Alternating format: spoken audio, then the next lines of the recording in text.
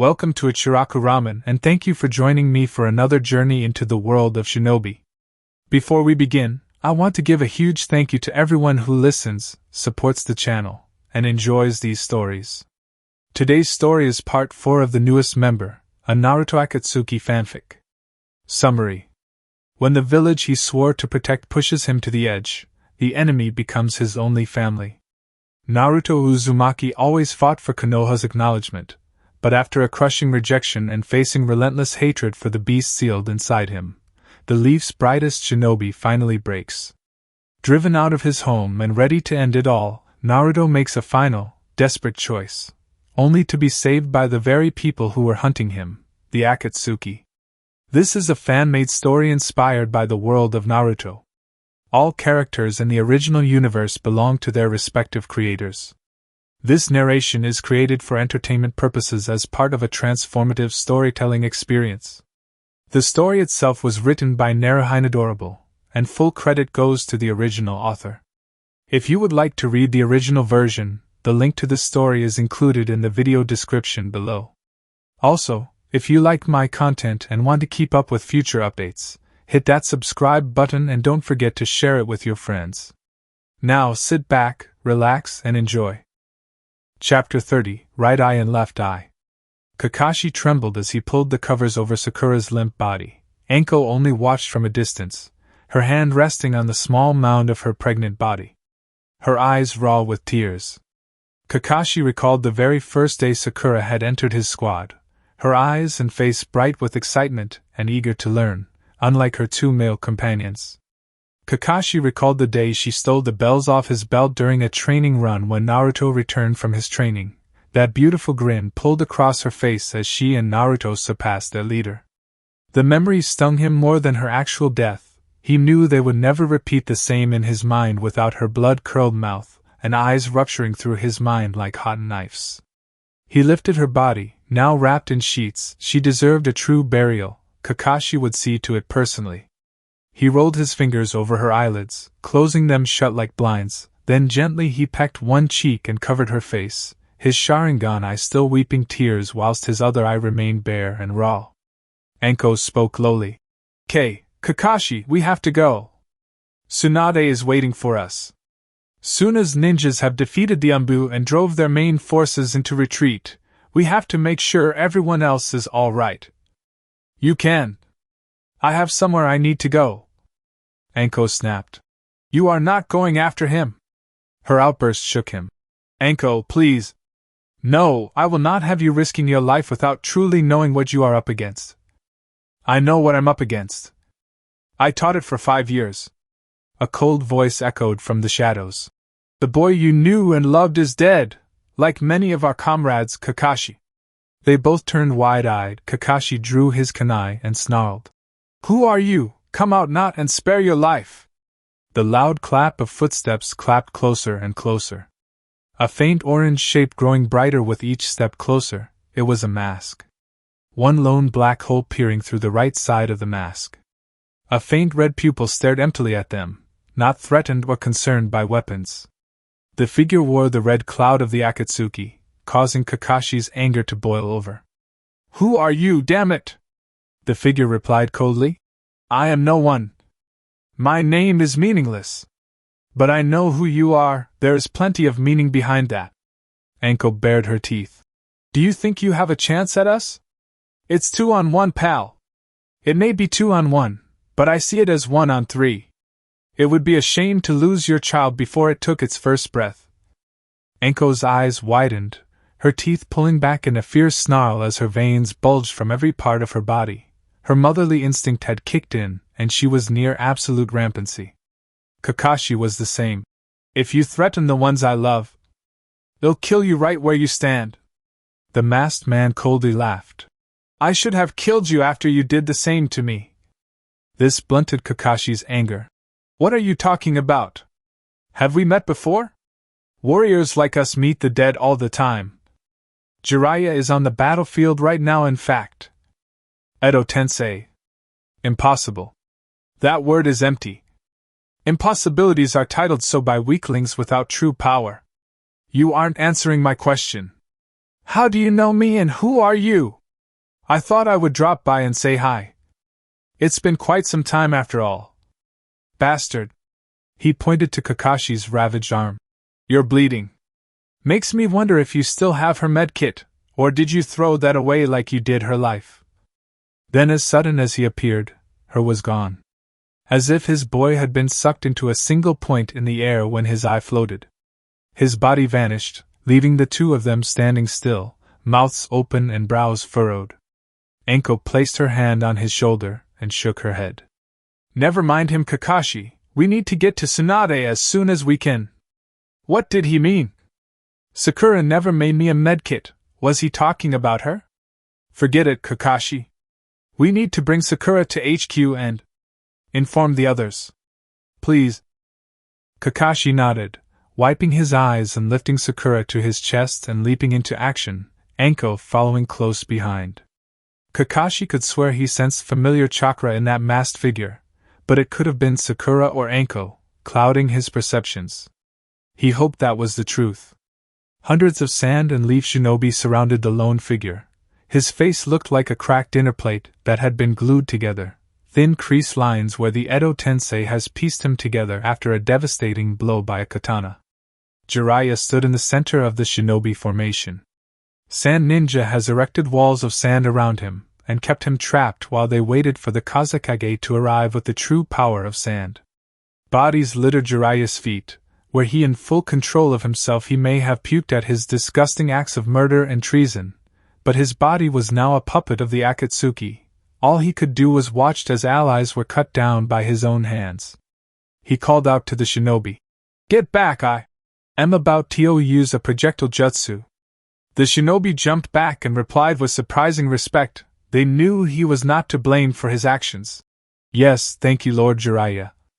They had jumped back just in time to dodge a hail of corrosive oil that Jiraiya had spat into the crowd.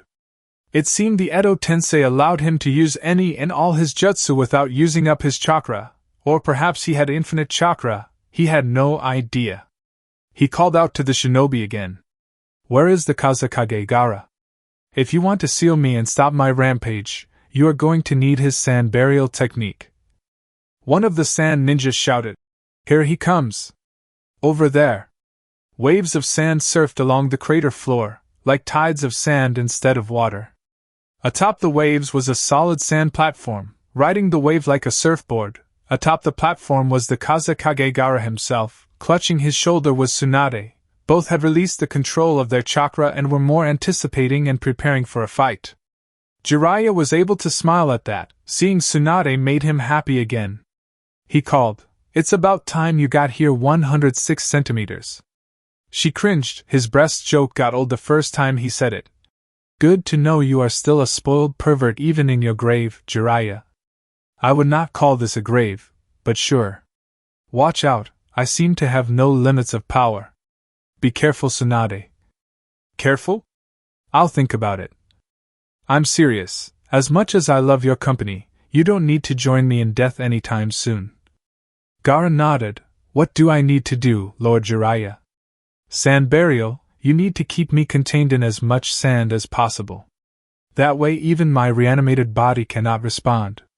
I will be sealed in sand, easy for you to seal the whole pile and keep me on guard until you find a way to destroy me for good. Gaara turned to Tsunade, question in his eyes. She nodded. Do it. Jiraiya, I. He laughed. Oh please. Tell me your answer when you die. I hate long-distance relationships.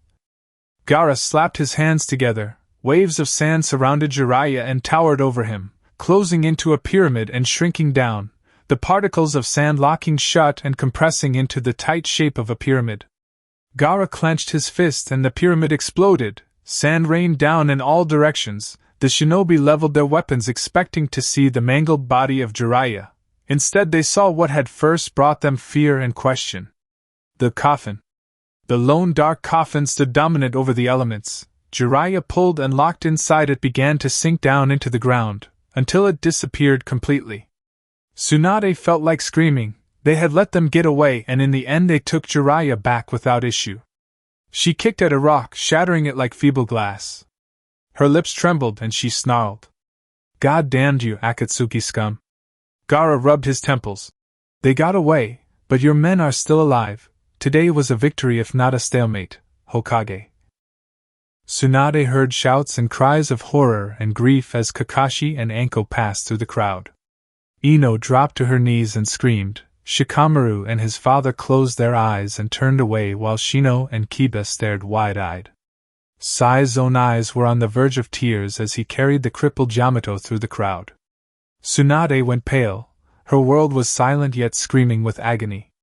Kakashi set the pink-haired girl down on the flat stone pillar and stepped back into Anko's arms, his head down, gazed and sorrowful. Everyone was gathering in the center and witnessing the dead pile up. Shikaka carried Inoichi and set him down next to Sakura. Ino was crying into her hands. No, no, no, no! Sakura, no! Not you too! Over here! Called another shinobi. Choji carried the still corpse of Choza, his eyes red and lifeless as he carried his clan leader and father to the center. Shikamaru ran to his friend, his own eyes tearing over. Choji! Tsunade was witnessing it all at once, the tears and bodies of her subordinates piling up. Each one a blow to her mentality. Had she fought the whole battle without noticing the death? Was the adrenaline wearing off? She slowly stumbled towards the center where her student lay, still and bloody. Across the group the crowd parted yet again. Guy carried Lee on his back. The boy was bleeding from his mouth, nose and eyes from the extensive use of his gates release. Medical ninjas ran and lifted the boy onto a stretcher while the rest tended to Yamato's wounds. Kiba screamed. Lee! What happened? Guy wheezed between exhausted breaths. We overdid our gates transformation. Lee could not handle the side effects. Tenten. She's gone. Tsunade felt cold tears run down her cheek as she stroked Sakura's hair. It was dirty and bloody. Tsunade found it hard to breathe. Her fingers came back from her pale hair bloody, a low cooing wretched from somewhere within Tsunade, growing louder until it wrecked into sorrowful cries as she dropped to her knees over Sakura. Anko went a step forward but Kakashi stopped her, shaking his head. Now was not the time to interrupt. The surrounding shinobi grew both sad and furious. To see a Hokage cry was a sight any proud warrior could go without seeing. They wanted to slaughter whoever could bring down such a noble leader like Tsunade. Shikaka went to Kakashi's side and coldly asked, Who did it? Tell me who brought all this devastation to our ranks. I'll strangle them myself. Shinobi cried and roared at the sky, eyes filled with hate. Who did this? Tell us. Tsunade felt his chakra in her cold corpse, the remnants of his fight with her. She now knew everything. She stood, wiping the tears from her mascara-stained eyes. She turned to her troops, her lips still trembling. She screamed. Naruto Uzumaki is to blame. He killed Sakura. I want him dead. The shinobi screamed their anger. No trial. Kill him. Make him pay. Naruto and Nagato were still sipping sake in celebration of Nagato's engagement, but throughout their casual conversation, Naruto found himself in deep thought. What if Nagato was right? What if they were all killed tomorrow or next week? He wanted to be as close to Hinata as possible when the time did come. Should he ask for her hand in marriage? When and where? These questions peppered his mind like mental landmines. For once he was afraid of his future. What if something happened to her, and he was left alone to face the challenges ahead? The thought made him sick. Or maybe it was just the sake. Nagato picked up on his emotional distraught and sighed. Placing his hand on his nephew's shoulder. Ask when you feel it is right. Do not ask because time is heavy on your shoulders. Huh? What are you talking about? Marrying Hinata. You must not rush it. Only if you feel right about it inside. I do. I have felt right the moment we confessed to each other. Then you have my blessings. Thank you. Nagato. What will we do about Jiraiya? Our sensei is a mindless puppet of the Akatsuki now. I want to bring them all down and remove their heads for what they have done to him. What are our plans? The hidden leaf is our first target. The Akatsuki is our second. Then I suppose Danzo is our last target. If I see any of the three, they are dead. Doing them in order will not matter. Indeed. Any word on Suigetsu or Karen? They are a major part in our plan, no? Orochimaru has tracked them down and has sent Sound Village spies to relocate them to us. Sound Ninja. I had no idea some still remained. Our forces will be larger if so. By the end of the week we are looking to have both the swordsman, Sound Ninja and Hidden Rain Shinobi on our side united under one flag, Tensei. How will they cooperate with one another? We, Tensei, will be the leaders. The swordsmen will be the generals, the Hidden Sound and Hidden Rain Shinobi will be the bulk force. Can we pull any more supporters? The larger the force the better, no? Orochimaru no doubt has some form of disgusting experiments ready to unleash. That's enough war talk. Enjoy the sake while it lasts, my friend. The door to their room burst open and fell off the hinges. Deidara and Sasori ran in and picked up Naruto and Nagato, carrying them out the room and down the long hallway like firemen. They were laughing and shouting. It seems they had also been drinking. When Nagato is getting married, ha ha ha ha ha. Bachelor party! Bachelor party! Nagato was bright red in embarrassment. Damn it, Conan! I said keep it on the down low! Sasuke swiped his sword along the apparition, cutting it in two like a cloud of smoke. Sasuke had been training under the constant strain of Itachi's genjutsu. In reality his body was undergoing twice the workout to training without genjutsu. The genjutsu was fooling his body into believing gravity, and his body was lighter than it actually was. He could hardly feel the weights attached to his body. Sasuke had no idea why he had to undergo such unique training. It was another question he would have to ask Itachi once it was over. The figure split into a flock of crows and flew around Sasuke, only to form behind him and lunge a shadowy sword at Sasuke. Itachi called, "Duck, Sasuke!" Sasuke rolled to the side, the sword missing him by inches. The figure was a shadow warrior created by both Itachi's genjutsu and his imagination, mentally programmed to kill Sasuke. It was the best form of sparring partner they could think of, able to perform any jutsu and taijutsu attack.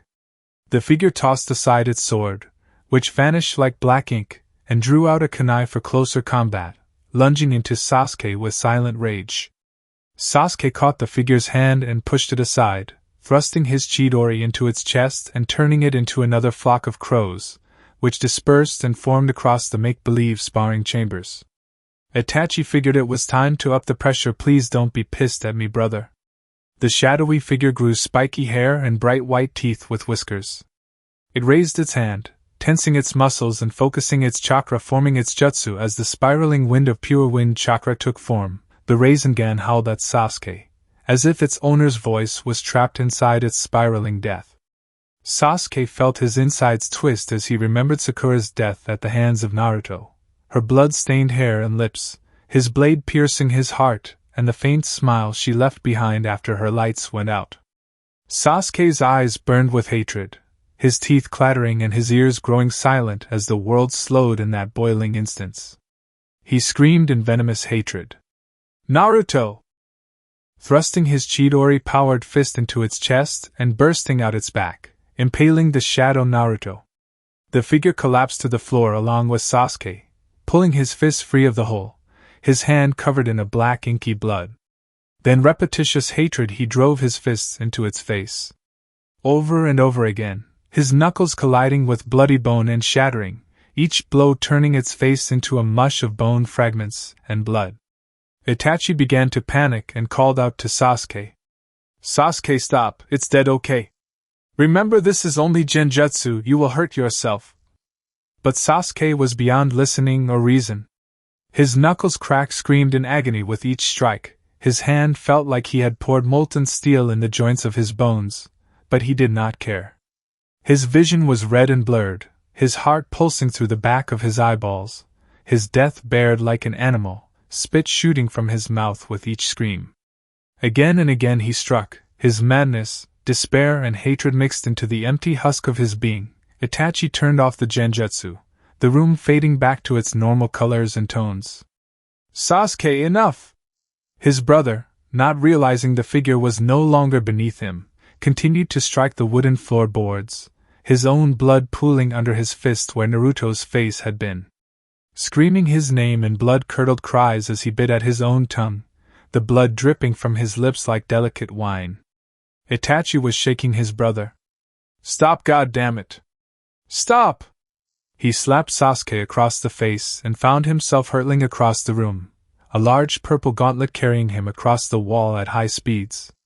Slipped out of the large fist and rolled to the side.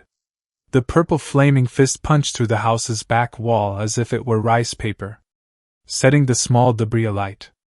Itachi was shocked into silent awe as his brother was enveloped in the casing of his purple Susanoo. An ability Itachi never knew Sasuke acquired. From the look on Sasuke's face, he never knew he had it either. But his blind rage was in control now. Itachi knew of only one way to counter his brother's destructive state. The purple Susanoo drew a large bow from its back and drew the string back, a sharp arrow waiting to greet Itachi's flesh. "Brother, calm down, please." Sasuke was in hysterics. "I don't want to see his face. Not yet, no. Not ever. I want to wipe it clean off this earth. You will have your chance, just calm down. I want him dead now." The bow released the arrow at lightning speed. The red gauntlet hand of Itachi's Susanoo caught the arrow inches from impaling him. Snapping it in two and tossing it aside, Itachi charged Sasuke, his large armored Susanoo following close behind. The two shell brothers collided, Itachi's hands wrapping around his brother and tackling him to the ground in a quick, fluid motion. The red Susanoo tackling the purple down in perfect unison to their wielder. Sasuke struck Itachi, hitting him in the jaw. Itachi saw no other way to end this. He swung his head back and forward, smashing foreheads with his younger brother, knocking Sasuke back and releasing his control of the Susanoo transformation. The purple bones melted away and vanished, leaving the crumpled Sasuke vulnerable and without armor. Itachi rubbed his jaw and sighed. "I had no idea you had such power, Sasuke." Sasuke's eyes were wide, his forehead a flaring pain. What was that?" "That, my little brother, was one of our clan's most deadly weapons. The Susanoo." Susanoo? Susanoo, yes. It grants the Sharingan user the ability to encase himself in the chakra form of the Uchiha warrior and wield deadly power and defense. But it comes at a cost. It will drain your life if you rely on it too much. I was not certain you would ever awaken the ability. Your Manjiko Sharingan is the root to all of this power. Be sure not to use it too often, little brother. I'm sorry, Itachi, that was not me then. I saw his face and I really fucked up my hand, didn't I? Excuse my language. But you really fucked up the wall. Right, sorry. Come on, I'll take you out to a bar and we can think about it later. I could do with some sake. Naruto and Nagato were dragged into a quaint little settlement miles from their hideout. Deidara and Sasori had dragged them into this bachelor party, literally by legs. After a long struggle and a few explosions later, the four of them entered a smoky bar down an alleyway called the Hidden Breasts Village. Naruto had to give them points on creativity, despite the fact he had just been dragged into a strip club. Nagato's expression, however, was different to Naruto's concerned and confused state. Nagato seemed to be enjoying himself already. Naruto turned to see what he was looking at and grinned himself. Rows of beautiful women danced on the stage wearing sleazy shinobi uniforms. A few of them wore umbu masks and nothing else. If the Hidden Leaf Village caught wind of this place, it would be shut down and owners arrested for false use of authority uniforms. With a tiny nosebleed, Naruto gasped. I don't think I can be here. Hinata will. Sasori slapped him on the back of the head. You idiot, we are all here for Nagato. It's tradition for guys to do this. Just relax. Nagato nodded. As skeptical as I am. It's not like these two will let us leave anyway. True enough. Just make sure Hinata and Konan do not find out. Deidara rolled his eyes. Who do you think sent us here to have fun? Why, you're joking me. Sasori jabbed Nagato in the gut. They knew you two would not do anything this fun, so they asked us to help you guys. Nagato cradled his face in his hands. Why am I not surprised? That horny tart Conan! The four took a seat near the front of the stage. Sasori passing out stacks of Ryo to tip and reward their hostesses. The ladies moved closer to where they were sitting, dancing and stripping in front of the loose-jawed mercenaries. Four of the women stepped off the stage and approached them, hips swaying and sleazy grins on their faces. How about a dance for these fine gentlemen? Each woman took them to a separate couch, pushing them back against the cushions and giggling, and boots and vests were unzipped and removed. Naruto found himself eye level with the bouncing globes of the stripper named Asuna. She ran her hand down her bare hip and winked, swaying and twirling in an erotic dance that gripped Naruto by the balls and eyes. He felt so wrong watching her do it. His heart was Hinata's, but his manhood, on the other hand, was eating up every second of it. Asuna leaned over Naruto, her breasts dancing in his face like twin globes. She giggled. Don't look so stiff, handsome. You're not the first man to come here escaping a wife or girlfriend. I'm not really escaping. Never mind, you are here to relax and unwind, no? Yeah. I guess. Here. She placed his hands on her breasts, letting him gently caress and squeeze as she danced in front of him. His face blushed a bright red. She caressed his cheek and had him under her spell, his eyes following her like a worshipper to a saint or a sinner to a temptation, her green eyes alluring him deeper. Naruto saw the same expression on Nagato and the others' faces, controlled by the beautiful woman dancing in front of them like sirens in the deep ocean. Asuna ducked down and whispered into Naruto's ear. He slipped Ryo notes in between her breasts and took a shot of sake when it arrived. Nagato and the others got up and moved their chairs to Naruto, connecting them up and resuming their lap dances. Nagato grinned. How's it going, Naruto? Great, amazing. I still feel weird about it though. Yeah, me too. The waiter brought another round of sake and refilled their glasses. Deidara stood up and grinned, raising his glass. To a married man. To Nagato! They all called aloud. To Nagato! They all downed their drinks and laughed. The steady flow of alcohol and women engulfing them like wildfire. Kakashi and Anko were at the rear of the convoy, marching to the hidden leaf, the wrapped corpse of Sakura Haruno in a carriage just in front. With the joined forces of the hidden sand and remaining hidden leaf ninja, they would retake Konoha with simple ease. The combined power of both the Hokage and the Kazekage would be too much for Danzo to handle. They had gathered the wounded and dead and were on a slow parade back to their homeland. Many of the soldiers wept and cried as they carried their comrades, students and family members on the long journey home. Ino carried her father's remains in a box. They had cremated Inoichi and many other shinobi to spare carrying the extra weight. It was a brutal decision that still brought tears to Tsunade's eyes.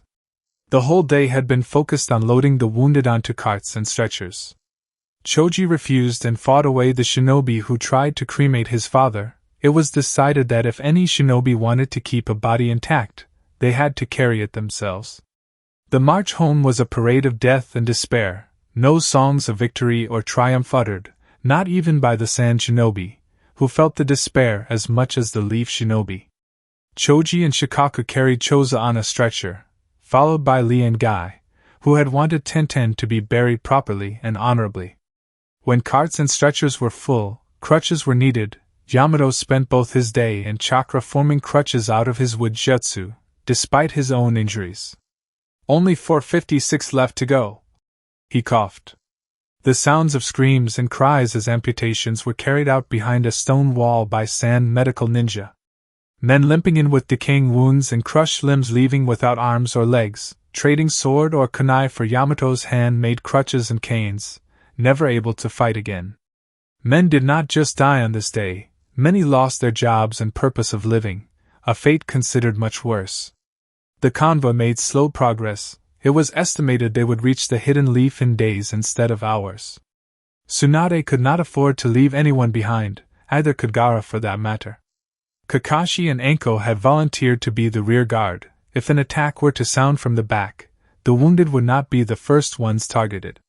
Kakashi sighed. Could you venture up to the center of the convoy? I know it's a good 5 minutes ahead. But there is a water skin there. We should keep the wounded and ourselves hydrated in this heat. Anko nodded. Why, yeah, you're right. They'll be right back. She kissed him on the lips and turned and jogged up the convoy. Her speed was out amount the slowly marching soldiers. It seemed no one was in a hurry to fight or bury some more. Kakashi's throat was dry. That water would run down just fine. It might take his mind off the dead student that was riding in front of him.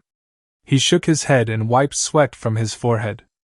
A cold voice whispered in his ear. He was supposed to be the only one at the back, the very back of the convoy. Who could it be? The voice was calm and serious, but cold to the bone. If you turn around, I will kill everyone here. I will kill your girlfriend. I will kill your child. Kakashi's eyes went wide. I'm listening. You will turn right and walk through the woods to that waterfall. We will speak there. None of your comrades will turn around and your woman will not be back for another 15 minutes. Are we clear? Crystal clear. Madara Uchiha. Call me what you will. My name is meaningless in this world. The voice and person vanished. Kakashi saw and sensed no one around him. Whoever it was, masked their chakra completely so that no one would notice his arrival. Kakashi turned his head and heard the distant fall of a waterfall. He figured he had no choice but to follow Madara's instructions. He branched off the main group. Not a single head turned to see where he was going. There have been more than enough deserters to even care now. Everyone was scared. Kakashi approached the waterfall and sat down on a rock, his eyes shifting and searching for the iconic orange mask and cloak. The air rippled in front of him, spiraling out as if the air had spat out a man. Madara appeared. The red glow of his eye all too familiar. A Sharingan peered at Kakashi. He felt strange looking into that eye. He had never felt that way about Sasuke or Itachi's Sharingan. Something about that right eye felt like looking into a mirror. The masked man nodded. I'm glad you cooperated. You were not followed, I see. Good. Who are you really? The real Madara would not be so mischievous about his own name and plans. Unless it really is you, what happened to the great Uchiha legend? I will be the one asking questions here. Kakashi Hatake. Fine then, shoot. How do you feel about the village you so proudly serve?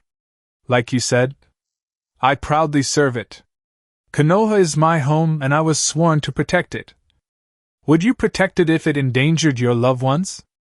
If it endangered my loved ones, then it would not be the village I knew. I would not serve a village that is built on lies. The masked man snickered. Ha ha, but you have.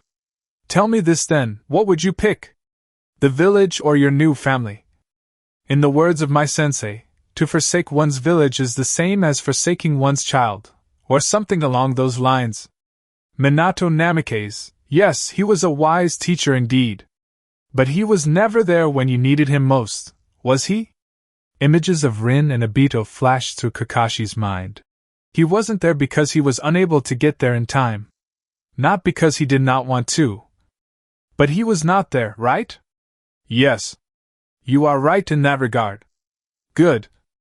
I have gathered all I need to know. The masked man pulled a large glowing orb from his cloak. It lightly hummed with pulsing chakra energy. The black orb had a deep red aura inside its depths. Like a red light in black waters. He threw it up into the air. It floated up and covered the sun, casting red shadows down upon Kakashi, who has instinctively looked at the orb on impulse. Kakashi's eyes could not pull away from the floating orb. His eyes were locked into place. His lips trembled words. What the hell is that? What have you done to me? It's a little project I've been working on. It is called Limited Tsukuyomi. Your dreams and nightmares are under my control until I release the jutsu. They could become reality. Do you expect me to fall for that? I can break out of this genjutsu like any other. Release! Nothing happened, he laughed. It's not so simple, Kakashi. This genjutsu is so much more than a simple Sharingan technique. Even if this works, I will remember everything you did to me. Actually, I am erasing your memories of this conversation as we speak now. Like hell! Kakashi flipped a shuriken from under his glove and tossed it. It stuck itself into the figure's mask, throwing him off guard and balance. The masked man stumbled back, the orb falling from the sky and shattering on the gravel ground. Kakashi used the moment of confusion to break free of Madara's ocular control and sprint from the scene. He wanted to fight, but he could not afford getting caught in his genjutsu again. He needed to check on Enko and fast before the masked man struck again. He was already forgetting about their conversation. It seemed the masked man had succeeded in that regard, but Kakashi was still able to escape under his own control and mentality. That was a victory in its own. Sasuke and Itachi had knocked back a good amount of sake in the last few hours, then gone out to a nearby town. Sasuke was happy hanging out with his brother. All thoughts of Sakura had washed away with each cup of sake poured. Itachi was very close to being socially retarded under the heavy abuse of his liquor. Sasuke admitted he was in no better shape. The two stumbled out of the first bar and searched for another along the town's busy main avenue. Sasuke was seeing double shapes and he could barely sense his own chakra. He was more than drunk, he was Tsunade on a good night. He laughed as Itachi danced around like a loon. Brother, stop, ha ha ha, I can barely feel my LUNGSS. Shut up, Sasuke, Sasuke. Yeah, that's it. My brother Sasuke. They both laughed, slapping each other on the backs and grinning cheek to cheek. A group of men, laughing crazily like Itachi and Sasuke, exited a club. One of them doubled over and vomited right next to Itachi's shoes. Instead of striking the man down or killing him in an instant, Sasuke and Itachi joined the other three men in roars of laughter. One of the men swung back a bottle of sake and downed it in a second. For some reason the two brothers were partying with these drunks. One of the men was drinking beer out of a prosthetic arm and grinning like a toy. Sasuke found himself shaking in anger for reasons he did not know himself. He quelled it off with more laughter. The four men staggered off and said their slurred goodbyes to the two brothers. Itachi smiled and pointed to the club they had exited from. He wiped a bloody nose and snickered. "Wanna go into a strip club?" Sasuke giggled. "What's it called?" "I can barely read straight, ha ha ha." The Hidden Breasts Village, ha ha ha ha. I could have sworn that woman had mouths for hands. Wait, no. Hands for mouths, ha ha ha. Sasori took a deep drink out of his arm. The beer was still bowled from the strip bar. The four of them had stumbled out and ran into a pair of hot black-haired sisters. Nagato and Naruto had wanted to ask them out, but Deidara had pushed them away from the two. He sensed something hostile about them and decided they should not risk it. Naruto snickered. "I got a weird angry feeling from one of them." "Ha ha ha ha, what a bitch, right?" Nagato nodded and slapped him a high five. "Hell yeah, nephew!" Quick pause, guys, I just want to take a second to say thank you. We actually hit 3,000 subscribers, and that is entirely because of you. I genuinely could not have done it without this community, and it means more than I can put into words. Now we're setting our sights on 3,000, and if you're not subscribed yet, this is your moment. It takes 1 second, and it truly makes a difference. Alright, let's get back to it. Naruto's not going to wait forever. Chapter 31, The Mental Twist. Kakashi was running at a full-on sprint, the sound of screams and shouts blaring through the tree-line. These screams were of fresh agony, however, not the screams of wounded ninja from the battle past. Kakashi drew his kunai, lifting the headband off his Sharingan eye. Madara must have distracted him while their forces snuck up on the convoy. Kakashi felt so stupid. All he could do now was rush into the fray and destroy the attacking enemies and protect Enko. He burst through the tree-line onto the main road, expecting to see the curse-red cloud-cloaked enemies, ready to cut them down in a moment's notice. Screams of agony sounded as Sand Ninja were cut down by Leaf Ninja Shinobi. Wounded Leaf Ninja leaped up from carriages and cut down the guarding Sand Ninja. It appeared over 3/4 of the wounded shinobi were faking it. Waves of the Leaf Ninja overwhelmed the surprised Sand Ninja and slit their throats, laughing and charging into new opponents. Kakashi was shocked still, his eyes darting around as friendly ninja he knew cut down allied Suna shinobi. He called out to them, screaming so loud it wretched his lungs. "Stop! What are you doing?" One of the shinobi saluted to Kakashi. Sir, Hokage orders. We can defeat the Sand Ninja and attack their homeland. What? No. Tsunade would never. Kakashi turned and ran towards the front of the convoy. Running past the scenes of slaughter taking place, Sand Ninja screaming and falling under the boots of Leaf Ninja, without mercy. He reached the front of the convoy and froze. Tsunade had Anko by the throat, her blade ready to cut the life out of Anko. Kakashi was in hysterical fits of confused outrage. His eyes met Anko's and wept. What the fuck are you doing, Tsunade? What the fuck is going on? Tsunade turned and grinned. She used to be an Umbu operative, right? I'm sorry, but we cannot tolerate possible spies. No, wait. Why are we killing everyone? We have been waiting for this chance for a long time, Kakashi, when the Sand Village would lower its defenses and trust us enough to wipe them out completely. We can control 2 villages by the end of the week. The other villages will fall in a matter of months. And we can control that world under the flag of the Fire Country. You are mad. What the fuck happened to you all? This was the plan since the beginning. Anko here tried to fight us. Anko whimpered. Kakashi. Run! They will kill you, Yamato, and Sai too. We are all ex-Umbu. Anko! Her spare hand caressed her stomach, as if it were a last farewell touch to her child yet unborn. A wave goodbye, perhaps. Tsunade shook her head. I'm sorry, Kakashi. Your child was innocent. But its mother, not so much. The blade swept across Anko's throat, her blood spilling down her clothes as she twitched and gagged. Her eyes meeting Kakashi's and a small smile crossing her face until darkness took her completely. Kakashi screamed as Tsunade tossed Anko's bleeding body down, Kakashi jumping down and catching her before she hit the ground. Tsunade wiped the blade on her sleeve and turned her back, walking to the front of the parade. Anko! Oh God, no, baby! Anko! Anko! We march for the hidden leaf! March onward! Kakashi cried. Why? Why is this happening? God damn it, Tsunade, why? Tsunade coldly replied. War is profit. Profit is a gamble. I will win this gamble. As the convoy marched and passed Kakashi, he pressed his hand to the wound of her neck, trying to hold it shut. The blood just slipped through his fingers and drained on the damp ground beneath them. Tearing off the headband from his left eye, he wrapped it around her neck and pulled it tight. Using his copied medical jutsu to seal the wound shut, but all was pointless. Her body was growing cold and still, her eyes stared up at the forest top blankly, without expression. Tears stung his eyes like hot coals. The mentality he had built over the years of war and conflict was coming undone. He felt vulnerable and weak like the day Obito had died. His vision blurred and fogged as tears held him from vision. His sanity and composure cracking one by one like plates against concrete.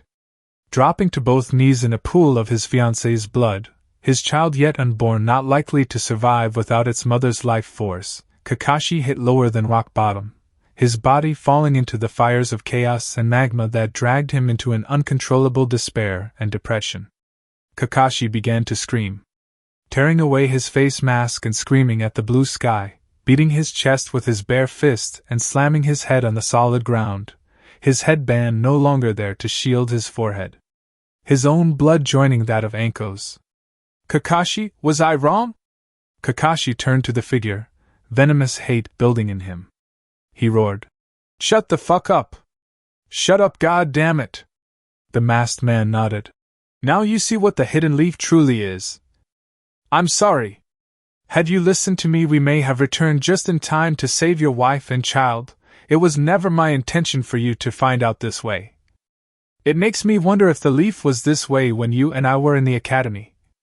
Kakashi's anger was blunted, his pain and sadness, however, carried on burning. Who was this man? How did he know about the academy? Kakashi's mind was now filled with more burning confusion. He was at his boiling point yet again. Who are you really? You think you know me? You think you know this pain? Who the fuck are you, huh? The masked man gently placed his hand on his mask, lifting it off his face and dropping it on the gravel, crushing it under his boot and throwing aside his alias and stepping into the light as his true self.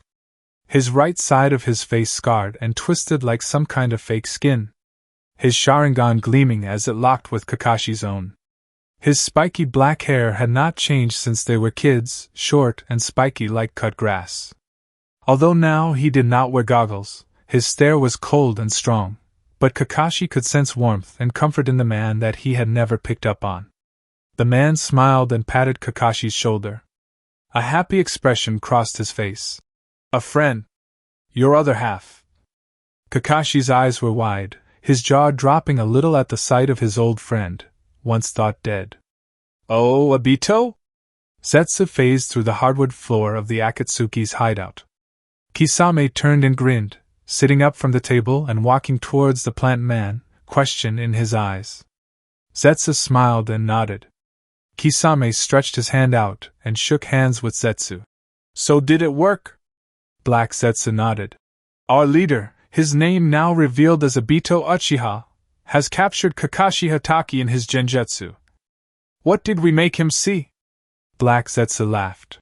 "Obito made him believe the hidden leaf killed his wife and child, also slaughtering the hidden sand ninja." "What actually happened?" "Kakashi talked to Obito by the waterfall and was captured in the limited Tsukuyomi. His wife and the sand ninja are still alive and well. Everything was an illusion. Kakashi Hatake will join fight with us against the leaf."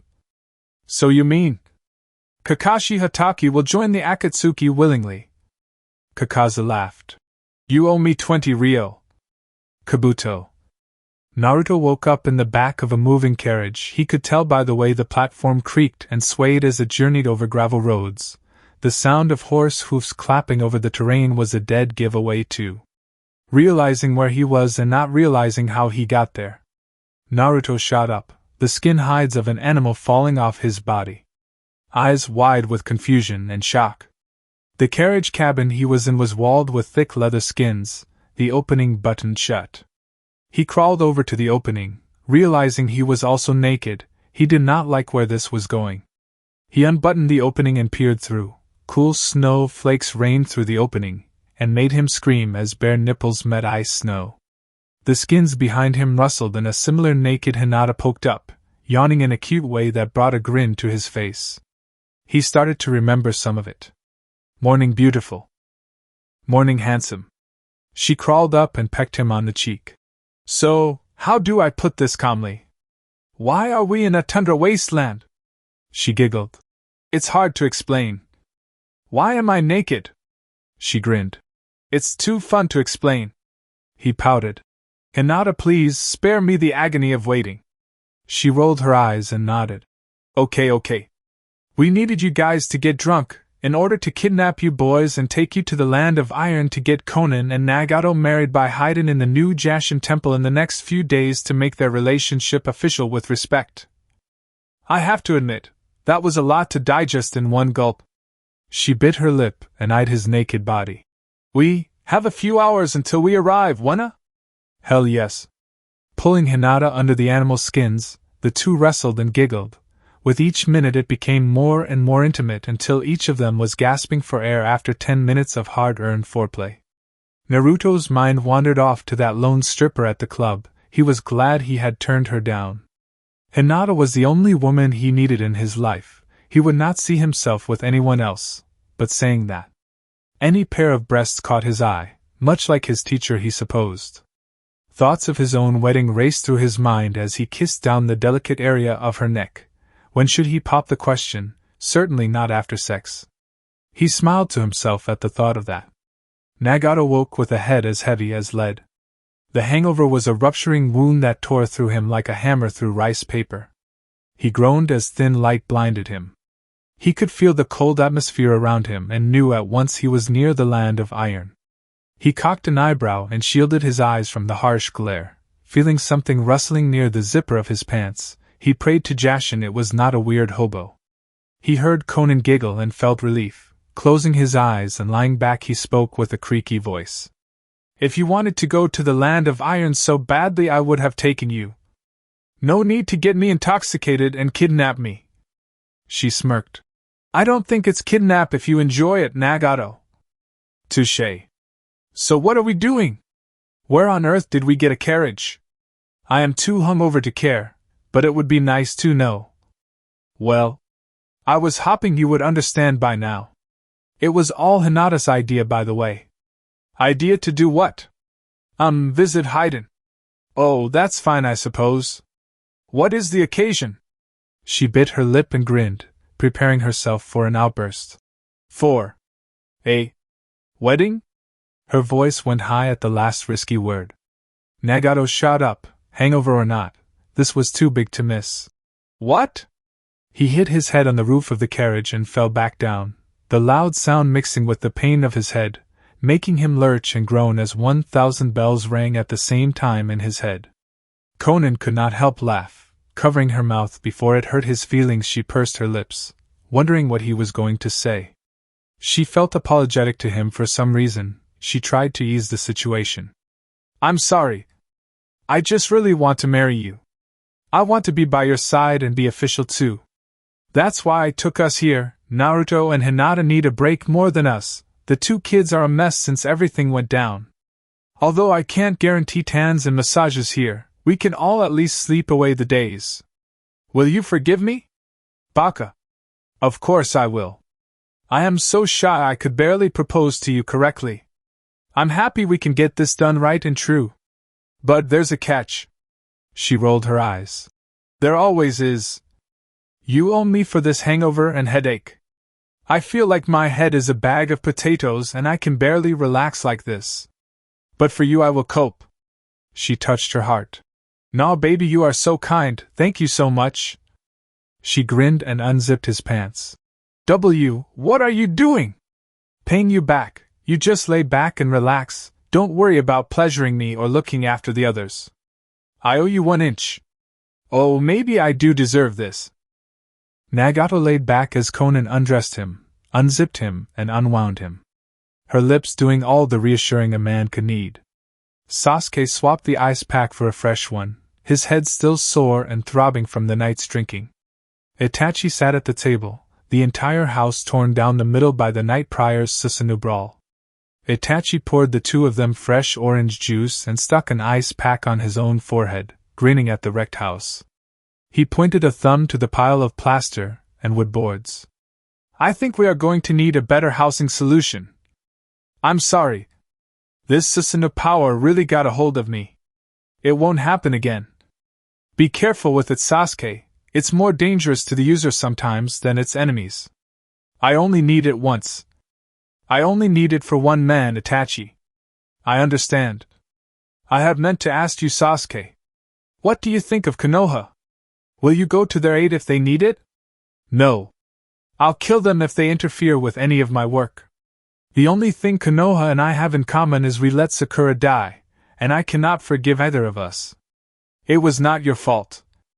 Naruto had the advantage. He got you while you were down and you were not ready. But I did nothing when Sakura was killed. You could not do anything, he had you paralyzed for God's sakes. Sasuke slammed his hand down. That's not good enough, god damn it. Itachi shook his head. Calm yourself, brother. How? How can I calm myself when he walks free? How can I stand here drinking orange juice while he grows more powerful? He is no more powerful than you. Maybe if you taught me how to use this goddamned Susanoo, maybe I will have the edge. Itachi threw his glass across the room. It's poison, Sasuke. Susanoo is not an ability you call on for your bidding. It trades life for power. Then I will throw away my life just to see him die. You want to throw away your life? Do you know what I did to make sure you had a normal one? I know. But we are Uchiha, this world will never forgive us. All we can do is avenge our past and hope for a future. Fine. You want to throw away your life with this power, be my guest. But at least let me teach you how to use it correctly. You can mentor me once again, brother. We fight here, your Susanoo versus mine. We train until you get it right, then I will decide when you are ready. Is that clear? Where do we practice? This house is a wreck. We might as well finish it off. The two brothers turned from each other and paced to opposite sides of the house, their chakra gathering and pulsing as they charged their abilities to their fullest. From opposite sides of the house the two brothers stood. Itachi tensed and was locked away behind the bones and armor of his flaming red Susanoo, its ghostly figure-like avatar looming over Itachi like a warrior-skinned umbrella. Sasuke took a deep breath and primed his own Susanoo. It took him longer to call forth the energy of the power. Purple sparks and flames bellowed from under his feet, slowly rising and forming the ghostly figure of his Susanoo. It stood tall and rigid, its aura a purple blaze of flame and chakra. In one hand it held a bow. Itachi figured that was his spirit weapon by choice, not by fate. Itachi recalled the wild boar hunt he had taken Sasuke on. His skills were good. He called out to his brother. "Sasuke, try hit me with an arrow." "Are you sure?" "Don't worry, I will be able to catch it or dodge it if need be." Sasuke pulled back the large bow, the flaming arrow also glowing with the purple intensity of his Susanoo energy. The string tight and wavering as he pulled it back to its length. He released the arrow. It shot at speeds hard to pick up, even with a Sharingan. Itachi's sword came down right in the middle of the arrow, splitting it in two, the pieces carrying on their journey onwards. One of the arrows impaled a tree and held there, the other broke a boulder in two with shattering force. Itachi cracked a grin. For a beginner, his Susanoo was controlled and strong, but Itachi knew his brother was only at about 25% of his overall power. It was scary to think how powerful Sasuke could truly become. Again, but this time with a little more force? "Are you trying to destroy the forest?" "The forest will grow back. If you lose an arm in a fight, it won't." Point taken. He pulled back the bow and aimed again, this time adding more force and pressure to the release of each arrow. His mind focused and contemplating the moment when one of these arrows will pierce Naruto's heart. After an hour of standing around, watching as Kakashi mourned over Anko's passing, Obito figured it was time to pry deeper into Kakashi's trust and sorrow, drawing him closer in to believe this was all real. He spoke 2 words and caught Kakashi's attention. "I'm sorry." Obito locked eyes with Kakashi.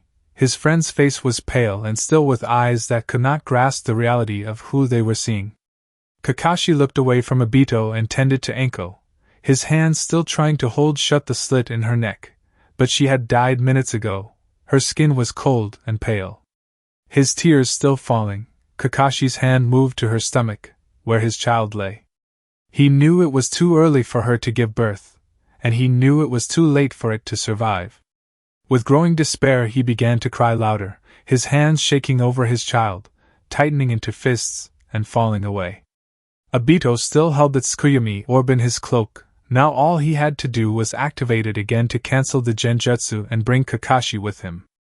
Kakashi gazed up at Obito, his eyes cold and surprised. "Why are you still here? Am I dead too? Did they kill me while I was trying to keep her alive? Why do I care? Death is an escape from this reality. I'm here, this is real, and Konoha did kill your wife and child." "Wife? How did you know?" "I can see the engagement ring in your pocket. Our Sharingan have a connection, you know." She would have said yes. "I know. We would have been happy, but why? Why did they take her from me?" Obito shook his head. "I don't know." Kakashi grabbed Obito by the collar, screaming into his face. "Why did they take her from me?" Obito looked hurt at his actions. "You too are Umbu. You knew too much about the hidden leaf and they could not afford an infiltration."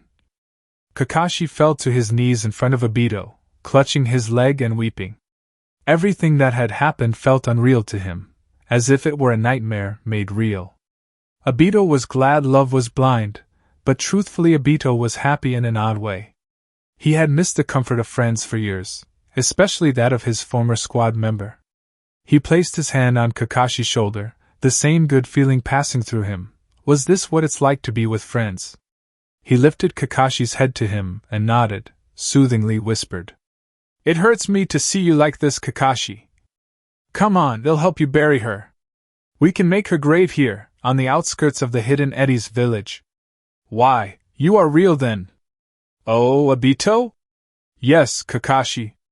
I'm sorry for being gone so long, but as you can see, Eve been busy and unwelcome in the hidden leaf. Please help me bury her? Of course, friend. Kakashi embraced Obito, weeping into his shoulder and turning back to Anko. With a swipe of his hand, the earth split with the Doton Jutsu, a small grave opening in the ground.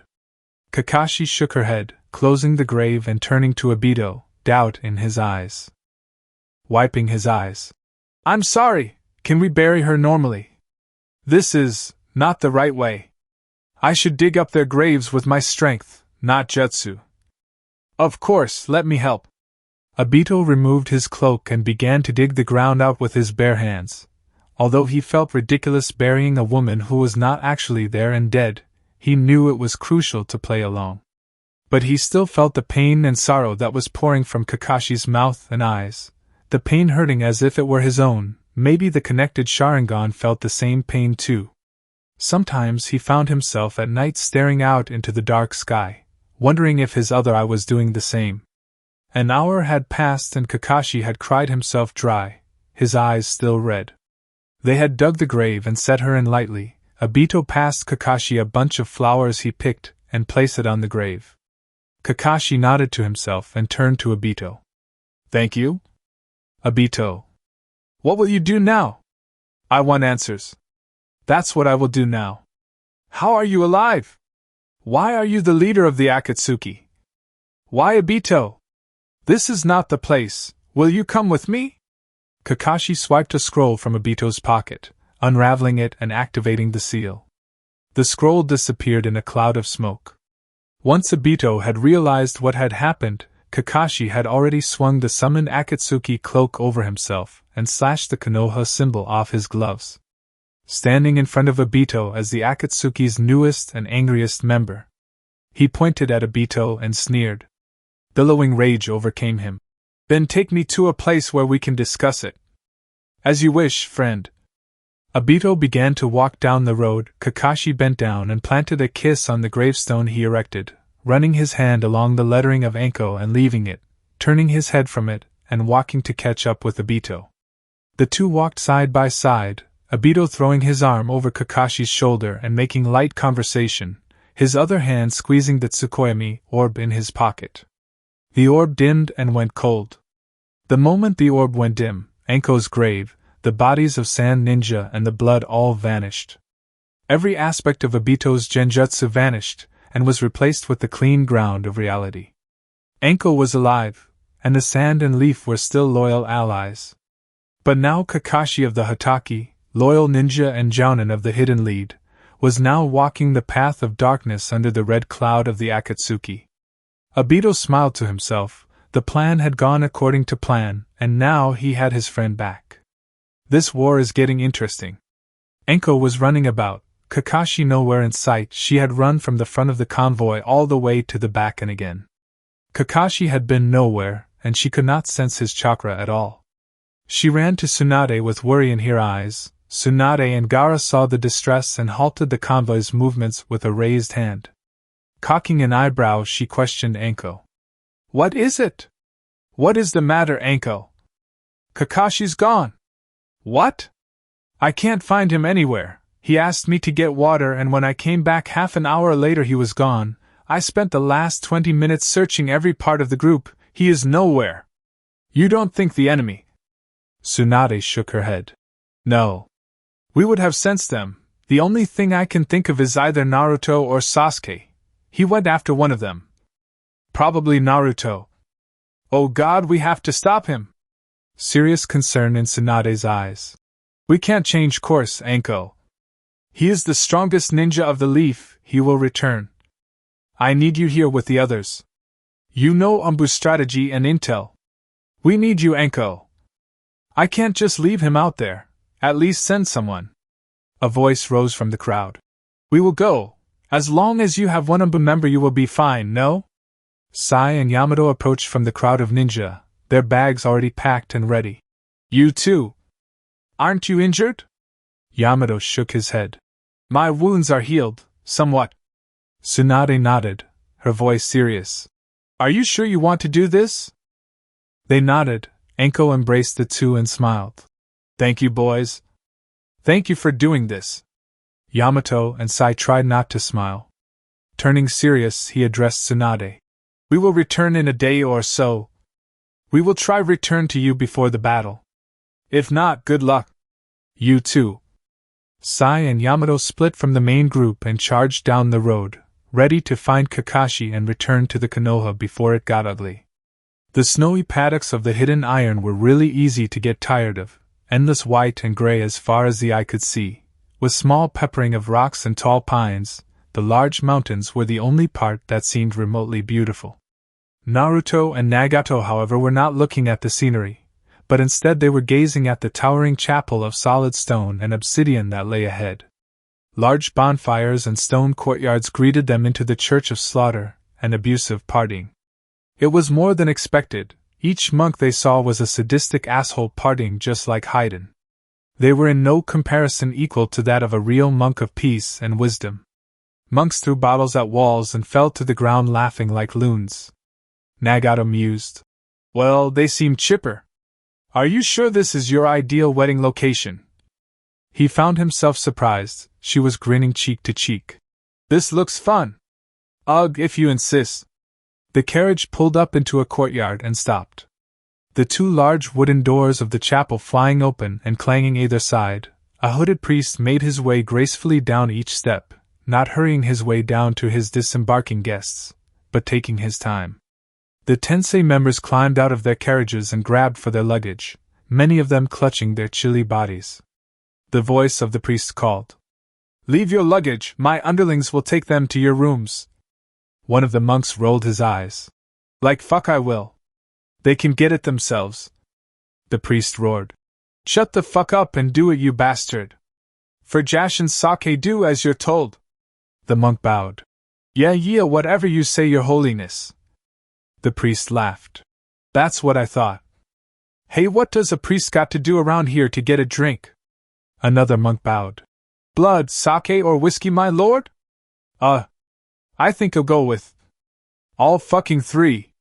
The monk rushed off to a nearby room, cursing and spitting vile words under his hood. The priest made his way to the bottom of the steps, clutching a three-headed scythe in his free hand, his neck adorned with Jashinism symbols and talismans.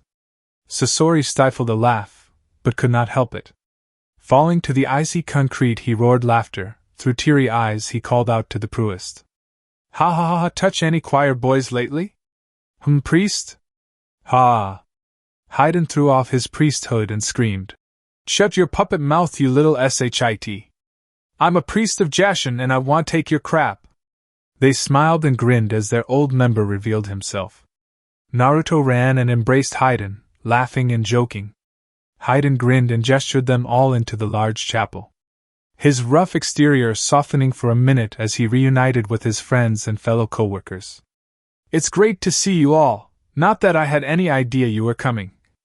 Deidara shook hands with Haydn and joked. You still look like shit.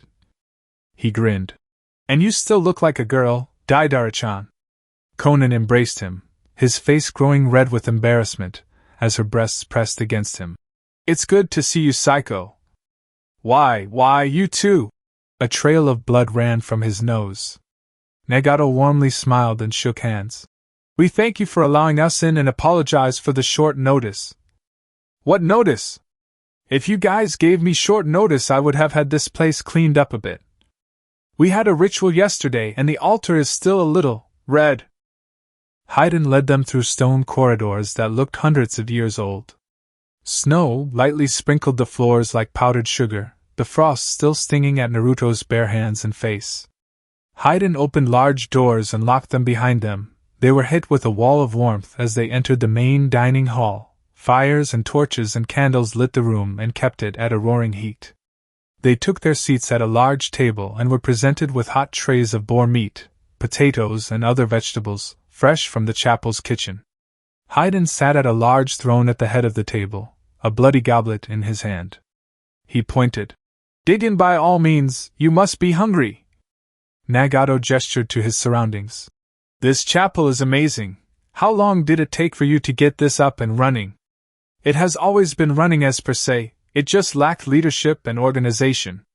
Days ago, when I arrived with many other monks, we played a little blood sport and decided who the priest would be. I won, obviously. Fuckers did not stand a chance. You lead all these people? I showed them my gift of immortality. They believe I am in direct connection with Jashin. They are kinda right, but I have not spoken with the big guy for a long while. Hinata cocked an eyebrow and smiled. They did not seem like they were too pleased about serving you. He laughed. Oh no, trust me, they love having a purpose. The way of Jashinism is to be free both physically and verbally. You should do whatever you like and say whatever you like, and if someone does not like it, kill him. These monks may be assholes on the outside, but they are loyal to their god and their priests. Sasori grinned. Any nuns? That could be fun. Haiden elbowed Sasori and winked. The lady monks here are more than loyal. Oh man, I have been drowning in it, boys. Hinata looked disgusted. Conan looked excited. Oh, this place sounds really fun. Raising his goblet and taking a sip of the blood whiskey, Haiden looked confused. So I gotta ask, why are you guys visiting? Conan and Nagato raised their ringed fingers and grinned. I guess we are getting hitched. Can you do the honors? Blood whiskey sprayed from his mouth as he exhaled. WHHAAT. You two are getting married? Well, fuck me, this is a surprise. Naruto grinned. Is that sarcasm, Haiden? Kinda. I would be honored to marry you 2-inch. He clapped his hands and a female monk entered the room and ducked by Haiden. He whispered into her ear and ushered her off. He slapped her behind and listened to her giggle. Bursting through the kitchen door, the female monk called out. Who the fuck knows how to make a wedding cake? The table of guests laughed and dug into their food, laughing and conversing like old times. Underneath the table, Naruto placed his hand on Hinata's knee and gazed into her eyes. He wanted to marry her so bad. She kissed him, their lips meeting and parting, her hand caressing his cheek and falling away to lock with his hand. Naruto froze. She had almost brushed her hand on his left pocket. She had missed it by inches. She had almost brushed her hand along the small black box resting in his pocket for later on tonight. She almost felt the ring box. I can't wait any longer. It has to be tonight. He shot the arrow again. It passed through the house and sped towards Itachi. He felt its unstoppable force and grinned. This was it. The sword collided with Itachi's Susanoo blade and shattered the blade into tiny pieces, the arrow carrying on through the head of Itachi's Susanoo and through 100 yards of trees and rocks before embedding itself in a cliffside all the way to the feather. Itachi disengaged himself from the Susanoo and fell to his knees, huffing and puffing with pain and effort. Sasuke rushed across the house and knelt by his brother, holding him up and wiping his forehead. How did I do? His own face drenched with sweat. You are ready, your power is unbelievable, little brother. Then tomorrow after we eat and rest, we can look for him. Are you sure? Yeah. You are ready. Itachi, where will he be? I know about their hideouts, they know it too. They will be going too. A cold voice cut the both of them off. They turned, drawing weapons and charging Sharingan for full use. The large man standing in front of them bared his sharp teeth, his waxy hair almost as pointy as his blade. Dressed in the iconic dark cloak, the Akatsuki members sat atop the roof of the house. The red cloud shone through the night like a beacon. Kisame grinned and holstered his blade Samahata and leaped down from the house, showing his bare hands and continuing forward, crossing his arms and peering at them through humorous shark-like eyes. Saye Itachi, is that how you greet your partner? Former partner. Your words sting me. It's nice to see you are reunited with your kid brother. What's his name? Sasuke? It's Sasuke. And yes, I am pleased. Sasuke looked to his brother. Who is he, brother? Kisame Hashigaki, my old Akatsuki partner. What are you doing here? I have a proposition from Madara. Oh, well, it turns out he is not Madara. His name is Obito Uchiha. Sasuke's eyes widened. Kakashi's old squad member, the one who gave him the Sharingan. Kisame nodded. Correct. Obito wished for you to join us and discuss a proposition we had in mind. Sasuke sneered. Why should we come with you? What can the Akatsuki offer to lone Uchiha? Well, let me see. The restoration of your clan, a roof over your head, and a chance for you to reunite with old friends. Like who? How about your sensei, Kakashi Hatake? Our newest member. Itachi and Sasuke's eyes widened. No, he would never join you. His wife and child were killed after the battle. Konoha was to blame. He offered himself to us. Obito, an old friend of Kakashi, took him in warmly. Anko was killed. By who? The hidden leaf was not all good as you believed, kid. They let your girlfriend didn't they? Not to mention what they did to your brother. Sasuke lunged at Kisame. Itachi grabbed his brother inches from being cut in half by Samehada. Kisame snickered as Sasuke was wrestled back from Kisame, sat down and held there by Itachi. Kisame pointed at Sasuke. Acting hurt, he sighed. Sorry, kid, I do not mean to push your buttons or anything. But I think you will want to join us. Activating his Sharingan, he prepares to engulf Kisame in the black flames. I'm tired of your squabbling. Tell Obito I decline. If you kill me, you will never know where he is. That stopped Sasuke dead in his tracks. You know where he is? Kisame nodded. Itachi knows that Naruto is in the land of iron, but we know exactly where he is and what he is doing. Tell me where. Join us and help Kakashi exact his own revenge for what Naruto did to Sakura. Kakashi is with you. I see.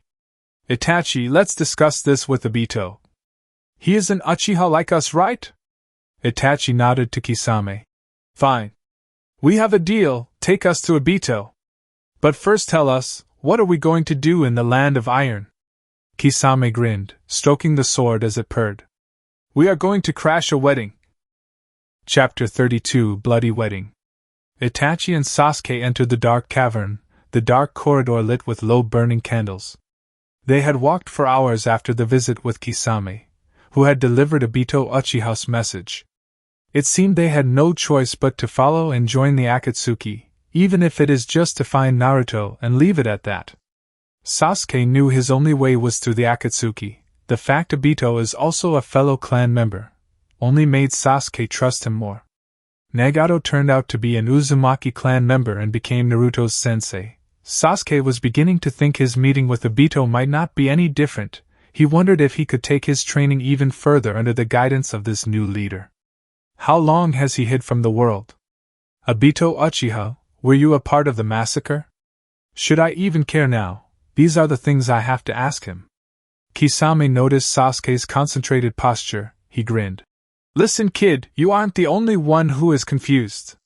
We had all thought he was an innocent kid named Tobi, then he turned out to be Madara Uchiha, only to then reveal himself as this Obito guy. We all have questions. Itachi nodded. I could never truly understand why Tobi's chakra gave me weird feelings, and because I never knew either Obito or Madara, there was no way to identify which was his real identity. Kisame shook his head. I knew something was not right about him. Ever since he revealed his Sharingan, I knew he was something more than just a ghost. Sasuke felt the weight of his katana and felt reassured. He won't try anything funny, will he? I've had enough of old men trying to take my Sharingan. Kisame snickered. He won't. And for your information, he is no older than Kakashi. My apologies, the sooner we get to work the faster I slit Uzumaki throats. Kisame stroked Samehada as it purred. Well, that will certainly be fun, we're here.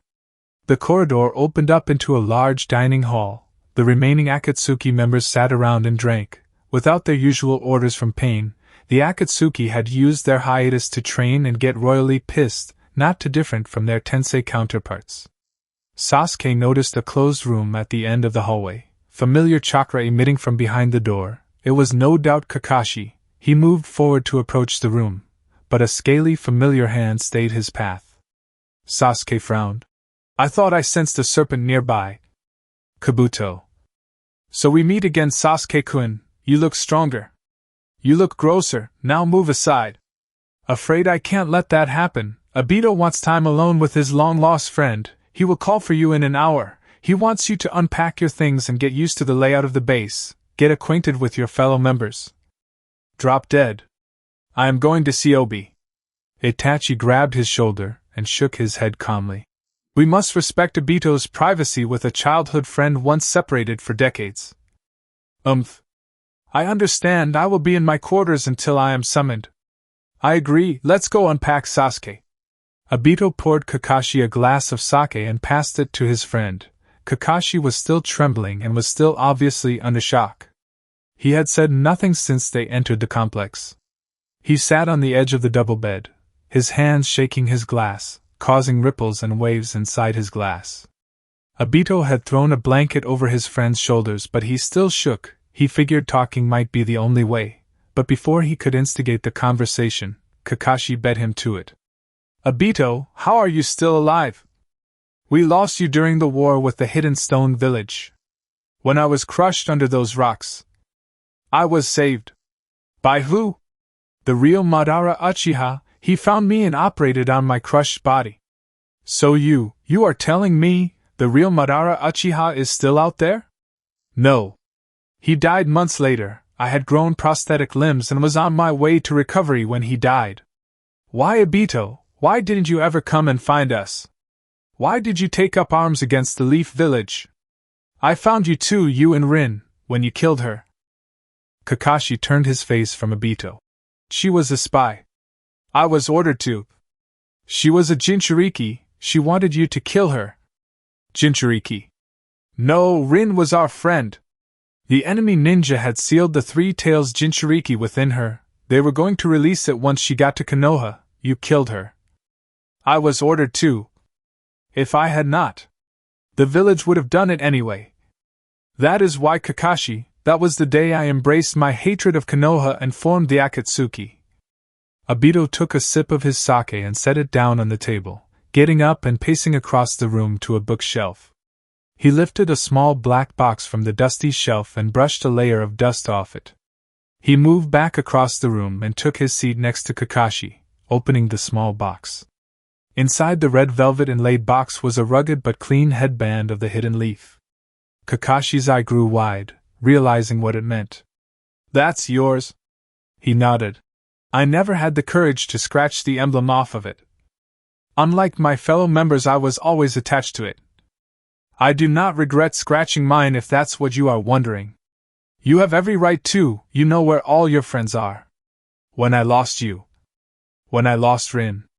I had nothing to remember you to by. That headband was the last piece of my past. When I thought of it, I was reminded of the days a part of Team Minato. Nostalgia kept me sane, Kakashi. I understand. But now we have found each other again, old friend. Obito nodded and smiled. You're right. With a fluid moment, Obito drew his kunai and scraped it across the edge of the headband in one fluid motion, dropping it back into the box and closing it. Kakashi picked up the symbolism act and understood. Now that they had reunited, the past could be forgot. Obito took his seat and appeared serious.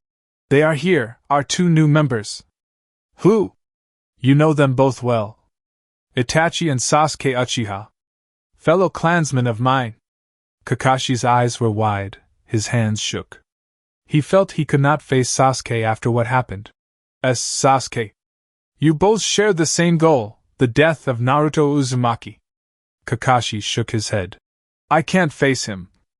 I was not there to protect my student Sakura. Please. I assure you, Kakashi, upon hearing you named, the boy felt relieved and happy to hear you were all right. No harm will come to your relationship. If you say so. Fine, I'll meet him. Let's go say hi. What do you say, friend? Obito wrapped his arm over Kakashi's shoulder and led him towards the door. Kakashi wondered what Sasuke's first reaction would be. Would he lash out and attack, or would he forgive Kakashi for his failure to keep his squad mates safe, let alone his own wife and child? Sasuke heard the door unbolt and open, the room grew quiet, and turned towards the door. Many of the Akatsuki's members were still getting used to Obito's revealed face. They had always known him as the masked man. Sasuke and Itachi awaited the appearance of their long-lost clan member, now setting the Uchiha population to 3 and the Sharingan users to 4. Kakashi entered first. His eyes locked with Sasuke, Then he turned away from Sasuke's glare with pity, sorrow and ashamed sadness. He could not bear to look his student in the eyes. Obito followed after, his face scarred and cut from God knows what horrific accident that befell him. He looked healthy, however. Sasuke was glad he could properly meet another clansman, no matter how damaged or scarred. Sasuke approached Kakashi, lifting his sensei's chin to his glare and stared deep into the traumatized face of his sensei. Sasuke could more than just feel the pain and heartbreak this man was going through, but Sasuke had yet to know who else had died since they last met. Kakashi stared emptily back, expecting a punch or a strangling grasp to pull him into the darkness he felt was deserved.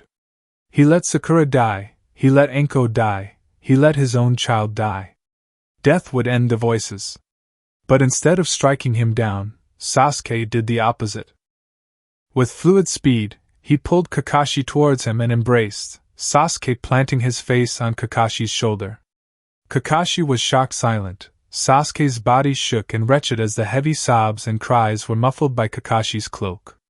The young Uchiha pulled him closer and mumbled inaudible words mixed with tears. Kakashi found himself on the verge of hysterical cries. With a shaking hand he brushed his hair and tried to piece together encouraging words, but what was the use? They had both lost friends and loved ones by the same murderous Uzumaki. All he could do was apologize. Sasuke, I'm sorry, Sakura. It was all my fault. Sasuke tried to shake his head in between sobs. No. It was my fault. I let her die. She was right in front of me. I should have been there. I'm such a fool. I do not deserve to be your sensei. I need you, goddammit. Kakashi went quiet, his eyes wide. Sasuke. We are in this together now. I'm not going anywhere. Itachi took his brother by the shoulder and pulled him back into his own arms. Naruto Uzumaki is our target then? Obito nodded. That leads me to our purpose at the Akatsuki now, one that will benefit all of us. Kakashi cocked an eyebrow. That being? What can possibly bring back those whom we lost? Nothing is out there for me. There is revenge, and redemption, and the possibility of resurrection. Kakashi clawed at his face. There is nothing. Obito smirked. There is a new beginning, a new world of genjutsu where reality is changed completely to the image we all want. Your loved ones revived, your honor restored and endless power to rule this new world with. We are the last of the Sharingan users. We hold the key to this new world. Sasuke turned from his brother, his eyes violent with anger. What do you suggest we do? Obito pointed to a map across the room, the land of iron. You bring me Naruto. I extract the Kyuubi and you have what's left. Kakashi shook his head, his teeth bared behind his mask. No. He needs to be alive so he can suffer. He will be alive. His Uzumaki blood makes him more stronger against Jinchuriki's sealing. Like his mother, she survived after it was extracted. You will have a very alive Naruto to do with as you please, kill him quick or slow, it's up to you. Kisame grinned. When do we go? Obito returned the smile. The fastest transportation money can buy is awaiting our arrival in a few minutes. Then what are we waiting for? The room filled with the fluttering sound of cloaks as they headed towards the door. Kakashi and Sasuke leading the way, eager and ready to bring despair to a normally happy occasion, a wedding. The night sky was filled with stars and music. Naruto, Hinata, Konan and Nagato sat atop the chapel's balcony overlooking the aura lights of the land of iron. They had ate and drank everything the Jashin monks had to offer. Leaving nothing but empty plates and full stomachs, they moved their engagement party to the terraces and relaxed to the sound of the monks' ceremonial music. Surprisingly, the monks' music was a mix of rock and orchestral. Not a single harmonic chant of grace was ever uttered, just screams and heavy guitar followed by more bloody screams. It seemed the monks had waited for guests to really show off for a long while. They did not fail to impress. However, this may also be because failure led to savage beatings from Haiden or other monks, but such was Jashin's way. Sasori and Deidara had disappeared with a group of female monks and a few barrels of sake. Obviously, they were not going to the living quarters to pray and knit sweaters for hungry orphans. Naruto was just glad he could spend some alone time with Hinata. That was until Konan started peeping from around the corner, followed by Nagato. Eventually the two decided to just join them and make it double date. He would not let this spoil the mood, however. He slid his hand on her knee and began to caress the soft skin of her leg. She blushed bright red and nearly fainted. It seemed she would never change. He took it as a compliment. He whispered into her ear, "You are beautiful, too beautiful. Is this genjutsu?" She giggled. "If it were genjutsu, I would wish us somewhere more private, Naruto-kun." Naruto jerked. That was bad. She had to stay on the balcony until the time was right. Despite Nagato and Konan's intrusion, it had to be done tonight. He would not mind a few spectators. He checked the clock and counted down to himself. Only a few minutes until his life changed forever. Konan kept turning her head to spy on the two, her grin wide and creepy. Nagato snickered. "I want kiss you tomorrow if your face stays that way." She snickered. "Ah, shut up. They look so adorable. I could just eat them." Naruto blushed. "I don't know if I'm flattered or terrified." Hinata forced a smile. "Terrified." Naruto pecked her cheek and distressingly fumbled around his pocket, and felt for the ring box. Relief washed over his as he found it, pulling it from his pocket and hiding it by his foot. He counted 30 seconds before it began. He took a deep breath and pointed out to the courtyard below, signaling the monks to begin. He turned to the others and smiled. "Me and Haiden organized a little of something for us." Suddenly the sky filled with colorful fire as barrages of fireworks shot from positioned spots along the chapel monastery. Their eyes lit up with delight and awe as wave after wave of beautiful dragons and exploding stars filled the sky. Naruto gazed into Hinata's eyes. The fireworks dimmed down to a smooth background spectacle, all their eyes on Naruto now. He took her hand and gently kissed the finger that would soon wear the ring. He smiled and began the words he had spent so long reciting. "Hinata, you were always watching and waiting for me since we were little children back in the village, always there but never truly there in my eyes until the day you came to my rescue.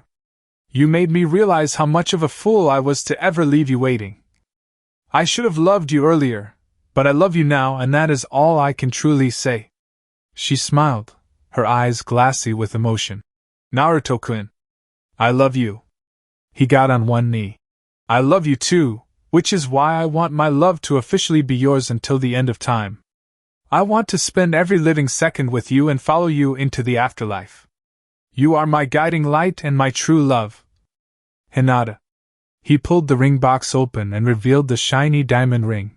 Konan's eyes shot wide and her hands clasped her mouth in awe. "Hinata Hyuga, will you marry me?" Her face turned bright red and flushed. She began to stutter heavily. The question she had waited years to hear. Naruto-kun. She fainted. 15 minutes later.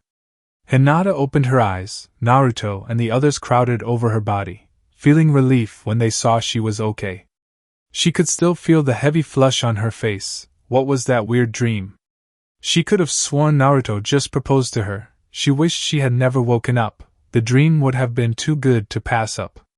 She opened her eyes wider and sat up, looking into Naruto's worried eyes and smiling. "What's wrong, Naruto-kun? Will you marry me?" Hinata turned bright red and began to stutter. Marry." She fainted again. Konan fell to the floor giggling. 15 minutes later. She woke up from the strange nightmare and clutched her chest, her face heavily flushed and hot. Naruto was grinning cheek to cheek, a shining ring in his hand and a laughing couple behind him. She wiped her eyes and stood up, brushing her dress and smiling. She began to remember what had happened twice to her fragile mentality. She began to giggle and blush with embarrassment. She could not believe she had fainted on him twice. She would have felt ashamed had Naruto not been laughing himself. She wiped the tears from her eyes and composed herself. "Ask it again." Naruto cocked an eyebrow. "Yeah? Are you sure that's a good idea? I've been waiting for this my whole life. I'm ready now more than ever." He smiled warmly. "Hinata Hyuga, you are the love of my life. You are my guiding star and my savior. Will you, Hinata Hyuga, marry me?" She blushed and grinned, a tear streaming down her cheek. Yes. Of course, Naruto, I love you. They kissed, her tender lips meeting his. The fireworks began to light off behind them again, the pretty colors flashing and disappearing in mists of luminescence. He slipped the ring onto her finger and grinned. Conan was wiping tears from her eyes with a handkerchief. Nagato looked like he could use one too. Conan leaped forward and took Hinata's hand and squealed. We should have a double wedding, oh my god! Hinata nodded and grinned. What do you think, Naruto? He nodded. It will be perfect. It means we have 2 times the chance of not forgetting the anniversary, right, Nagato? You said it, man. Hinata pulled away from Conan and snatched Naruto's hand, pulling him away from Nagato and down the hallway. Naruto noticed Conan whisper something into Hinata's ear beforehand. She pulled him away from the balcony and into their guest suite. With her newly ringed fingers she thrust him onto the bed and locked the door. Turning to him with a devilish grin, she jumped onto him, kissing down his neck and groping his raw muscles. Naruto smelled sake on her breath and figured that Conan gave her a quick boost and some dirty advice when Nagato and Naruto were busy with their own conversation. Not that he was complaining, she soothingly spoke into each ear and kissed the tender skin of his jaw. I've been waiting for those 3 words my whole life. I love you, Naruto. I love you too, with every bone and muscle in my body I will fight for you. You are mine and I am yours. Right now. I want you all to myself, lay back and relax. Your reward awaits. I'll be whatever you want me to be, you know? Across the continent the sky was filled with fire, but not of a peaceful celebration kind. Flame and lightning jutsu crashed through the Hidden Leaf village. The forces of the Hokage climbed the city's tall walls and surged into the city, defeating and retaking the city piece by piece, with the help of the hidden sand ninja. The siege had lasted hours and less than half of the city had been retaken. The villagers fleeing behind Tsunade's lines to seek shelter or to better help the attacking forces. The village that had been oppressed under the rule of Danzo was fighting back, joining the shinobi ranks and helping them defeat the remaining Anbu. Tsunade called out to the squads. Give me a report, what sectors are still occupied by the enemy? The field operator replied. We control most of the city apart from the council district, including your office, the local parks and the hospital district, all held heavily by the remaining Anbu. Gaara nodded. My forces will secure the hospital and begin treatment on the wounded. From there we will meet up and take the Hokage office. Tsunade grinned. Don't miss out on the fun.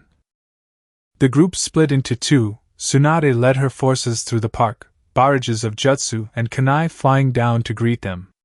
Picking up a tree as a shield, she charged towards the positioned Anbu, the tree soaking up all the damage and covering her troops' advance. Then in a matter of seconds she was on them, cracking skulls and beating them down with vicious taijutsu. The waves of shinobi and villagers as her back as they charged their enemies down. Across the park she spotted Anko, fighting but not there mentally. No doubt her mind was still occupied with Kakashi's location. Heavy questions weighed her down during the siege. Where is he? Why did he leave? Where did he go? Just as an Anbu was about to strike her down with a sword, Tsunade's shuriken buried itself in his head. She came to Anko's side to check if she was hurt. A small gash in her arm was bleeding.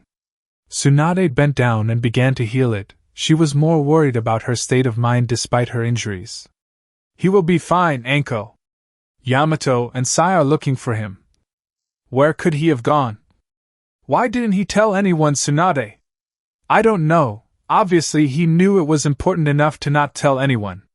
My guess is that you knowing would put you in danger. And Kakashi, being the stubborn ninja we both know him to be, would want you to be as safe as possible. You think someone threatened him and took him away? It's a possibility, we don't know just yet. I understand. Look. I need you to be in complete concentration on the battle. Your thoughts could get you and your child killed. The raw details woke Anko up, her hand creeping to the mound of her stomach. She nodded. Yes, Lady Hokage, of course. Danzo heard the loud explosions grow closer as minutes went by. He was trapped here and he knew it. His troops were less organized without Shizen as their commander, and his forces were running thin as is. He had received many reports of Anbu giving themselves up and defecting to the Hidden Leaf side. The morale among Anbu was legendary, so why was it crushing now? Was it the fact they were trapped in a corner that should have been a fortress? Or were they always against his rule as Hokage? He peered out the window and sneered at the sight of his retreating men. Each and every single one of them was a coward to Danzo's eyes. Had his life not been depending on their resilience, he would love nothing better than to crack their heads open along the paved courtyard. His anger and stress clouded his senses, which is why he did not hear the cold voice enter the room. Danzo, I presume? He sensed it all at once. There were 3 of them. So Tsunade has sent her little dogs to assassinate me, eh? The figures removed their cloaks and grinned, their identities revealed. Not quite. My master despises my former squad member. Danzo sneered. Orochimaru. So you have come here of your own accord? I brought friends too.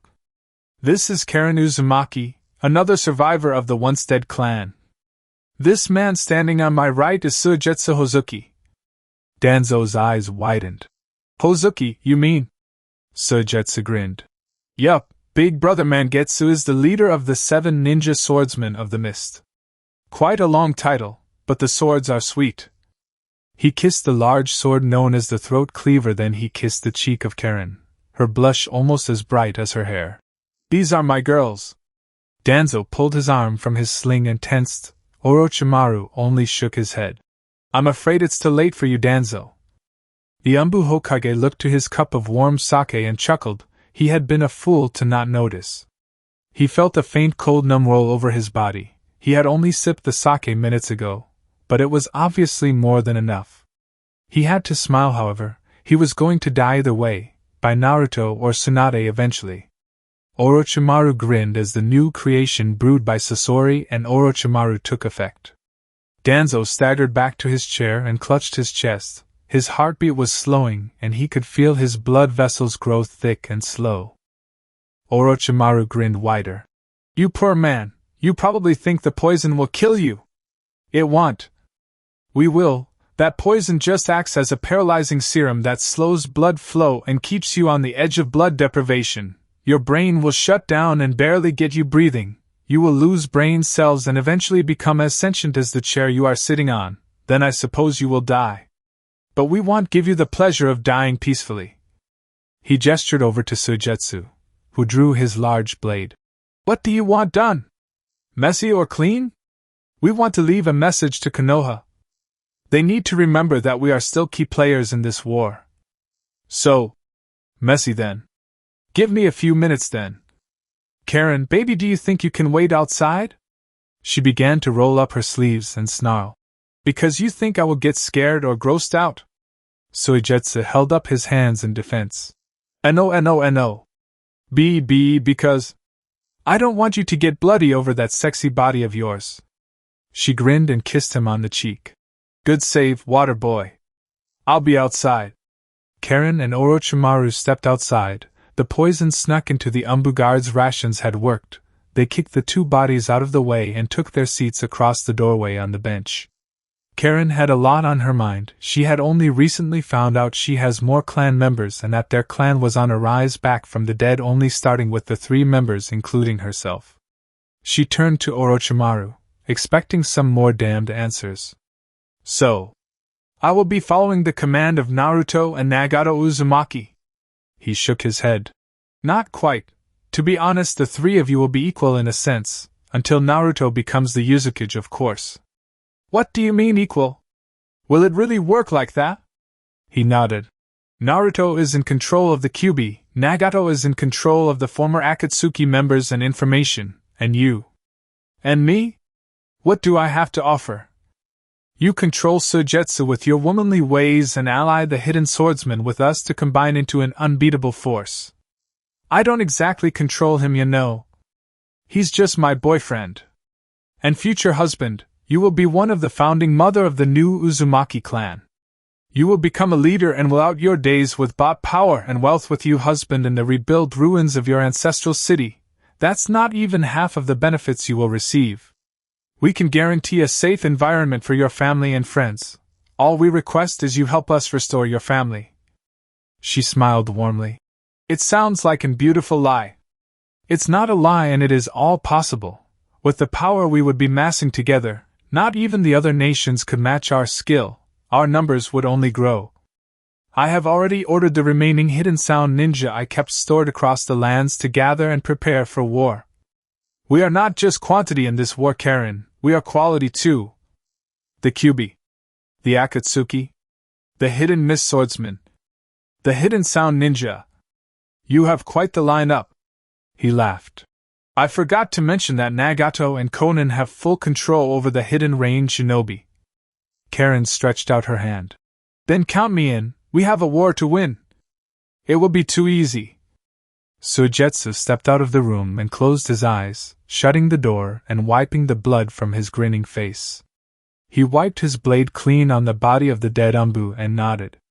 It was done, it was messy, and a message would certainly be read. Suigetsu grabbed Karen by the waist and chuckled. Well, Orochimaru, you have your message and I had my fun. Can we leave now? He flicked his hair out from his face and nodded. Indeed, we have to report to the land of iron where our forces are gathering. Why there? He rolled his eyes. Ooh.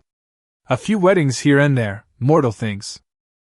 The sun peered through the velvet curtains of the stone room, lighting the chandeliers and sending glassy sparkles dancing across the room like fairy familiars.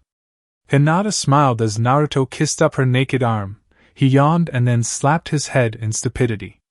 He was getting married in an hour and was supposed to meet up with Nagato in the lobby an hour ago. He jumped out of bed and nudged Hinata awake. Sorry, cutie, but we gotta go. We are getting married in an hour, and I think we are late. She grinned and stepped out of bed and headed towards the shower, slapping his butt as she went past. You coming? He blushed. I guess. I have a few spare minutes. They pulled the valve and sighed as the hot water poured over their naked bodies, his lips meeting her breasts before the first drop of water hit her. She threw her head back and giggled, clawing at his back. Today they would be married and their love would be more than official. Hinata would become Mrs. Uzumaki and Naruto would become a luckier man. Naruto scratched his head and blushed. Ain't it bad luck for the bride and the groom to see each other before the wedding? She pecked his nose and grasped something hard. We have had enough bad luck for one lifetime. Jashin or Kami can cut us a bit of slack. They kissed and got ready to go their separate ways, Naruto to Nagato and Hinata to Konan. They kissed at the door and walked down opposite doorways, soon to meet each other as bride and groom across the altar. Nagato's room. Naruto knocked lightly and was pulled in by strong hands. Nagato threw him to Sasori, who caught him with wooden hands extended. Immediately the puppet started to measure and adjust a suit to his sizes. Nagato then began adjusting his tie in the mirror. He looked more than stressed. Where the fuck were you, man? We gotta hurry! Naruto laughed. Sorry. I woke up and had casual shower sex with Hinata. Whoops. Deidara covered a nosebleed and carried on tying his shoes. I hope everyone likes the cake. Nagato clawed at his hair and stiffed a scream. I told you not to bake a cake, Deidara. Deidara pouted. Why not? I'm great at cooking. Yeah. C4, C2. Dynamite powder and fertilizer. Explosives. Hey. I'm pretty sure I used the right ingredients. Naruto snorted. Pretty sure won't cover it when a monk with a mouthful of cake lights a cigarette. Baka. Naruto hopped into the adjusted black pants and buttoned his shirt, while Sasori adjusted the arm length to his jacket. Very seldom had Naruto dressed this formally. He had worn a kimono a few times but not a full-on suit. He guessed he had to look good for his wedding. He tied and pulled his tie over his neck and pulled it tight like a noose around his throat. Slipping the jacket on, he looked into the mirror and grinned. Not too bad, you know? Nagato smiled and pushed him towards the door. Come on, we gotta be there first before the bride arrives. Can't have them waiting for us at the altar. They are women, Nagato. Don't be surprised if their prep takes a little longer than our own. They slapped hands and exited the door and down the hall to the main chapel room. Konan's room. Nada burst into the room and started jumping up and down as Conan embraced her. They screamed about their day of marriage finally arriving, then the two fell onto the bed giggling. Conan got up and walked over to the closet. A row of scrolls lay against the back wall, and had a variation of sizes and labels. Hinata realized they were summoning scrolls and figured there was clothing inside each one. She grinned at Hinata. I measured your size while you slept one night. Ugh, sorry. I got bored. Hinata cocked an eyebrow. Did you measure my breasts too? You are such a perv, Conan. I was curious, okay. She tossed the scroll to Hinata and pulled one of her own, closing the closet. Hinata activated the scroll. She then blushed and moaned as a pearl-white wedding dress emerged from the smoke. Its material perfectly tailored to her size and bust, and even came with a veil to match. She fluttered it outward and held it to her body, blushing from head to toe. It was perhaps the best gift she had ever received from a friend. I mean, it's not every day your best friend gives you a wedding dress, for God's sakes. Conan! I love it. Oh my God! Thank you so much. Conan activated hers and grinned. Matching dresses too. Hopefully that Baka Sasori makes the guys match, but beggars can't be choosers. Hinata grinned. But we can make him limbless, right? Conan laughed. Of course. They stripped off and began changing into their wedding dresses, Conan helping Hinata with hers first, helping her lace up the back like a combat boot, and helping her adjust her veil. Hinata followed suit and helped Conan until both brides were standing at the door ready to be married. Hinata went to grab the doorknob, only to have her hand slapped away. Conan? You baka, everyone knows we gotta wait a bit. But aren't we ready to go? I'm sure they are already waiting. Conan took a seat. Dear Hinata, we make men wait because they want us more that way. We tease them with time and we speak to them through their balls. It's the woman's code. Naruto and I speak to each other through our hearts. Conan nodded. I know, I'm only kidding. Nagato is such a sweet man, but let's be honest here, grab a man's dick and you won't ever need genjutsu or sneaky potions to control him. Hinata giggled. I know. I made Dumi first this morning in the shower. He went for 30 minutes until I was through. Did he ask for you to do him? I told him we were running out of time. Nao, that's cruel. Good girl. She blushed. I'll make it up to him, trust me. I'll spoil him on our honeymoon. Oh, is that so? And how will you do that? I got taught an interesting jutsu, and that's all I'll say. Conan laughed aloud, slapping Hinata on the back. She gestured to the clock and figured another 10 minutes of gossiping would be enough. Then the two of them could go get married. Naruto and Nagato, the two grooms, stood at the altar ready to wed. Hayden was dressed in an ornate robe with symbols and sigils praising his god, his three-headed scythe still in hand, as if it too were a religious item. He checked his clock and tapped his foot impatiently. Losing all formalities, he bent forward grinning to the grooms. Wouldn't it be hot if your brides were making passionate love right now with each other? Huh. Huh. Naruto shook his head. I do not need blood on my suit. Don't picture me any more erotic thoughts. I'm just passing the time. Damned women and their bathroom prep. Nagato nodded. The stress is killing me. The chapel was filled with both monks and tensei members alike. Instead of a bride or groom's side, they decided to merge the two groups and make one giant group. Deidara stood on the far right of the altar. Apparently Hinata and Conan had forced him to be their bridesmaid. Sasori got the long straw and became Naruto and Nagato's best man. The two were pulling face at each other from across the room. A robed servant whispered into his ear and fled across the room. Hayden grinned to the two grooms, then frowned. Everyone in the room was talking loudly, and already beginning to drink for steel flasks. Hayden called. Brethren, take your seats and calm yourself. No one heard or cared. His voice raised high. Excuse me, can we take out seats and be quiet? No one heard or cared. He screamed across the room. Shut the fuck up, you disrespectful little assholes. May Jashin strike you down for interrupting his holy ceremony. The next person who talks loses an ear, okay? Everyone shut up immediately and took their seats. Naruto whispered to Nagato. Maybe a more peaceful church would have been better. You know? Hayden laughed. Don't think I can't hear you, Baka. Let's get started then. Your brides are outside the door. Hayden signaled across the room to a monk sitting upon a large organ made of bones. The monk saluted and began to softly play out the tune of the classic wedding song. Here Comes the Bride. Except another monk joined his song with a pair of large hollow drums, then followed by a duo of guitar and bass-wielding monks. Turning the song into a much heavy and darker version of the cheery tune, Naruto could not help but laugh. The large wooden doors opened across the hall. 2 brides stepped onto the red carpet as if they were celebrities at a premiere. Naruto and Nagato both covered their mouths and blushed at the sight of their wives. Hinata and Konan looked like gliding angels to the men, slowly pacing to the front of the chapel in tune with the music, a bouquet of flowers in each hand, their beauty masked by their white netting veils. Deidara covered his face in his hands and fangirled over their dresses. Kawaii!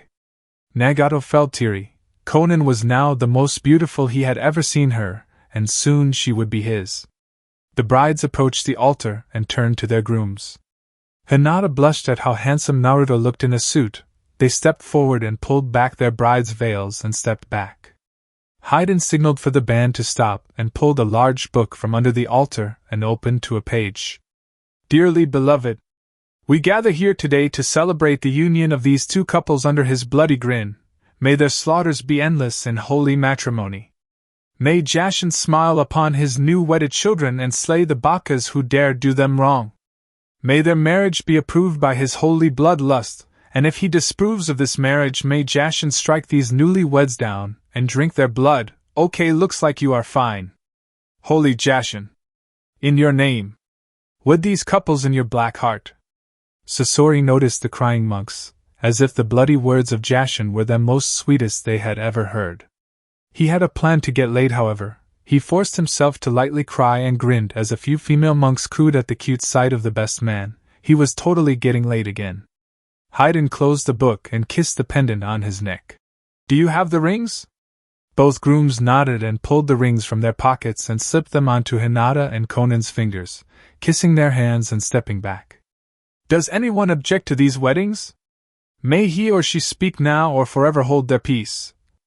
The doors of the chapel burst open and collapsed, black flames engulfing their ancient wood and burning everything they touched. There were screams and swords clashes from the courtyard. Explosions became the wedding music. Smoke billowed from the open doorway as 2 figures stepped from the mist. Sasuke and Kakashi entered the room with katanas drawn.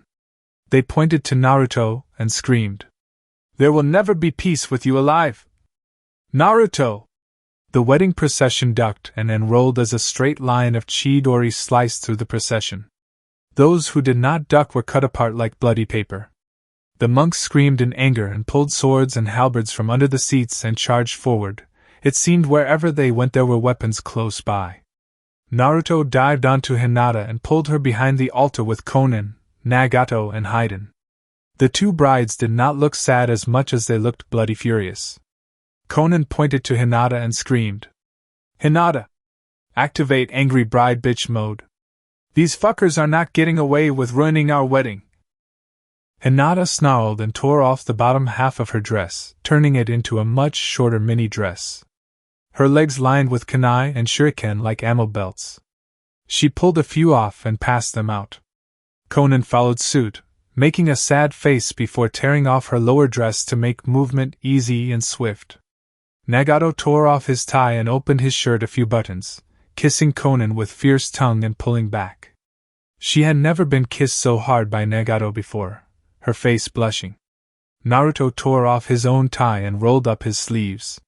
If the wedding was to become a battle, he needed to be dressed for that occasion too. They spotted Deidara and Sasori grab the wedding cake and bolt from the room. Where on earth were they going and why the hell did they bring the cake? Kakashi called out, "Naruto! Come out here and die like the putrid shit you are. Your own squad mate dead by your hands. You monster!" Naruto chuckled, his darker side coming out to say hello. "You two have a lot of balls coming here. You should have waited in Konoha for when I come to break down your walls. I don't think you were even on the guest list. How rude. Sasuke snarled. Konoha can go fuck itself. We aren't allied with them any longer. They have lied to us our whole lives. The sounds of blades and screams sounded as the two cut through the monks like mere fodder. Haydn was beginning to feel more than pissed. He reached under the altar and flicked a switch. The sounds of a warbling siren filled the monastery. Every monk within the area were grabbing weapons and charging jutsu ready for an all-out war. Haydn screamed. I've always wanted to flick the switch, Wu. You mess with the monks. You get the horns, baby. Naruto rolled from the altar and landed behind a row of benches. His kunai at the ready, intense heat blasted at his back as Sasuke released another wave of Amaterasu black flames at the pile of wooden benches. Sasuke clutched his eye and groaned. Naruto threw his kunai as Sasuke lurched back in pain. The kunai was heading straight for his chest. Sasuke was too distracted to act now. A lone shuriken collided with the kunai and drove it off course, flying past Sasuke and clattering to the floor. A shadow leaped from the rafters and landed in front of Sasuke, protecting him for any other blows. Itachi glared back at Naruto, a tight grimace pulled across his face.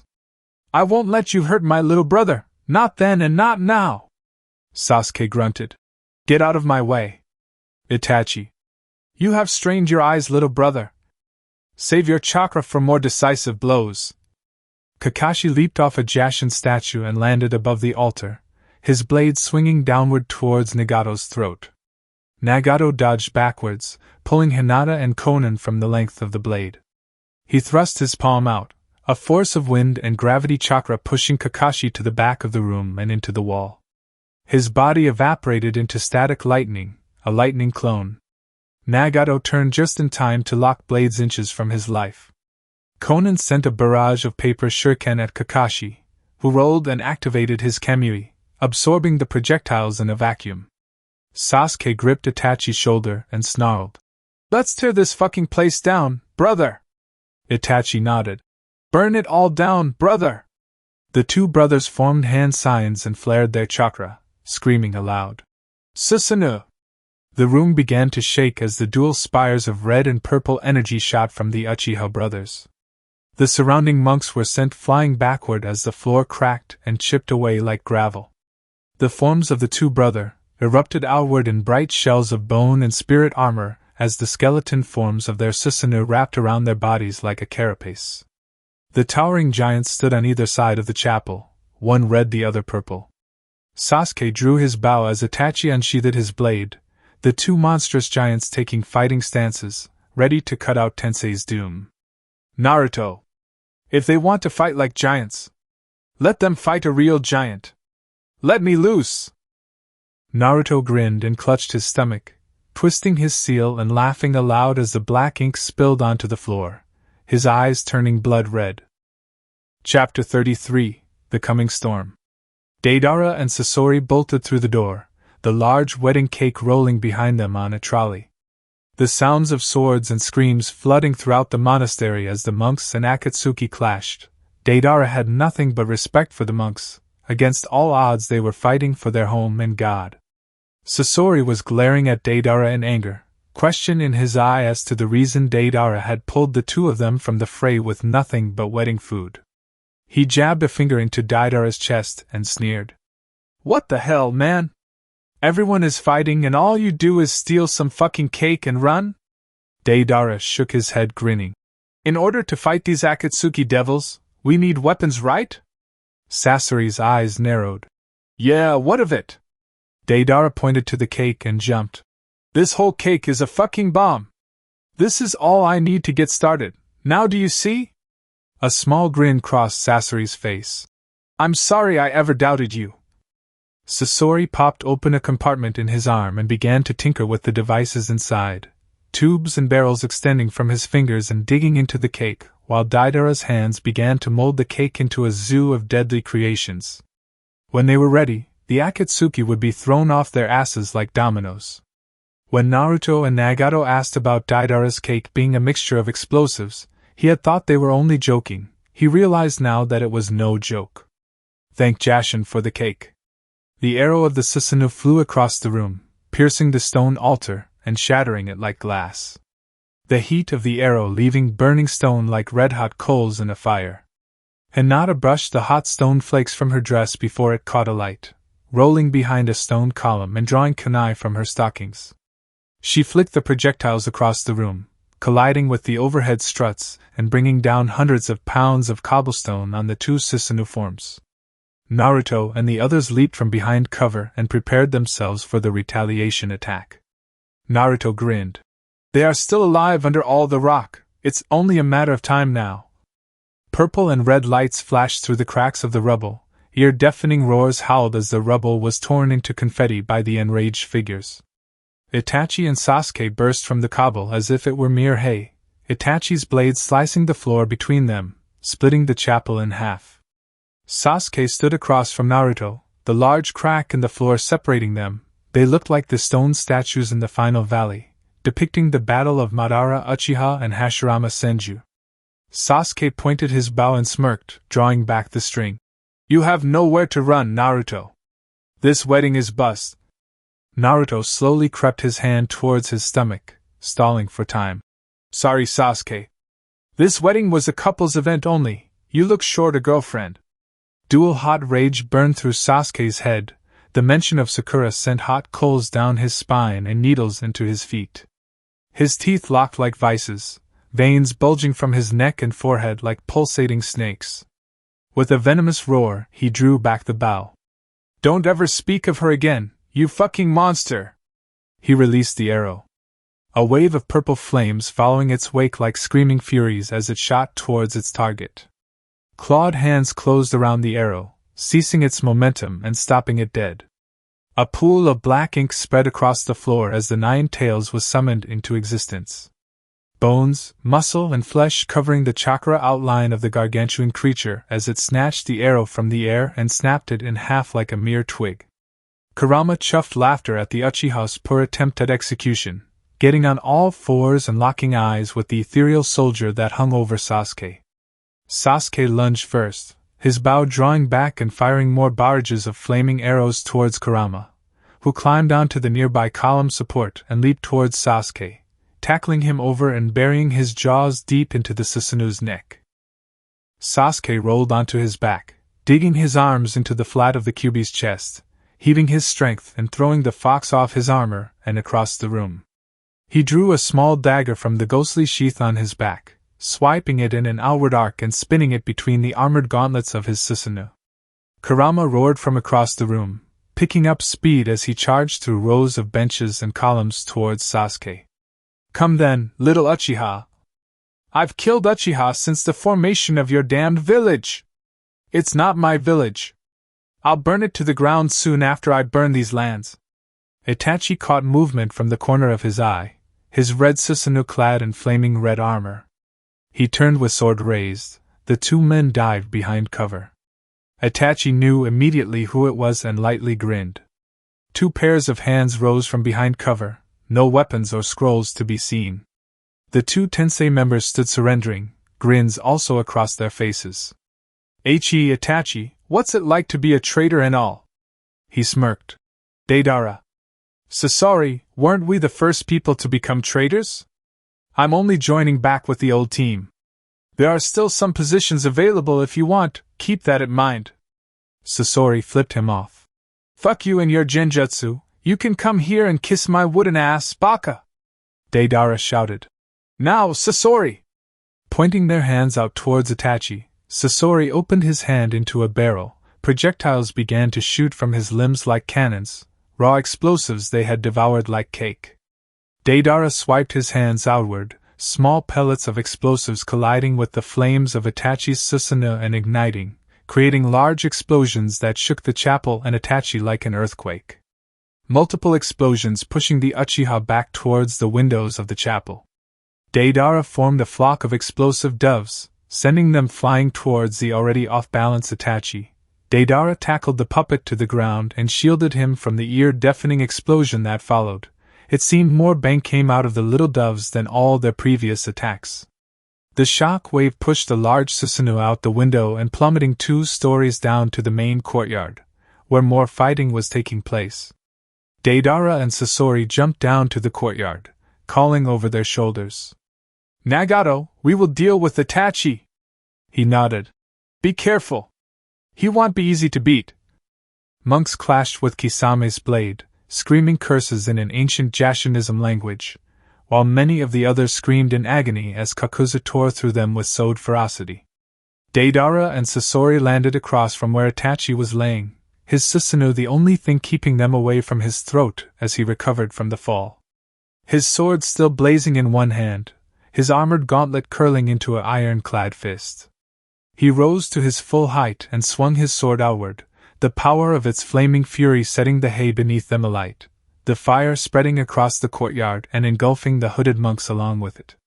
Sasori's fingers spread apart in a wide span and spun like a propeller, extinguishing the flames and protecting the two of them from further harm. Itachi lunged forward, emerging from the flames with blade extended, ready to pin the two to the nearest wall. Deidara tackled Sasori down, dodging the blade by mere inches as they cluttered to the floor. Deidara blacked out for a second, opening his eyes only to see Sasori's only inches from his own, their lips touching and crotches a little too close for heterosexual comfort. Pushing him off with lightning speed and strength, Sasori tossed Deidara to the other side of the court, coughing and wiping anything that could have possibly been Deidara in his mouth, whilst the artist himself spat and cursed. "You asshole, what the fuck were you kissing me for? This is not art him." Sasori pointed a finger and screamed. "You came on to me, Baka! I always knew you were a little girl!" Itachi struck his sword downward, splitting the concrete and sending a crack through the courtyard towards Deidara, who merely dodged it without breaking his argument with Sasori. "I saved your life, you little pile of wood chips! Then you kissed me as reward, I'm guessing?" The sword came down again, inches from Sasori's arm as he sidestepped its path of devastation, sending another loud shout back at Deidara. "Why would I reward you with a kiss, you weird asshole? I don't roll that way, man!" Enemy shuriken stapled the wall around Deidara as he flipped from obstacle to obstacle, screaming back at Sasori. "You should feel blessed to have kissed an artist like me. I don't like men anyway," Sasori snorted. "Says the pretty princess with the ponytail." Itachi was beginning to grow tired of their argument. It was as if they hardly knew was there, or they either did not care. "I think I'm going to have to actually take this fight seriously, damn." Kakashi locked blades again and again with Nagato, the silver-haired man snarling with every strike. In his mind the bloody image of Anko cradled in his arms as her blood ran thin across the grass, powered Kakashi with boiling rage and mindless ferocity that had changed his fighting style completely. Had his teachers seen his new style of fighting, they would have been disappointed at the mess he had become. Kakashi's precise and swift attacks had become more brutal and near suicidal as he threw himself at his enemy, with no concern for his own safety. "My wife and child are dead. I have no reason to be careful anymore." Mimicking one of Sasuke's moves, he called aloud, "Katan, Ji or Kakyu no Jutsu." The large fireball rolled across the room, burning the carpets and setting the wooden seats alight as it rolled towards Nagato. With one palm strike, Nagato sent the whole wave of fire spiraling back to Kakashi, its own power turned back on its master. Opening his eye and releasing his chakra, Kakashi activated the Kamui and sucked the flames into a pinpoint in the air only inches from his own skin, pulling the flames in like water down a plug. Sweat covered his back as he strained his power in order to stop himself from being cooked alive. The flames dispersed and he stood, huffing and puffing in exhaustion, but now after viewing Nagato's attacks, he figured out a plan. "I hope this works." He lunged away from Nagato, acting as if retreating, waiting for Nagato to take the bait. Nagato used his gravitational pull and jerked Kakashi back towards him. This is exactly what Kakashi was waiting for. He put all his weight into his sword and raised it upward, lunging forward like a projectile. Nagato only barely dodged Kakashi's reckless attack, a deep cut slicing through his side and spilling blood across the floor. Nagato curled over, clutching the wound and pushing Kakashi away to the other side of the chapel. Using the technology of the Azura Path, Nagato's index finger popped open and a small flame sparked to life. Clutching the two folds of skin together between bloody fingers, Nagato ran the bare flame along the wound, the blood crystallizing and cauterizing the wound shut from bleeding. He let out a cry of agony as the flame burned at his blood and skin, but when he was done the wound was closed and sealed. Tearing the tie off his suit, he wrapped the wound in the makeshift bandage and got back up, wincing at the sharp pain in his abdomen. Kakashi laughed. Pitiful, your own attack was used against you. How can a user of the Rinnegan, the reincarnation of the Sage of Six Paths, fuck up so badly? You are pathetic. Nagato brushed the hair from his eyes and coldly stared. I would say the same to you, the great Kakashi Hatake of the Sharingan, reduced to a mindless barbarian puppet of the Akatsuki. If what you say is true, you have disgraced your wife and child. Kakashi lunged, screaming his defiance. Don't talk AS if you are on their side. You people killed my student. Konoha killed me wife and child. I have nothing because of you people. Nagato nodded. Your pain has made you stronger, but your thirst for revenge makes you blind. I will end you now and ease your stress. Kakashi wiped the bloody kunai across the sleeve of his cloak, the red stain dark against the black fabric. He placed the kunai in his mouth and drew two more kunai, one in each hand. He remembered seeing Zabuza, swordsman of the Hidden Mist, doing the same stance 3 years ago during their mission to the Land of Waves before passing away next to his subordinate, Haku. Charging forward, he slammed into Nagato, knocking him to the ground as he swung blindly, knife stabbing and retracting from Nagato's chest as Kakashi stuck the Uzumaki until blood covered his arms. Smiling at the carnage, Kakashi began to chuckle at the ruby pool surrounding them. A voice called from behind him. Your thirst for revenge truly has made you blind. The body of Nagato dissolved into a pile of sludge. The substance was white and felt like sap. In truth, it was a substitution method created by Orochimaru using the cultivated cells of Zetsu, allowing a clone to take perfect shape and form of the user and take the attack instead, fooling the attacker longer than a normal shadow clone or genjutsu. Kakashi swiped the sludge off his arms and turned, wincing as fresh pain flared from his abdomen. Nagato had struck whilst Kakashi was busy slaughtering the fake. Nagato nodded, gesturing to the wound festering in his stomach. I admire your cause, Kakashi. Kakashi cupped his hand over the bleeding wound, the blood running through his fingers and down his cloak onto the tiled concrete.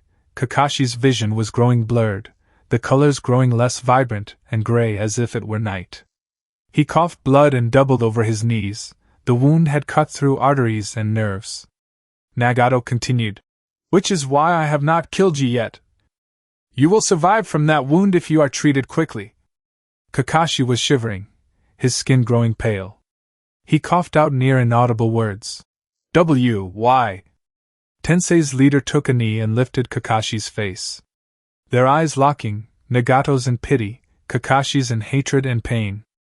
Nagato coldly said, If you want revenge, if that is the festering wound in your heart you wish healed, then Konoha should have been your first stop. Without saying anything further, Nagato lifted Kakashi. The gravitational force locked around his throat as he floated mid-air. Then, without remorse, Nagato flicked his hand to the side. As if bemused, Kakashi's body went hurtling through the glass pane of the chapel's interior window. Kakashi felt vertigo take over his body as he drifted in free fall towards the carnage of the courtyard. The world then suddenly became fast and loud, his body hitting the concrete with a muffled crack, his vision blurring, then falling to darkness completely, unconscious but not yet dead. The flaming blade came down, Kurama's teeth locking onto the blade inches from a fatal decapitation. With dual claws the Kyuubi swiped outward, cutting into the Susanoo and tearing layers of clothes and skin from Sasuke. With all the force he could muster, Sasuke punched the Kyuubi in the side of the head as hard as he could, forcing it to release his blade. Bringing the blade upward, the blade pierced Kurama's shoulder. He writhed backward, roaring in agony as blood poured from the wound.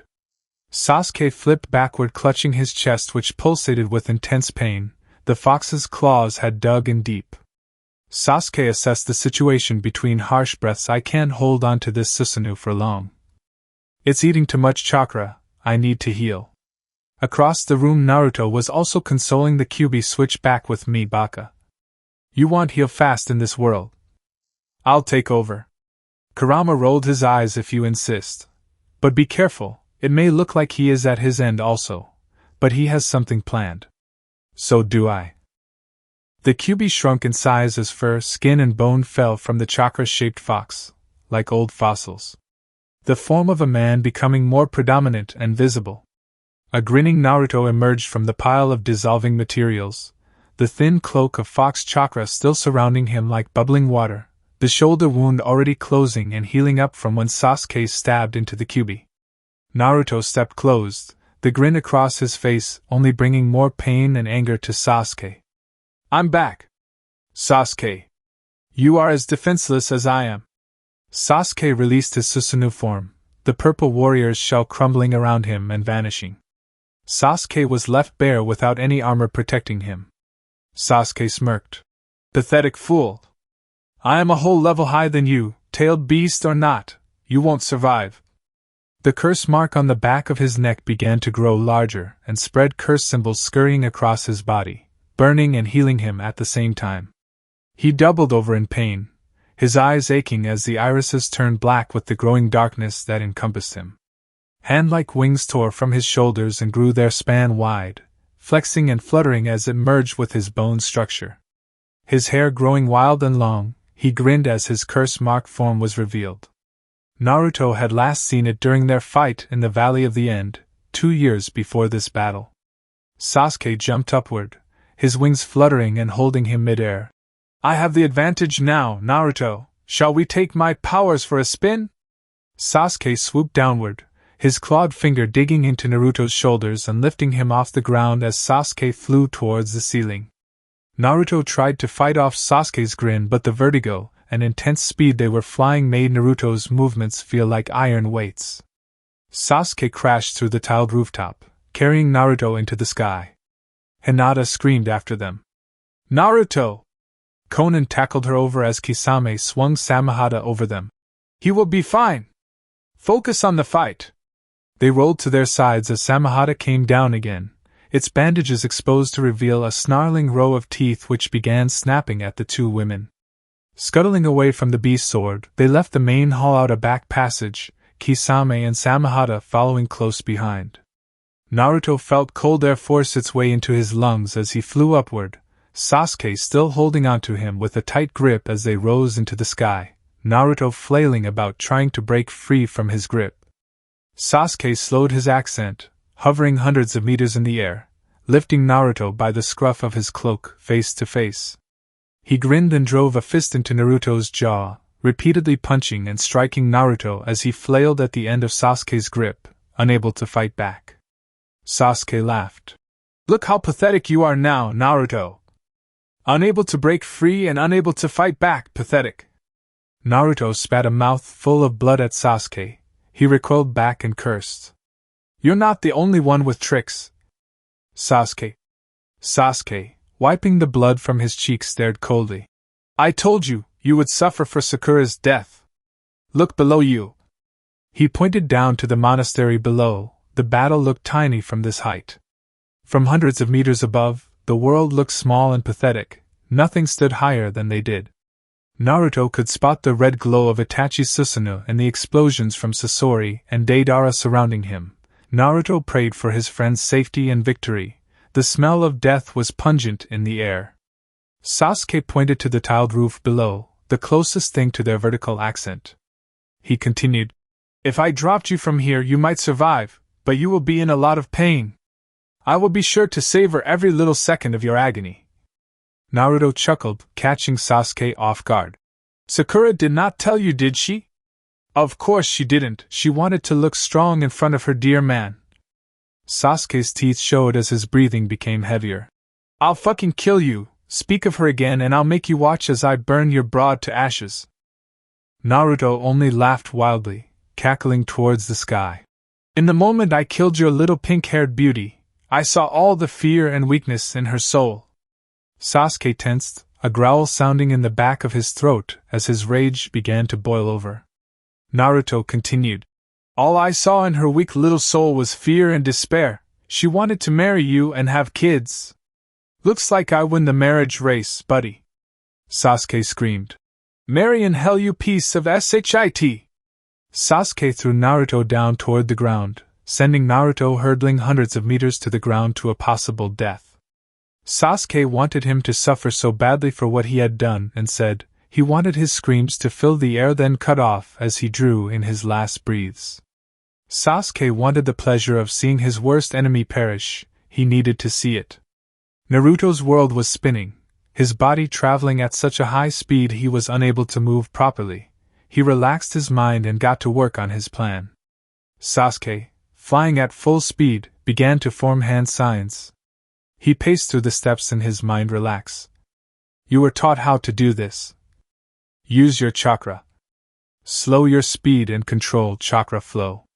The ground was growing closer, ready to meet him head-on. He continued with his lessons: control wind flow, loop the chakra around something and pull. Wind and air are my tools, slowly. He yelled. Shinra Tensei!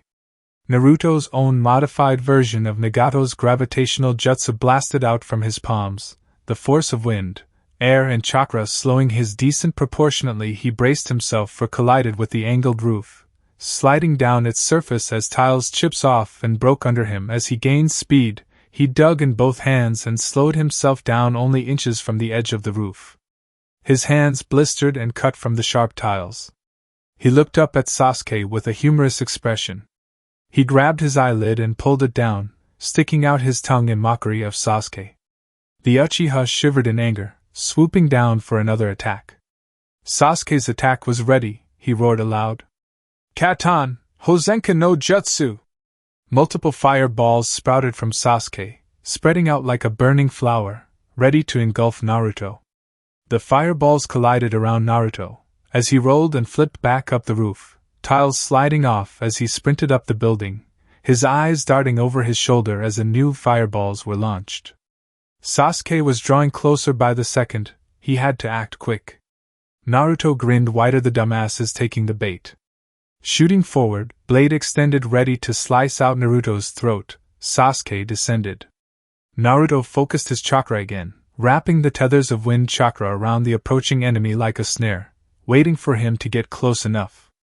Sasuke was only meters away from him when Naruto released another blast of air, sending Sasuke off balance and spiraling towards the earth. Leaping off the roof, Naruto leaped onto Sasuke's falling body and slashed at him twice, the kunai cutting his belt and sheath off his body. The second blow sliced deep into Sasuke's shoulder, spurting blood as the two fell to the ground. Sasuke collided with the concrete at high speed, sending a wave of broken tiles and concrete in all directions. The impact blew wind and blood from Sasuke's lungs as lay writhing on the ground, gasping for air. Naruto climbed out of the crater, his own body cut and bruised from the impact, but he knew Sasuke had been hit harder than him. Stumbling over to a dead monk, he grabbed the sword from its still hands and stumbled back to the crater where Sasuke lay writhing. Now then, buddy, shall we finish this? Sasori launched another barrage of condensed C4 through his barreled arms, his fingers and palms splitting like caps off a toothpaste container and streaming attacks of explosive death. The projectiles flew across the courtyard towards Itachi, who met their deadly payload with his sword extended, slicing the explosives and letting them explode before they got any closer to the outside of his Susanoo shell. Sasori ducked and rolled as the sword came crashing down next to him, sending shards of concrete and roaring flames in all directions. He looked over his shoulder, checking on Deidara's progress on his secret attack. Hurry your ass up, Deidara. I can't hold him for long. Across the courtyard behind a stone column, Deidara was hard at work, hand and mouth molding and forming rows upon rows of small animals, insects and birds. His hands rapidly moving from explosive pouches to the makeshift workbench he had made from a downed pillar. No two animals were alike, but all were packed with enough explosives to level a tall building. He felt something at the back of his heart, however, as if something dark was coming to meet him. He knew today might be his last day, call it paranoia or intuition. He wanted to go out with a bang either way. He gazed at his creations and marveled. I'm done. This is going to be my best work of art yet. He turned to the fight raging on behind him. Sasori was getting tired and Deidara could see it. He had to act fast. Forming in hand sign, the hundreds of little critters sprung to life, chirping and crawling onto Deidara, ready to explode anything their master deemed a threat. Deidara felt almost a paternal bond with each one of these scuttling explosives. He had brought them into the world, and he would send them out of it into a world of explosive art and dead enemies. Deidara charged forward onto the courtyard, the swarm of critters following close behind. Deidara screamed to Itachi, Sasori rolling out of the way. "Hey asshole! Welcome to Deidara's zoo, you son of a bitch!" Then all at once, the hundreds of creatures sprung from their location or flew towards Itachi, colliding with the Susanoo and throwing Itachi off his feet, cracks and shell fragments falling off his Susanoo as the explosion broke his defenses and threw Itachi back, his Susanoo shattering into pieces and disappearing as he was knocked unconscious by the blasts. Sasori turned to Deidara grinning cheek to cheek, raising his hand for their special little high five. "High five, you amazing son of a bitch!"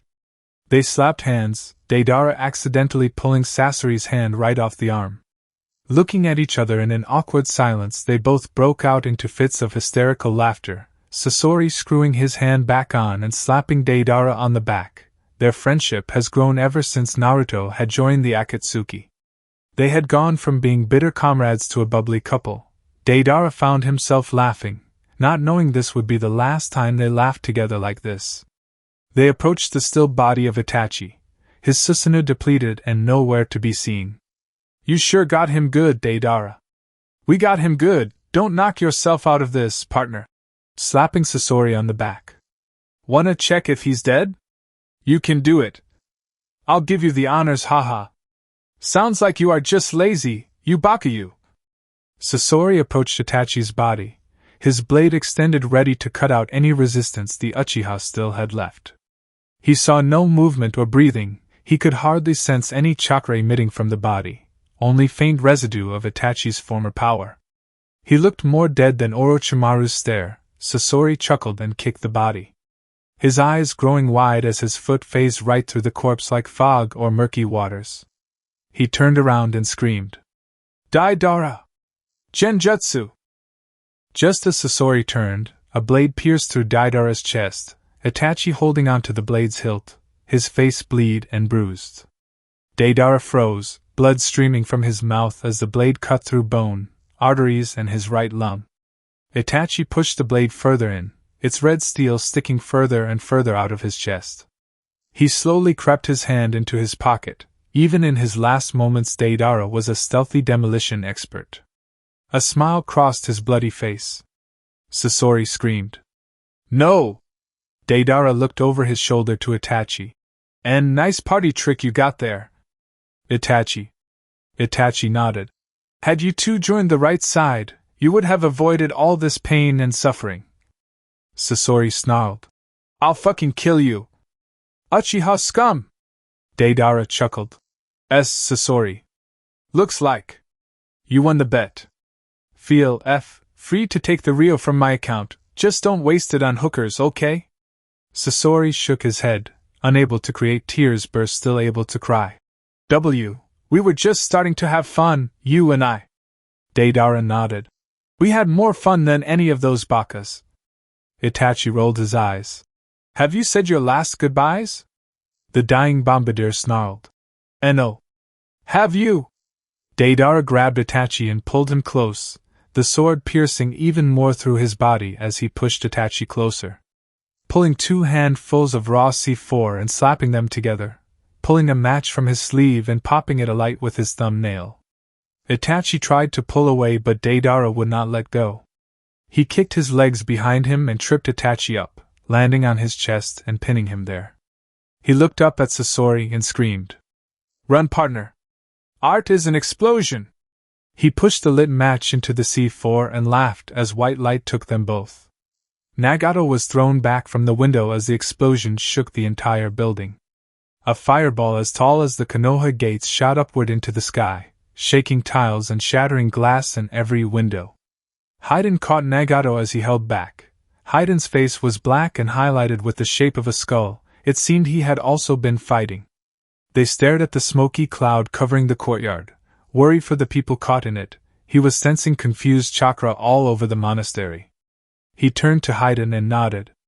You activated your ritual jutsu already? Who were you fighting? Haiden rolled his eyes.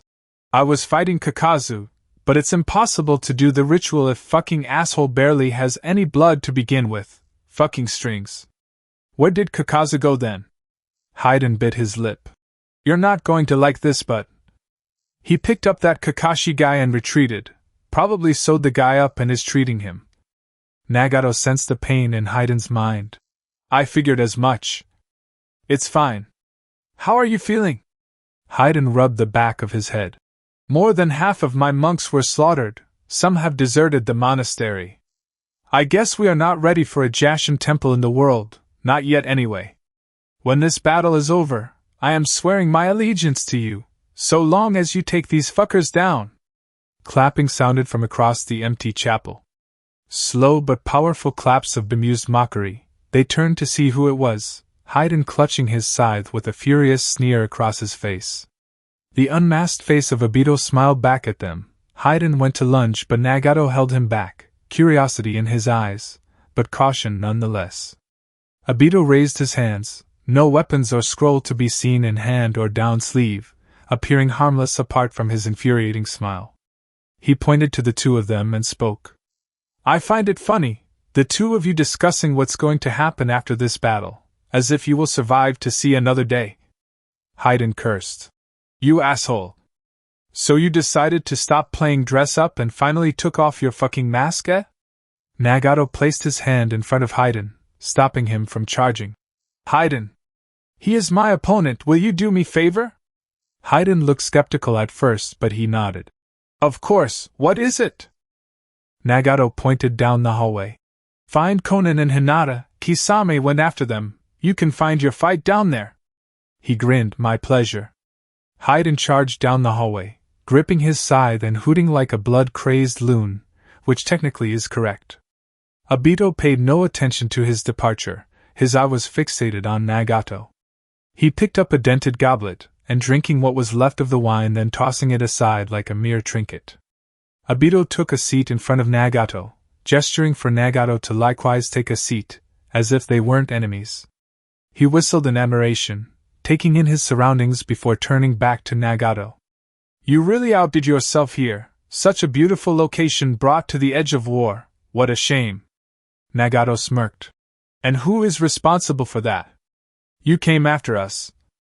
Obito shrugged. I'm only supervising this little attack. Sasuke and Kakashi are the driving force behind it. I have nothing personally against you, Nagato. Except the fact you want me dead and without any eyes, correct? Obito laughed. I'm not going to lie, your eyes would be nice to have, but all I really want is Naruto and his tailed beast to finish our goal. Nagato rolled his eyes. We won't give him up, what of the other beasts? How many do you have left to capture? The Kazekage Tsuchibi and the Hidden Clouds Hachibi. And Naruto. I will kill anyone who dares harm my nephew. He is more than just a Jinchuriki to me and the others. He is a Kage in the making, a new leader. Obito stood up and brushed the dust from his cloak. Then I suppose our talk is over then. Nagato nodded and thumbed his blade upward from his sheath. As opposing leaders we are expected to fight. Prepare yourself, Obito. Obito threw back his head and laughed. I'm afraid you still have unfinished business with one of my force subordinates. Force subordinates? The floor between them began to shake and crack, the tiles beneath them splitting and falling into what looked like a sinkhole. Nagato to feel and sense strong chakra rise from the earth. Something big was burrowing to the surface.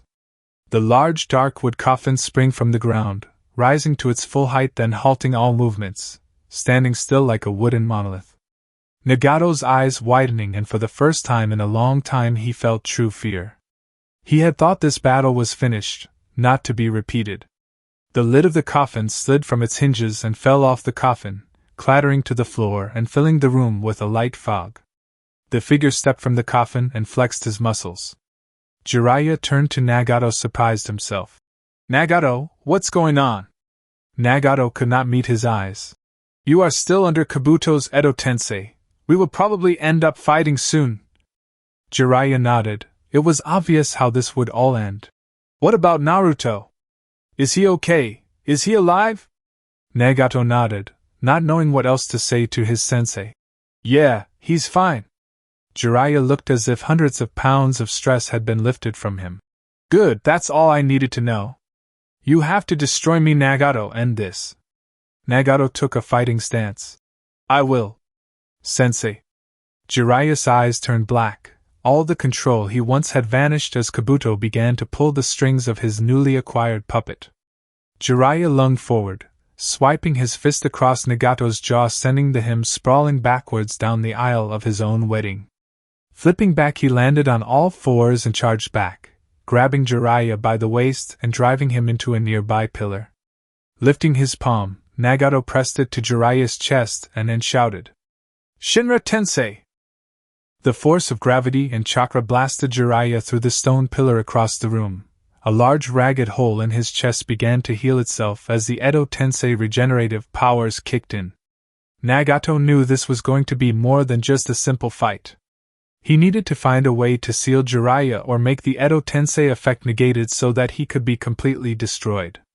Across the room, Jiraiya had climbed back up and was pacing towards Nagato. Then the idea dawned on Nagato. The power of the human path. Of course.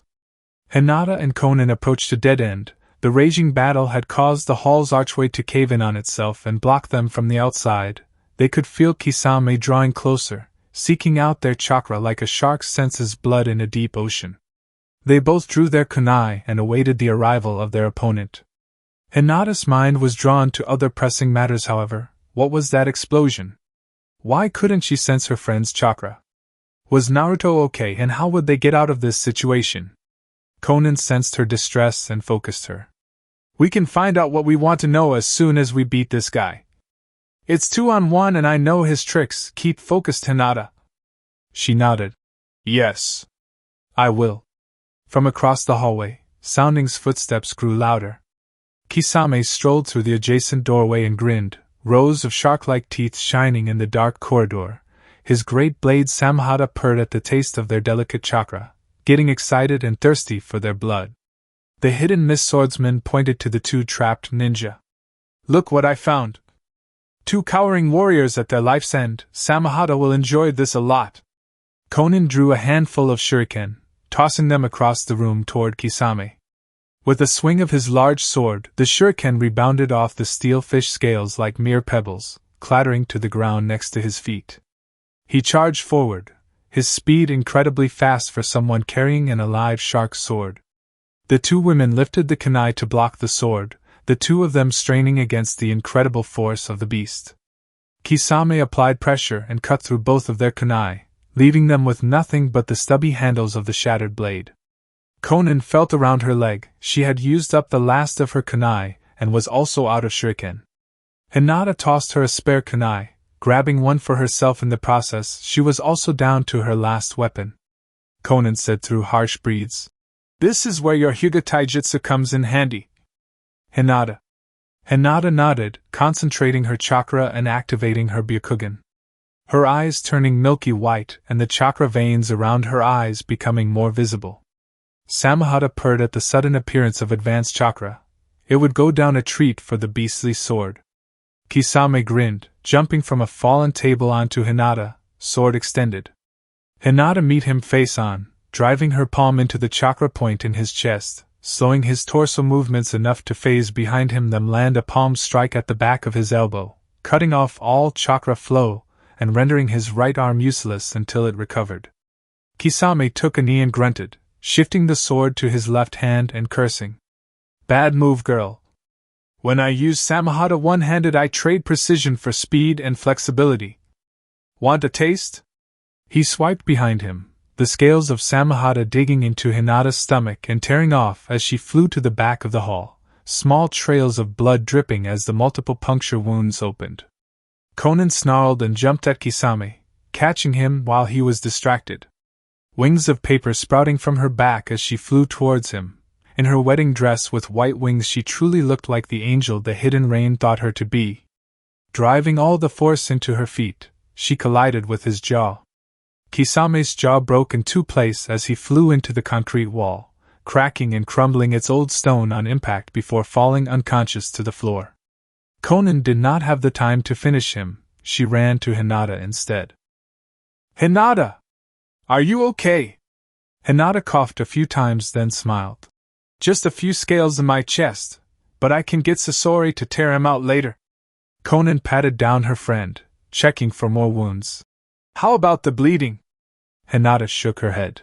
"I sealed the open wounds with what little medical jutsu I know." "That was one hell of a kick. You rock." Konan folded her wings back into her body and grinned, blushing. "You really think so? Now you kiss and get naked, right?" The humorous voice called from across the hallway. They turned to Haydn, a distasteful sneer on both of their faces. The priest slapped his knees laughing like a loon, but they could tell he was disappointed. He looked as if he too had been caught up in a life-death battle, not that death was possible for a guy like him. He walked over to them, lowering his large scythe when he saw that the room was empty. He first checked on Hinata before asking the questions. "How bad are your wounds?" Hinata shook her head.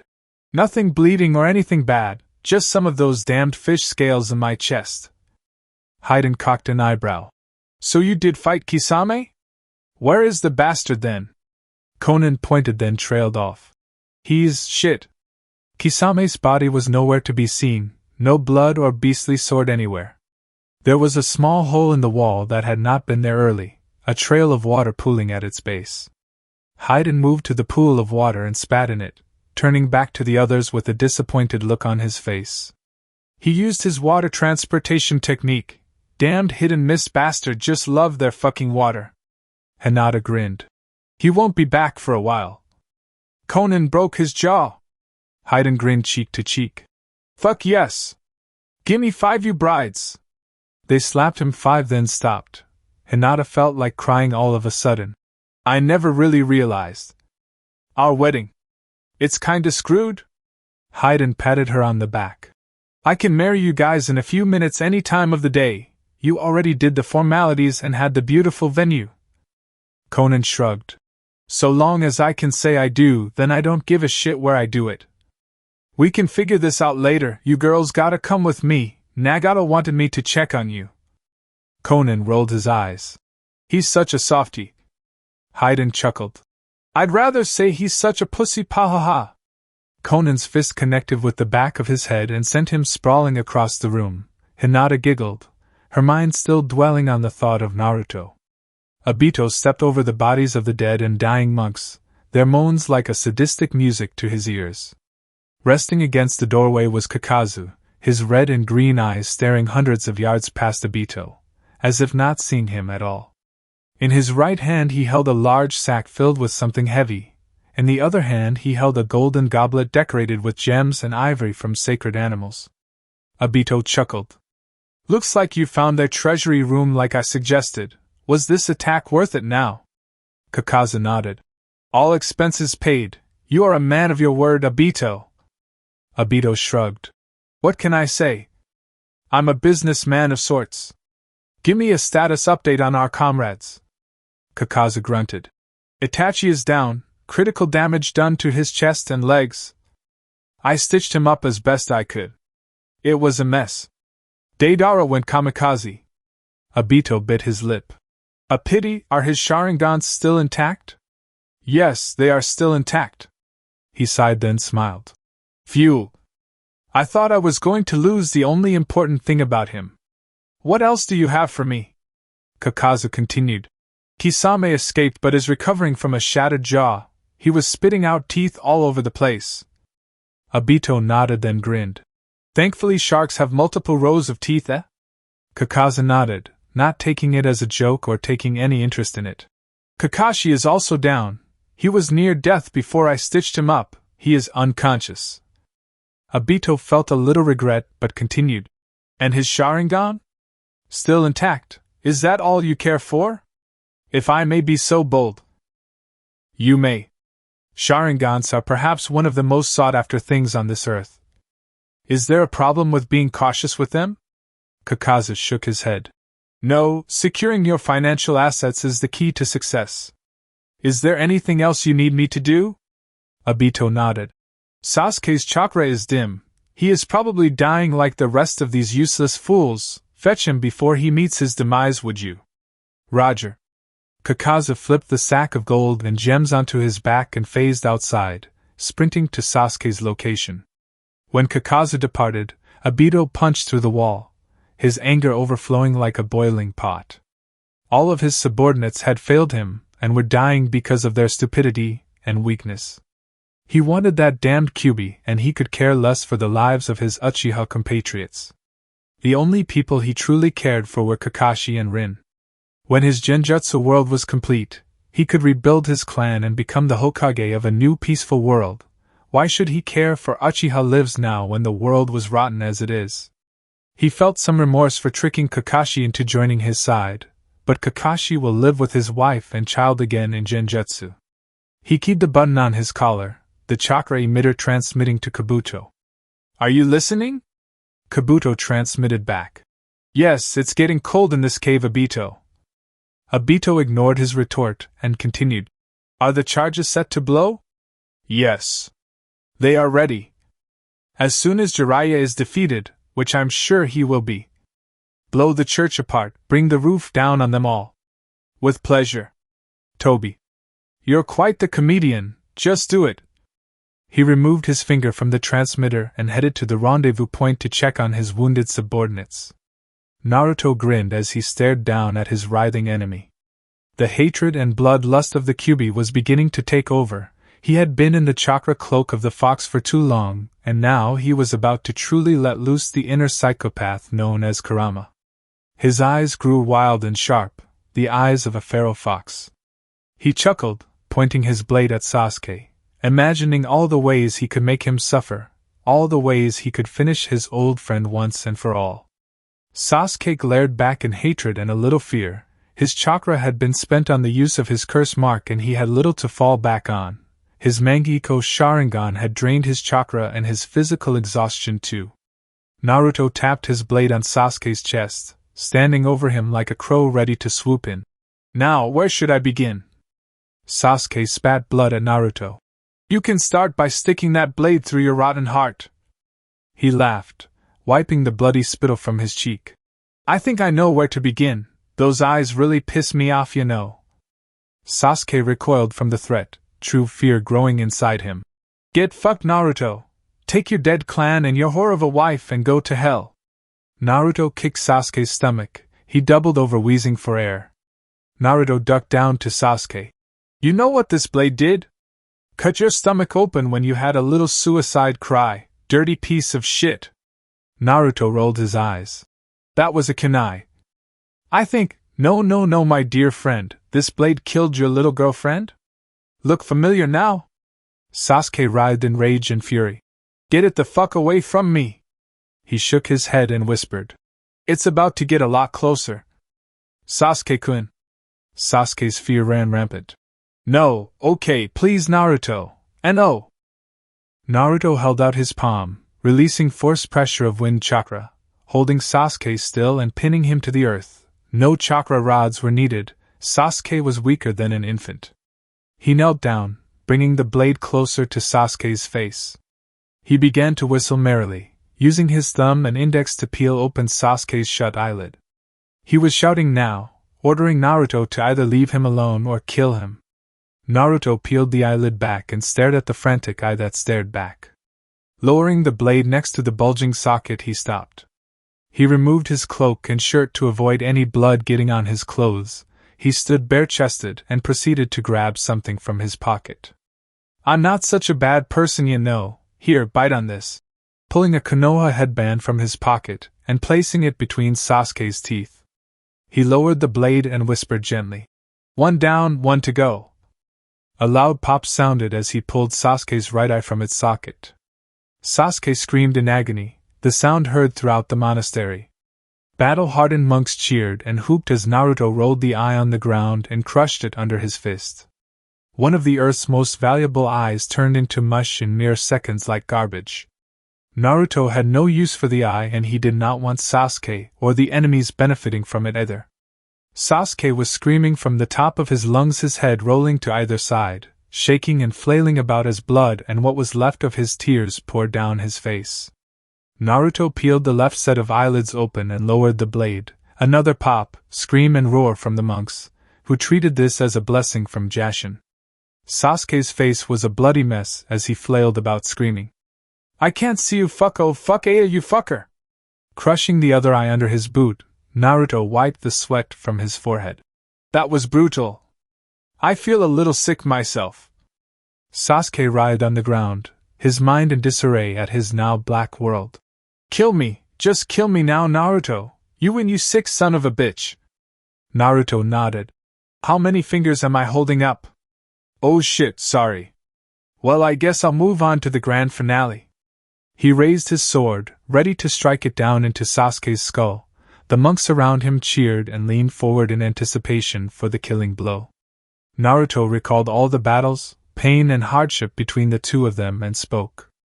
"I'm sorry it had to end like this, Sasuke. You came back to Konoha and lied to everyone, had me tossed out and made me the most miserable person alive.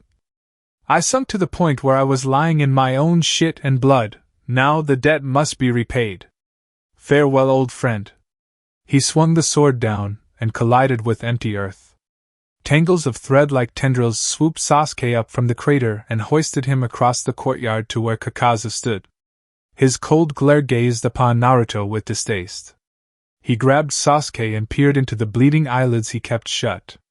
Then, looking up at Naruto, he shook his head in disappointment. Naruto was turning red, his eyes wild and hateful that his prize had been snatched away from him yet again. Kakaza coldly called out to Naruto. "Sharingans are a priceless item. You are a fool to destroy even one.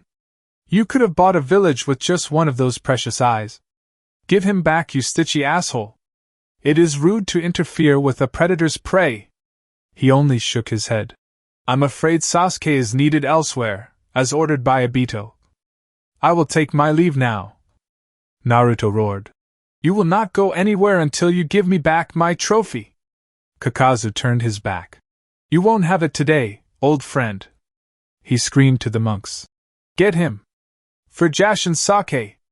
Get the bastard!" But it was too late, they were gone. Naruto kicked down a stone pillar and screamed, his rage and fury unleashed yet again. He wanted to release Kurama, but he knew it would be pointless. The enemy would have already disappeared by the time he transformed. He rested his forehead against the smooth stone and relaxed. Soft hands reaching around his bare chest and smooth lips caressing his naked back.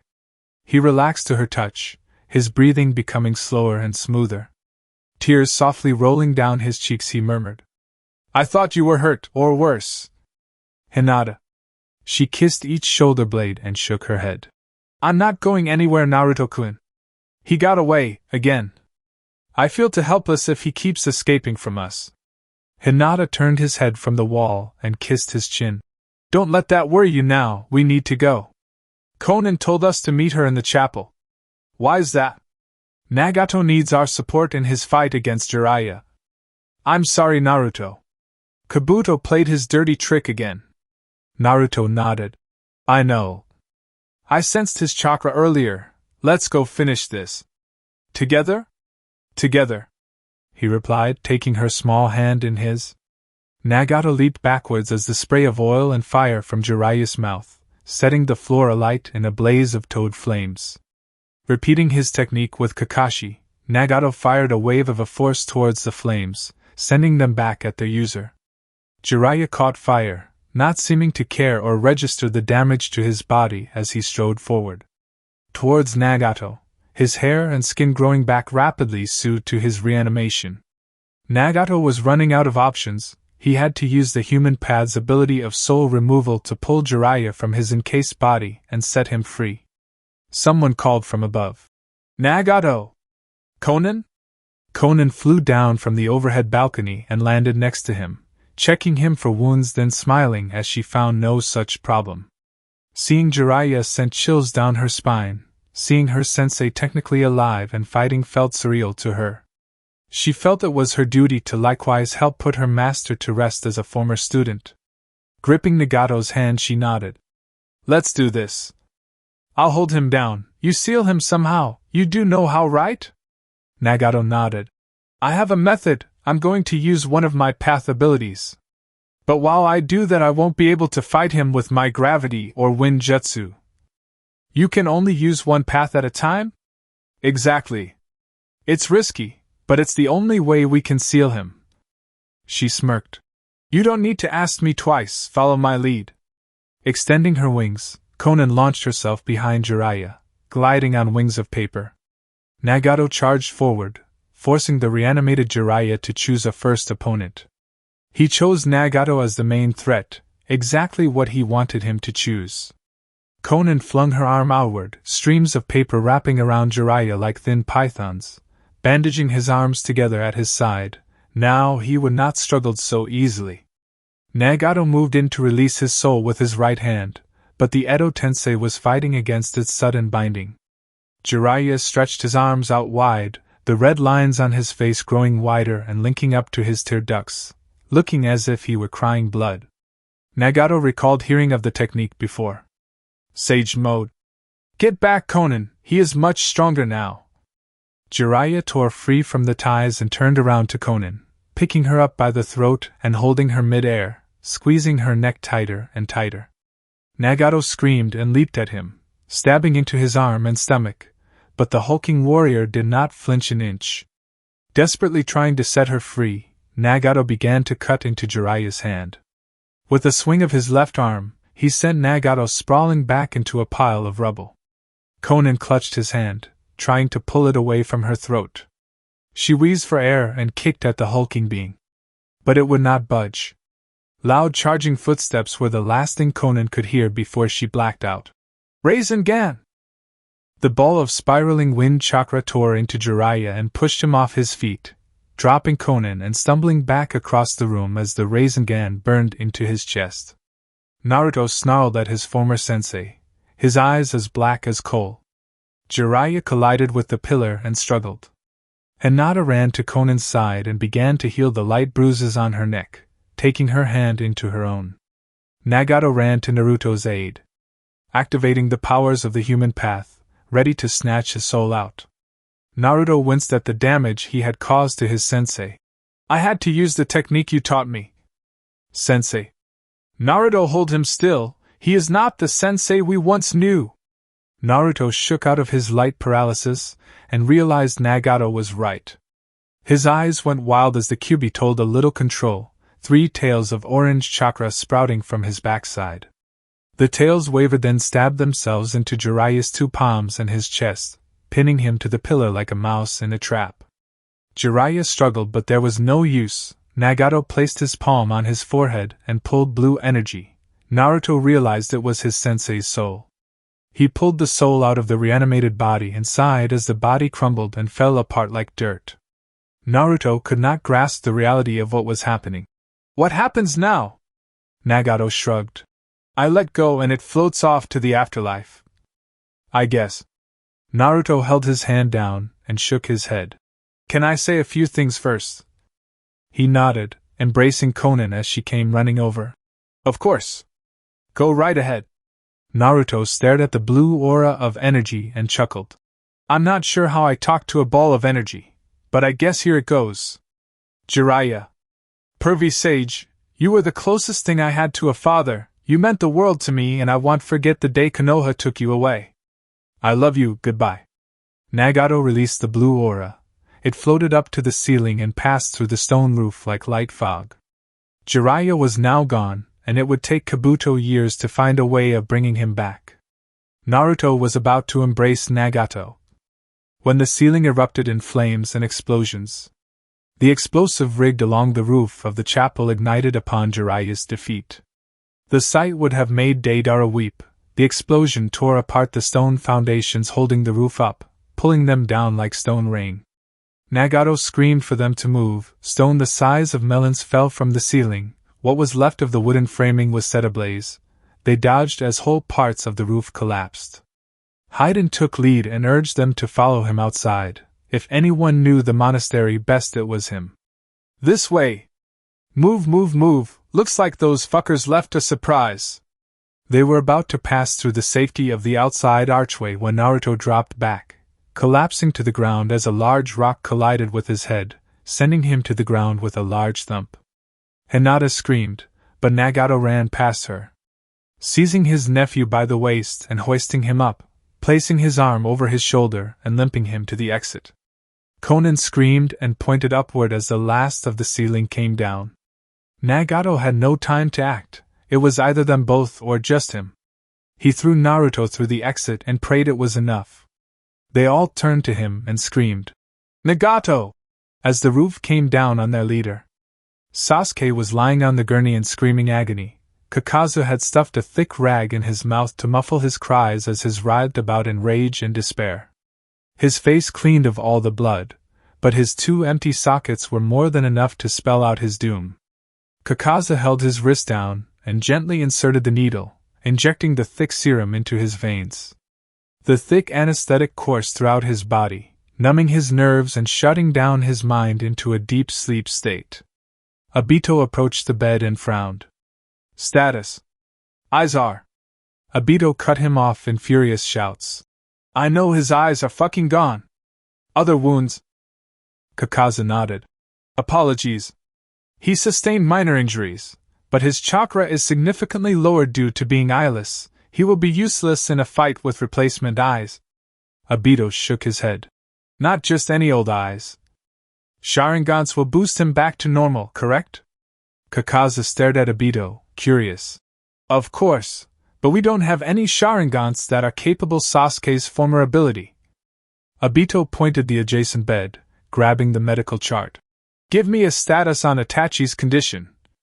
"His legs are hardly functioning, shrapnel cut deep into his tendons and severed nerve endings. His arms are no better, but in weeks I can fix him and replace damaged tissue and nerves." Itachi opened his eyes and coughed. "You have your solution then?" "Oh, Obito, give Sasuke my eyes." Obito cocked an eyebrow. "Is that what you really want?" Itachi nodded. "I know where to get more Sharingans. I can settle for a standard pair." Kakazu shook his head. "There aren't any more Sharingans. The last of this Earths are in this base with you, Obito and Kakashi." Itachi chuckled, ending in a coughing fit. "Think for a second. During the Uchiha massacre that I carried out, who was in charge of science and medical pursuits in Konoha? Who then went rogue, leaving with hundreds of forbidden techniques and equipment?" Kakazu shook his head, unable to piece it together. Itachi grinned. "None other than your former comrade, Orochimaru." Obito nodded. "He performed most of the post-mortem after the massacre. It makes perfect sense." Itachi peeled back his eyelids and gestured. "Yank him, and help my kid brother. That is my duty as an older brother." Obito smiled. "With your eyes they will become eternal Mangekyo Sharingans. His power will increase drastically and he won't suffer the lack of vision he used to. This may be the power he needs to defeat Naruto once and for all." Itachi smiled. "I'm counting on it." The room was filled with dust and smoke as the roof explosion stopped. Naruto was on the ground coughing as he came to. One minute he was running for dear life, then the next minute he woke up here. Did something hit him? Konan was freaking out, searching through the fog as if looking for someone. But who? Naruto had no idea what had happened and why his head ached. He sensed around for Nagato but could only faintly sense his chakra. His cold voice trembled as he called for Konan. "Konan, where are you?" Naruto used a gust of his wind chakra and cleared the smoke and dust, wishing then that he hadn't. Nagato lay flat on the ground, the remains of the stone roof crushed against his midsection. He laid in a pool of his own blood, his lips ruby red as it poured down his chin. He gestured to Konan, coughing and wheezing as the stone dug into his already broken ribs. Konan shrieked, diving down to her fiancé's side, her face wrecked with tears and devastation.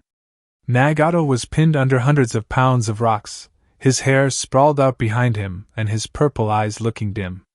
Naruto crawled to his side and cradled his hand, tears forming in the corners of his eyes. Nagato shook his head and tried to smile between bloody lips. No need for crying, we won the fight, right?" Konan was in hysterics. And oh no no no Nagato, please, you can't do this to me now. Nagato looked to Haiden and snickered. Hey big guy, marry us while I still got time, yeah? Haiden nodded, his own face cast with despair and growing unease. Anything for you Nagato. Nagato lifted his hand and pulled Conan close. Let's finish our vows. You look so damn sexy in that dress. She laughed through teary eyes. So you decide to be cheeky now. Baka. Haiden continued.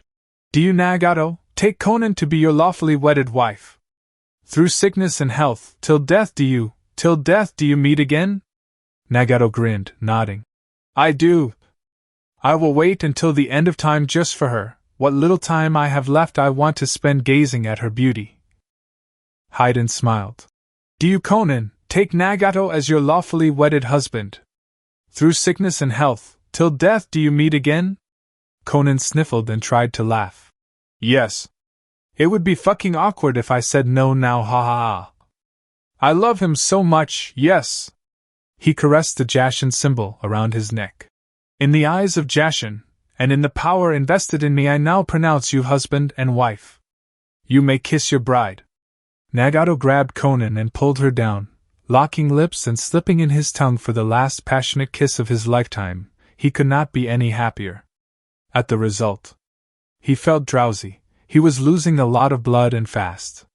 He turned his neck to Naruto and gestured for him to come closer, his eyes pale and lifeless almost. He coughed out a mouth full of blood and whispered, Our clan is in your hands. Nephew, I have one last gift for you. May your love with Hinata outlive this wretched world. Naruto wiped his eyes. What is it, Nagato? Uncle, what would you give me? He coughed and pointed to his eyes. When I pass away, have Conan transplant my eyes into you. I give you my Rinnegan. Please accept it. Naruto stared wide-eyed. You want me to have the Rinnegan? Nagato nodded. You will become the god of this world. You will change this world's ruthless ways and bring a new age of peace, please. Of course, I love you, Nagato. I lived my years alone for so long I never knew I had family. I love you and Conan so much. I don't want you to die, Nagato. Naruto slammed his fists down, his tears spilling over his cheeks and onto the floor. The last of his family smiled back and caressed his cheek. Naruto felt so weak and alone in that small moment, he felt like the world would split under him and swallow him whole. Hinata and Haiden pulled him away and whispered encouragingly. Conan embraced Naruto and whispered into his shoulder. I won't leave you alone after this is through. Please stay strong for him. Haiden spoke softly. Buddy, let's leave those two alone and go find those other two. Conan will come get you when she is ready for the procedure. Conan nodded. I will call you when, oh God. She broke off into tears. Nagato called to Hinata. Look after Naruto.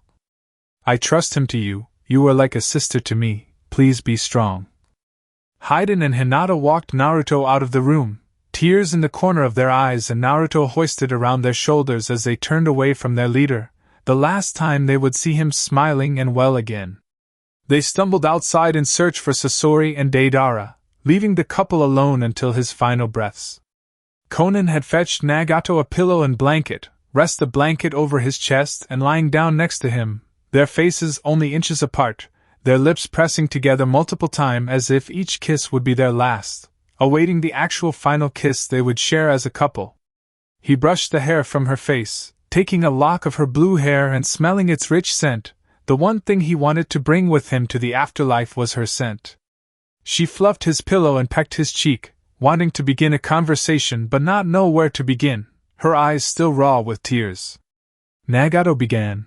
Remember how optimistic Yahiko was about becoming God. He was so sure of himself. He was the most optimistic out of the three of us. Yeah, you will be seeing him soon. Nagato nodded. Yeah. I'll tell him you said hi. She chuckled. Is that all you will say on my behalf? Geez. I can't wait when we all meet up, when I go. Nagato shook his head. I want you to live as long as you can. No shortcuts, young lady. She pouted. I won't handle living without you in between me, if you catch my drift. He snickered. Even in my last moments you are a dirty girl. Would you have it any other way? Nope. I love you the way you are. I love you too. Remember when we had to dress up as frogs for Jiraiya's lesson? We looked so ridiculous. Nagato coughed laughter. Yahiko hated it the most. We were learning about the flip tiles, right? Yeah. I suppose you will be seeing him soon also. Nagato turned his head back to hers, their eyes locking, and for a split second, she imagined the two of them lying side by side in a warm field of grass. No blood or shattered stone, no war or devastation. She wished that would be the true reality, and this would just be a nightmare, but she knew that only fools tried to wake themselves up these situations. She caressed his cheek and pulled him in, her tongue caressing his own as his own tears fell. His skin was growing pale and his warmth was fading. There was little time left. Maybe only minutes. Conan continued. What were we going to call our kids? He whispered. Kanado, Nanan, Ko. Naruto. She giggled. You are terrible at naming, you know that. How about Karuto or Nego? They seem NIE.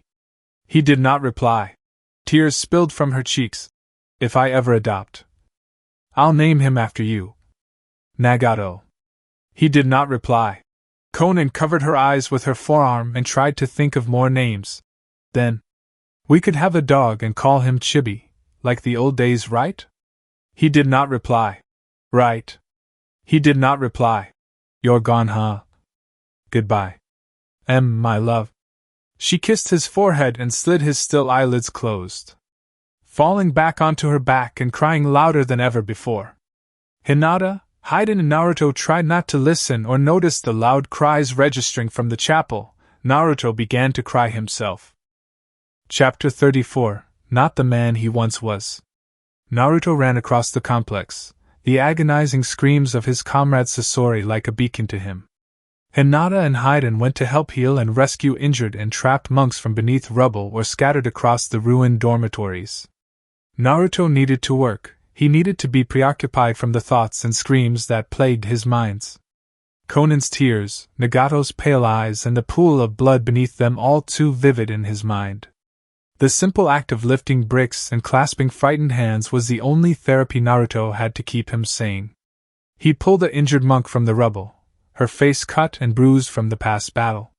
She coughed and bowed to him, giving her thanks before running off to her brethren. It was then that Naruto heard Sasori's screams for help. He ran, his mind filling with worry. Why can I only sense Sasori's chakra? Where is Deidara? Jumping through a crooked archway, Naruto bounded onto the main courtyard, its hay and stones singed black from the explosions and fire that had consumed it only minutes before. Amidst the smoke and flames, Naruto could see the faint shape of his friend, curled over something. As Naruto got closer, the smell of blood and burned flesh became pungent. Naruto swiped away the smoke and took a knee next to Sasori, just when he had preoccupied his mind from the death and despair. Sasori was holding a blood-stained doll. It was made of clay and featured a variety of strings and pulley systems which allowed it to move freely when chakra was applied. Deidara had made it whilst making his final animals, knowing all too well his death was near. The puppet stood a meter high and had a long ponytail with a clay fringe covering one eye. The tiny mimic of Deidara was splashed with its creator's blood, as if the death of Deidara passed life into his creation. Sasori did not look up. Naruto knew what had become of Deidara. Instead, all he did was stand and pull Naruto in close, burying his head in his shoulder and coldly speaking. He's gone, Naruto. He's gone, and I can't even cry. I hate being like this. Naruto brushed his hair, his mind filling again. We cry because it's a bodily reaction. Despair and sadness is something everyone can feel. Sasori's voice grew rough like gravel. It's all because of that fucking Itachi. He survived the blast and was carried away by Kakuzu. Naruto nodded. He knew the same pain Sasori felt. I know. Sasuke got away too, without his eyes, thankfully. Sasori cocked an eyebrow. You blinded him? Naruto lightly smiled. It felt fake. I've got some Sharingan on my boot if you wanna see? Sasori smiled, turning away and speaking lowly. I'm sorry. About Nagato. I felt his chakra fade and disappear. He was a true leader till the end. He tensed, holding back any despair that burrowed inside his heart. Yeah, he's gone now. Sasori, I need you help. Sasori patted his shoulder and nodded. Anything for you. What do you need help with? Naruto pointed to his eyes. Orochimaru is not expected to arrive for a few hours. I need you to transplant the Rinnegan into me. The Rinnegan. You wish to inherit Nagato's power? Naruto nodded. It was Nagato's last wish before he passed on. You are the only one who can do it. The eyes aren't meant to last long without a user. I cannot guarantee that your vision will be ready like normal Sharingan transplants. The Rinnegan is a complex eye forged by God. Your brain may take longer to adjust to the new frequency of chakra being emitted into each eye. If you had a Sharingan, your brain would be semi-used to the chakra flow from each eye. But because your eyes are normal, as people would say, we may be looking at a few hours of blindness while the connection is made. Naruto rubbed the back of his head in confusion. So, it will work, right? Yeah, but it will take time. Haiden is waiting for us in the secondary chapel. Nagato's body has been laid out ready for burial back in the hidden rain. Hinata is with Konan right now. They left the courtyard and headed towards the secondary chapel where the procedure would be carried out. Sasori clutched the clay Deidara to his chest. He wondered if he was supposed to keep it or bury it in substitute for Deidara's body, which was not exactly easy to find. Sasori knew the bombardier was probably laughing his ass off at the mess he had made, but he really hoped Deidara would see how much Sasori actually missed him. The dynamic duel was over. War and death would soon rush to meet them all. There was no one to joke with anymore. Kakashi could hear the beeps and thumps of life support and anesthetic machines. His eyes felt like concrete slabs.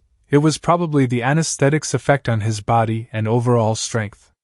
He heard the door open and 2 sets of boots enter. His hearing was still as keen as ever. One of the men stepped heavily without delicacy. It was Kakuzu. The other man was precise and delicate with his footing, the light rustle of a chain near his arms, not handcuffs but the long chain that connected to Obito's war fan that he received from Madara before he died. The door closed and silence fell. Kakuzu's cold voice broke the silence. The wound in your chest cut through both bone and nerves. Deep cuts in your stomach made the operation a little difficult. It was hard trying to keep the wound from going septic. But with cultivated cells from Zetsu we were able to fill the gap and restore blood flow equally throughout the body. Your blood level is low, so I suggest you rest while the cells multiply and help you recover. Kakashi did not reply. He like a child unable to babble out intelligible communication. Obito's grunted.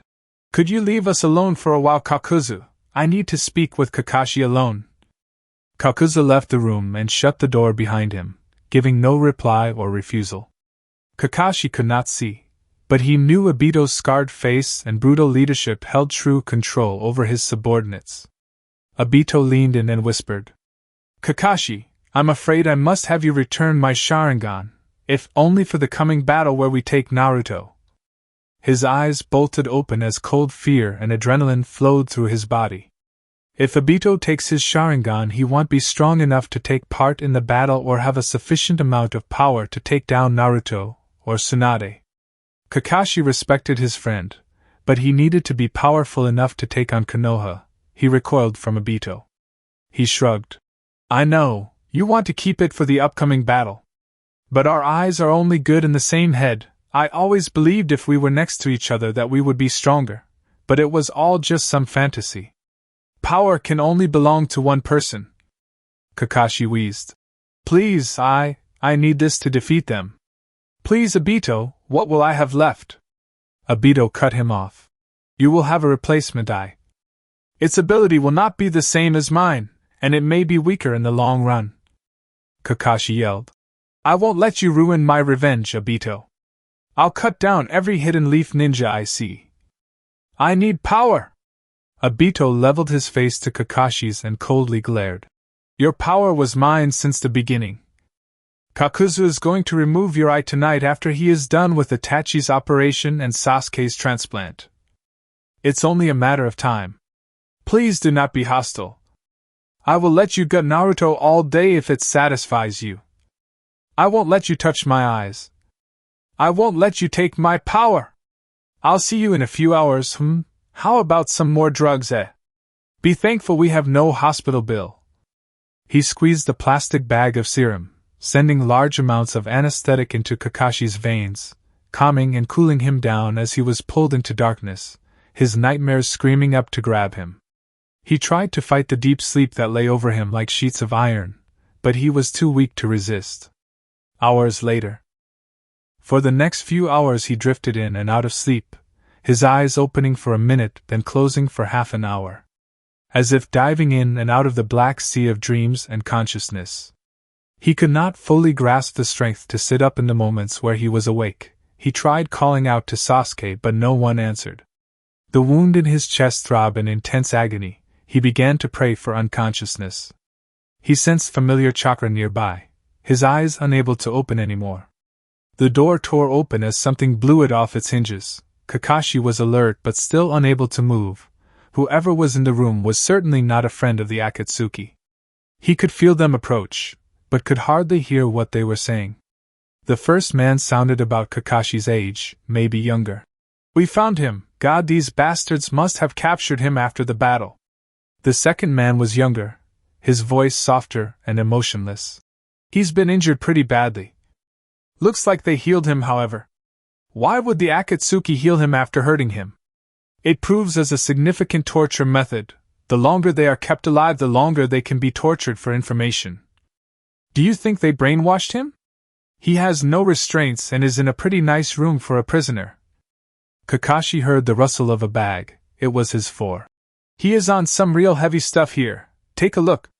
We used to use the same stuff on the prisoners we kept at the Foundation. Heavy indeed. You grab his torso and I'll grab his feet. We don't have much time. They may be on their way now. The older man chuckled. There are enough paper bombs between us to level this hideout. It should slow them down enough to escape. Kakashi felt hands grab his ankles and shoulders as he was lifted off the bed.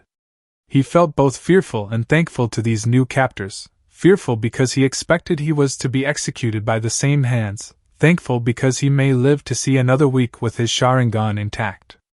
If he had to split from the Akatsuki and from Obito just to keep his power, he felt it was a necessary sacrifice. After Naruto lay dead at his feet, he would willingly give Obito his Sharingan and end his life. What else would there be to live for if Genjutsu will make him a better man? The men carried him through the door and increased their speed as the sounds of explosions or loud footfalls echoed down the hallway towards them. Kakashi heard Obito call out, "Kill them all, I want his eye!" Not knowing Kakashi was awake, Obito made his biggest mistake.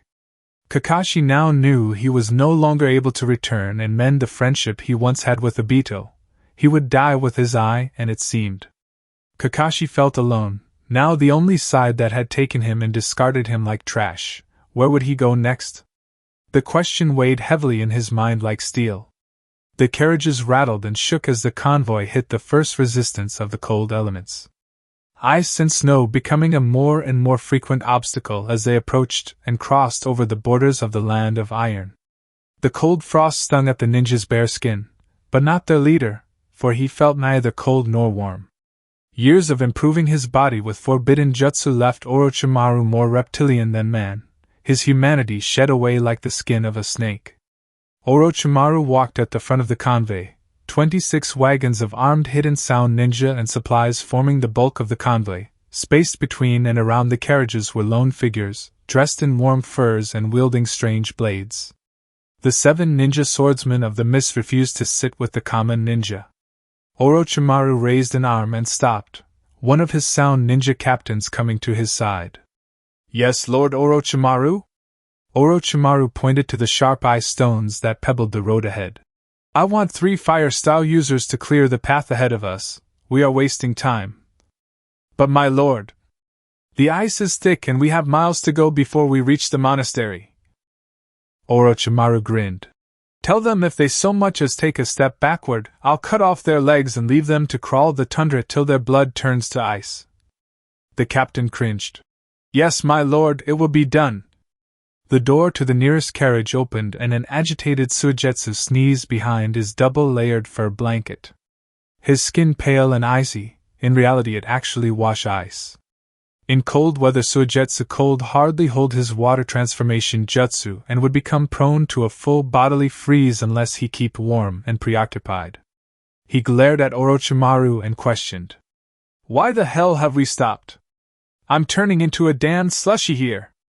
Orochimaru's eyes sharpened as he glared back. "Is there an issue? You would complain less if you were a piece of babbling ice." Suigetsu chuckled.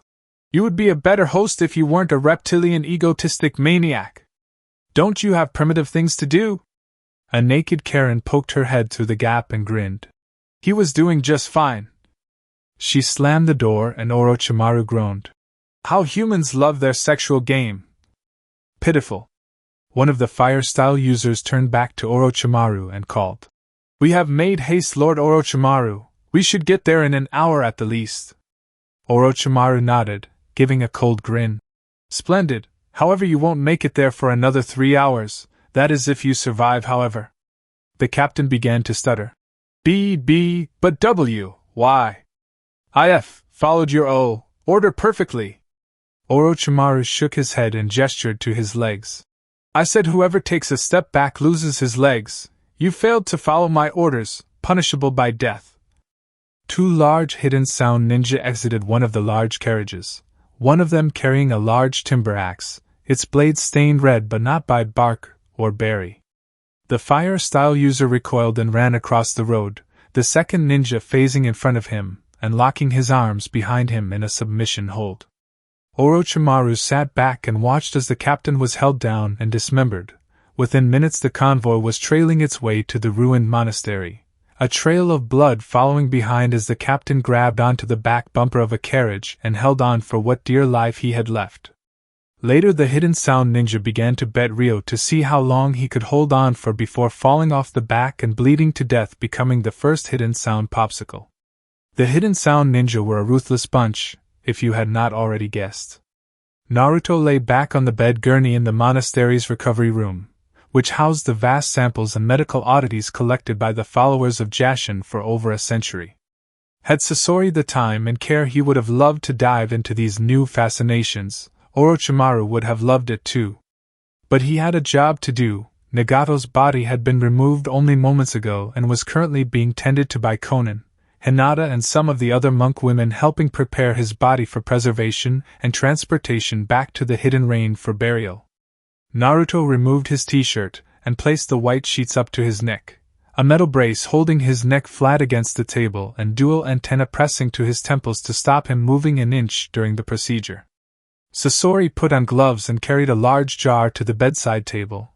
2 Rinnegan eyes floated in chakra preservation fluids. All Sasori needed to do was put Naruto to sleep and begin the transplant. Sasori tapped his shoulder. "I'm about to begin soon, Naruto. Would you like your eyes kept in this preserved jar in case the Rinnegan fails you?" Naruto nodded. "I feel weird trading such a vital sense in my body for someone else's. Do it, I'm ready." Sasori pressed the mask to Naruto's mouth and counted back from 10. After 5 seconds Naruto was out cold. Sasori tightened his gloves and began the procedure, lifting Naruto's eyelids and popping out his eyes with the utmost delicacy in case of future need. He then pulled the 2 Rinnegan eyes from the preservation liquid and began aligning chakra connections and blood access to grant full use of the godly past, and Sasori stepped back, wiping his forehead and sighing as the bandages were wrapped around his eyes. Now all that was left was to wait for Naruto's brain and chakra to accept the foreign objects. Sasori wheeled Naruto to the recovery bay and sat him against tall pillows, praying to Jashin that the Rinnegan and its new owner would accept each other. Naruto slept quietly, light sweat on his forehead from the intense pain of the operation. Someone yelled from across the room, pacing faster towards the gurney. "Naruto-kun!" Sasori lightly smiled. "He's okay now. The operation was a success." She patted her beating heart and sighed. "I'm so glad. Although it's going to be hard to make out with purple eyes like that." Sasori chuckled. "I'm sure Orochimaru can make some blue-eyed contacts for him. He can take them out before battle." Hinata cocked an eyebrow. I might take him up on that proposition. Sasori looked at his feet and kicked a pebble. So, how is she? Hinata bit her lip and looked to the ground also. She's not good. I had to take her out of the preparation room and put her to bed after she started drinking. Sasori shrugged as if knowing this already. I figured, can't blame her though. I might hit the booze soon actually. You want a drink too? She shook her head. No, you go ahead without me. I'll be waiting for him to wake up. Sasori left the room. Hinata could see the day's tragedies and losses weigh him down as he walked. It was times like these that she wished more of her old friends had left the leaf. Hinata felt more lonely each day unless she was with Naruto. She loved to be surrounded by friends like the old days back in Konoha. She felt bad for having thoughts like these, but it was true. She missed the days where her friends were numerous and not fighting each other. As Tensei got smaller, so did her friend group. It was only getting more and more lonely until no one will be left but her and Naruto. She looked down at her fiancé, realizing they were yet to be married officially. She figured that may be one of the only high points to the day, but she knew it would still be grim. He mumbled in his unconscious state. Mother. Hinata hoped it was nothing but a dream. She prayed it were only a dream. Naruto had experienced the same thing, parental visions during the battle of the Hidden Eddie's village. It had left him distraught, and with only more regret and hatred. Naruto lay awake in a strange room. He was beginning to grow used to waking up in rooms locked away in his mind. Whenever he switched with Kurama, he would awake in the chamber of the Kyuubi. When he had met his father, the room in his mind had grown dark and cold, reflecting his inner emotions. Perhaps it was something only a Jinchuriki could do. Naruto was not certain just anyone could achieve this form of ethereal escape. But this room threw him off guard. The chakra in the room was different, but still felt related if not similar to his own. His eyes were still heavy, so he lay quietly. This strange room was silent compared to the Kyuubi's chambers, which echoed with the drips of water and flicker of torches. He opened his eyes for a second and let them fall closed again. His head rested against a pillow that was both soft and hard, as if its insides were wood. Then, as his body began to awake from the anesthetic, his surroundings became more and more sensitive to his body. He could now smell the sweet scent of fruits, and hear a low ring that was pleasantly pulling him to full consciousness. His hair curled back, then flopped back forward in repetitive moments. Small stems pulled through his hair, undoing knots and straightening his roots. Naruto remembered the sensation from when Hinata combed his hair after they showered together. It was relaxing and almost therapeutic. He smiled and mumbled, "It's been a while since you combed my hair, Hinata." A completely different voice cooed in a cutie voice. "Oh, what a little romantic you've grown up to be." Naruto struggled as he was crushed in a death hug that left him breathless. "W, who are why?" The voice calmed, his head lowered back into place. "You really need to take better care of your hair. Hair is what got me my husband, you know." Something ticked at the back of Naruto's conscious, you know. The voice continued, the comb moving through Naruto's hair again. "But you do look a lot like him, Naruto." Naruto bolted up and crawled across the room, his eyes slowly opening more and more as he turned around and rose to his shaking feet. The woman that stood before him had long red hair, similar to Nagato's, but her eyes were a piercing bright blue that pulled at his heartstrings. She wore a long green dress with a white blouse t-shirt below. But the thing that she wore most proudly was the smile of a mother, something Naruto had never seen for himself. He took steps back, standing in a fighting stance ready to strike at the obvious genjutsu being. Naruto pointed. "W, what are you doing here? And how do you know my name?" The red-haired lady slapped her forehead as if realizing something. "Oh yes. That's right." She grinned wide. Naruto felt familiarity in the back of his thoughts. Where do I know this woman? She wrapped a lock of her hair around her finger. "Well then, Naruto, can you guess who I am?" There was a long silence between them. Naruto's eyes scanned over her. She giggled as his eyes widened. "No way." She cocked an eyebrow and teased. "Have you figured it out?" He pointed and screamed. "You're Kurama disguised as a beautiful woman sent to humiliate me." She cocked an eyebrow and threw back her head, cackling like a drunken witch. He sneered. That's such a crude laugh, you trying to fool me by disguising yourself as a woman, Kurama? A clenched fist struck the top of his head, sending him curling. The lady roared. You got it wrong, why no? Naruto staggered back, hollering. Ouch, huh, you know? The lady embarrassingly, scratching the back of her head. I couldn't stop myself from hitting you. I was born impatient and I talk fast, so I use some weird phrases. I try to control it, but it slips out when I get excited. What about you? I hope you didn't get any of my bad speech patterns. Naruto lowered his fists in awe. Then, Minato didn't say anything to you? Shame on him. Naruto cut her off mid-sentence, his arms locking behind her and clinging tightly to the back of her flowing red hair. His face pressed to the hollow of her shoulder as he wept silently.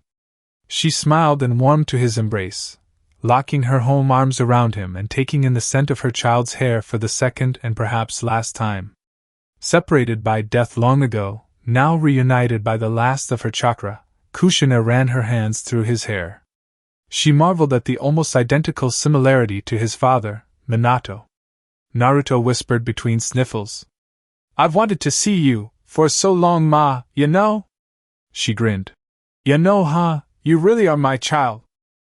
Their embrace lasted for what seemed like minutes, Naruto pulling away from her and turning his eyes from hers.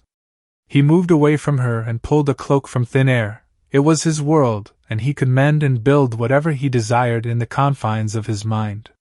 The cloak adorned the blood-red cloud, which he threw over himself and felt the comfort of darkness cover him. He turned back to his mother and pointed to the cloud. Mother! This is what I am now. I am no longer a ninja of Konoha. You no doubt have seen what I have done and who I have killed. I do not deserve to be in your presence. Not because I regret my decisions and feel sorry for those I brought pain to, no. It's because you and father are not truly on my side. You two were loyal to the leaf until your death, whereas I planned to bring it down. Kushina nodded, biting her lip. I know. I saw everything you saw, felt everything you felt, cried every tear you cried. Naruto was taken aback. But how? Father said he only saw. She cut him off, caressing the stomach that once held the child that stood before her. A mother will always understand more than anyone else. You understand? I lived a second life as you, Naruto.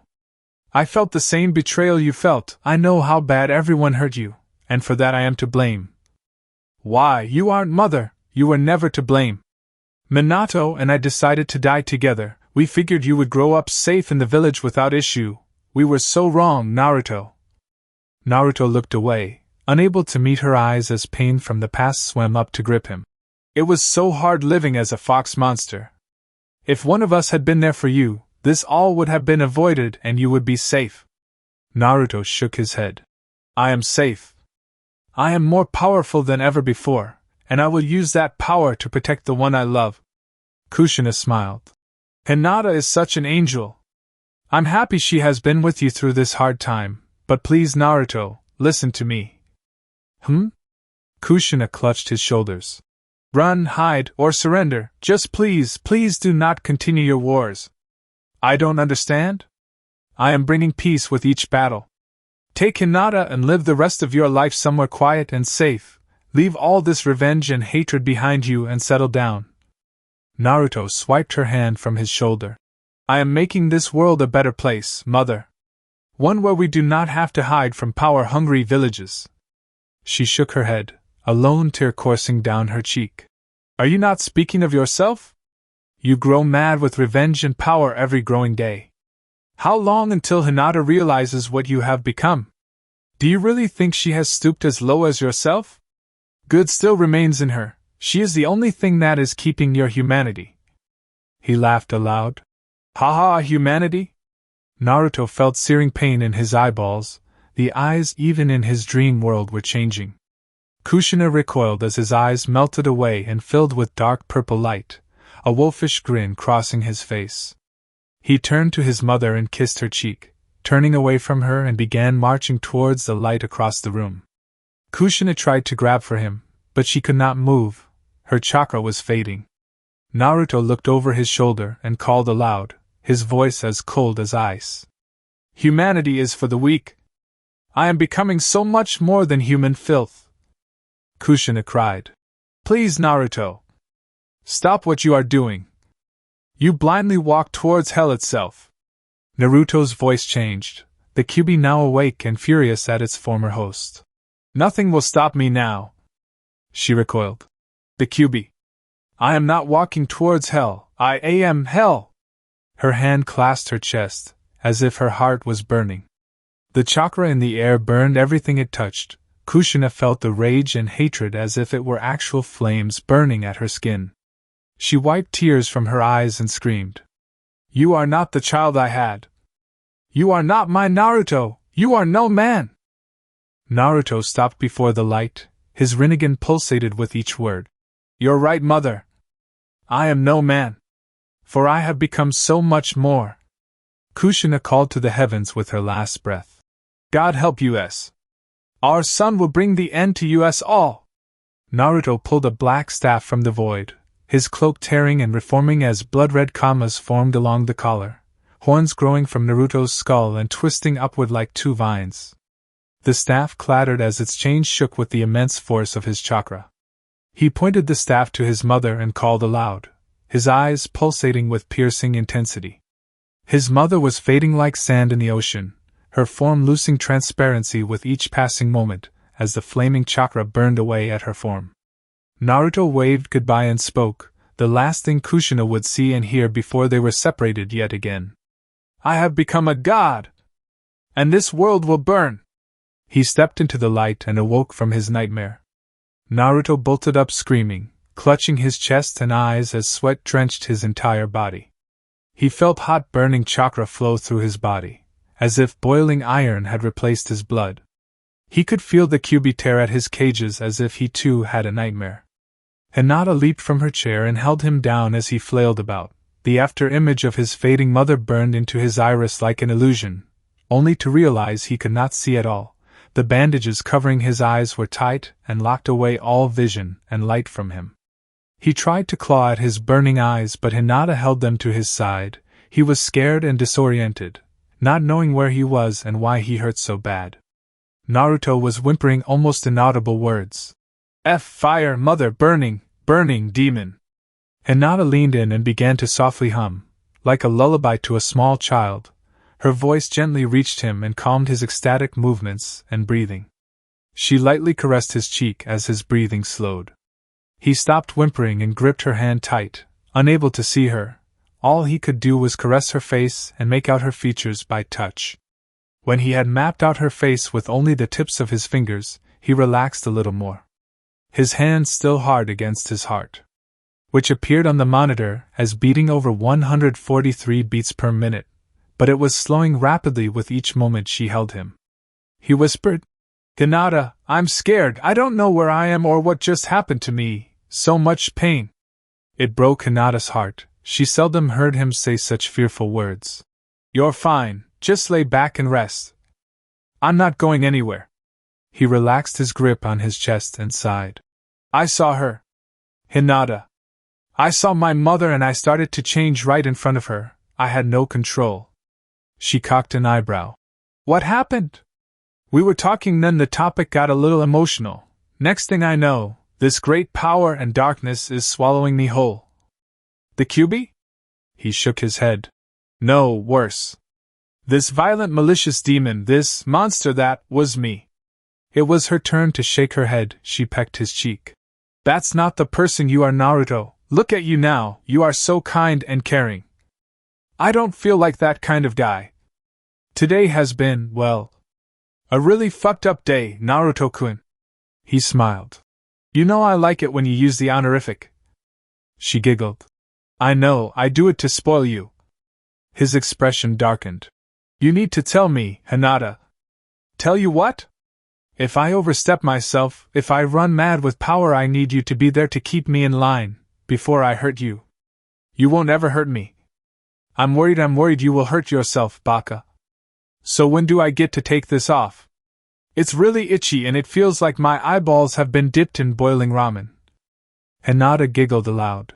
Even when you are in pain you still think about ramen. Sasori says in a few hours the pain will lessen as time goes by. Orochimaru is bringing his forces to the monastery. As the new leader of Tensei, you are going to have to address the soldiers before our march to Konoha. Naruto bit his lip. Before it all ends, it's getting so close now. Kakashi came to, now able to open his eyes after what seemed like days being carried across the country. They were inside some cave. The two men were out of sight, but he knew they were nearby. The cave was warm and illuminated by a small fire set in the corner of the room. It was fresh, meaning they had not been here long. His hands were surprisingly not bound, and a blanket lightly rested over him. This was all certainly not how prisoners were supposed to be treated. Kakashi sat up and turned around. He could see the faint shadows of men in the corner of the cave. They were whispering in private. One of them noticed Kakashi and stopped their conversation. "Hey buddy, how are you feeling? We finally got you away from the Akatsuki before they had time to pull your eye out." Kakashi shook his head, his anger boiling over. "Who the fuck are you?" The younger man nudged the other. "We are standing in the shadows, Yamato." The two men stepped out of the shadows into the light of the fire. Yamato and Sai now illuminated. Kakashi recoiled backward, as if they were about to slice his throat. The two exchanged concerned looks. Sai stepped forward and knelt to eye level with Kakashi. "They might have brainwashed him, Yamato." Kakashi spat at them. "Get the fuck away from me, Konoha trash. After all you have done, you tell me I was brainwashed?" Yamato shook his head. "We found an Akatsuki cloak in your belongings. You hardly knew it was us. We have great reason to suspect you are under their control, Kakashi. Please work with us here." Kakashi was in hysterics. "The hidden leaf killed my wife and child. I'll fucking kill you all, goddammit." He lunged at Sai, snatching a sharp rock from the cave floor and swiping it across Sai's throat. The ninja's body melted away into a puddle of ink. Sai stepped out from behind a boulder and signaled to Yamato, who was rapidly forming hand signs. He called aloud, "Mokutan, wooden stockade formation." Two wooden spires arose from the cave floor from thin cracks of earth. The two spires closed on either side of Kakashi's neck. Two branches split from the main spires and wrapped around his arms, locking him in place. Kakashi struggled, snarling and pulling at the restraints. Sai looked concerned. "They must have used genjutsu on him. He was forced into the Akatsuki, and now he thinks we are the enemy." Kakashi stopped struggling. He began to giggle like a maniac. "You, you really think I was forced to join? Fools." Yamato tightened his grip on the kunai. He felt uneasy about what was happening. "What do you mean?" Kakashi only continued to laugh. "I joined the Akatsuki." Voluntarily, Sai shook his head in outrage and denial. "No. The Kakashi we knew would never do such a thing. Why would you abandon us? Why would you abandon Anko like that?" Kakashi's laughter ceased abruptly, venomous hate filling his expression. "As if you did not fucking know! What are you talking about? Calm down and tell us." "My wife is dead. Killed by you leaf shinobi. I saw it with my own eyes, go damn it, her blood was on my hands." Sai and Yamato looked at each other in confusion. Yamato frowned. "Kakashi, it was Anko that sent us on the mission to find you. She is not dead." He spat violent curses. "Bullshit! I buried her, Obito and I buried her. Obito is dead, Kakashi. He died when you were still a child." Kakashi shook his head. "He was the masked man. My comrade is still alive. That's why I joined the Akatsuki, because of the leaf." Yamato gripped his shoulders and shook him, losing his temper. "Your wife is still alive. Obito tricked you and has twisted your mind. I'll twist your goddamn neck." Sai stepped in between the two and pushed them apart, mediating the argument. "Kakashi, we are taking you back to the village. You can see her for yourself and judge who is the real liar. You can come willingly, or we can keep you barely alive and blame it on the Akatsuki." Kakashi snarled. "God damn it! I buried her. I felt her blood between my fingers as she grew cold and passed on. She's dead." Sai nodded. In genjutsu, the victim's 5 senses can be tampered with up until the genjutsu is released. What you thought happened never actually happened. I don't know how such a heavy genjutsu was used on you and whom actually cast it on you. But I can confirm that the Akatsuki have been seen delving into ruins of the Uchiha temples and leaving with scrolls and formulas for new kinds of jutsu. Genjutsu may have been in one of them. Kakashi closed his eyes and rocked his head, the seeds of doubt now in his mind. You must be tricking me, you are trying to fool me. Yamato, who had calmed down now, warmly disagreed. We are your friends, Kakashi. If your wife died by Leaf Ninja like you said, I would be more than happy to kill the ones who did it. Were we at the scene when she died in your arms? He shook his head. And no. But you could have been a part of it all. We could be apparitions of a strange genjutsu, sent to finish you off and harvest your Sharingan. Sai pitched in. But if that was our intent, why are you still alive? Why was the Akatsuki after your eye and not us? Yamato moved in for the finishing blow. The Uchiha are the one clan known for its genjutsu users. We are amateurs compared to them. How would we pull off such a powerful genjutsu without the bloodline or Sharingan of the Uchiha? The Uchiha. Genjutsu is used by many clans, but the Uchiha are the most powerful users of the art. Capable of making men believe their own wives are dead. No. Obito let me in, took me under his wing and became my friend? Was he not trying to steal your eye for his own selfish purposes? Did we not rescue you from harm? Kakashi bit his lip. He would have gave me other Sharingans, but I needed the power to kill Naruto. Sai nodded, he understood clearly now. Come with us to the village and see for yourself. We all want Naruto dead, but we want you back most of all. Kakashi nodded but still sneered. I don't believe what you have told me, not until I see for myself. But as long as we have a common interest. Yamato cocked an eyebrow. That being? The ruination of the Uzumaki clan. And the death of Naruto. Sasuke felt as if his eyes were burning. The operation had been a success. However, Kakuzu and Obito had run to the other side of the hideout after Kakashi, and some intruders had caused trouble. But Sasuke could care less about their quarrels. He lay blind in the room. The only thing keeping him sane was the light conversation with Itachi, whom lay in the bed next to him. Itachi had also received replacement eyes. Obito had kept Sharingans from various dead Uchiha during the Uchiha massacre, storing them away in freezing temperatures to keep them preserved. Itachi now lost his ability to use Susanoo and powerful genjutsu, but he was able to see and fight, which was all he needed. Itachi, are you okay? He heard Itachi rustled over underneath the overs of his bed. Yeah, I'm fine. I feel a lot weaker now. Fighting will be a lot more fun this way. Really? I might even die at this level. That's not funny. When this is all over, you can have yours back. I doubt I'll live past that. I'll be down to my abilities in both taijutsu and the few amateur jutsu these eyes allow me. I'll be there by your side, we can fight together, and for once I can protect you. When you awaken my eyes, I have no doubt you will surpass even me. Sasuke laughed. Really? I thought I had surpassed you with my old eyes. Yeah, but now your eyes are crushed grapes. Sasuke went silent. Itachi winced. I'm sorry, Sasuke. It was rude of me to bring that up. No. It's fine.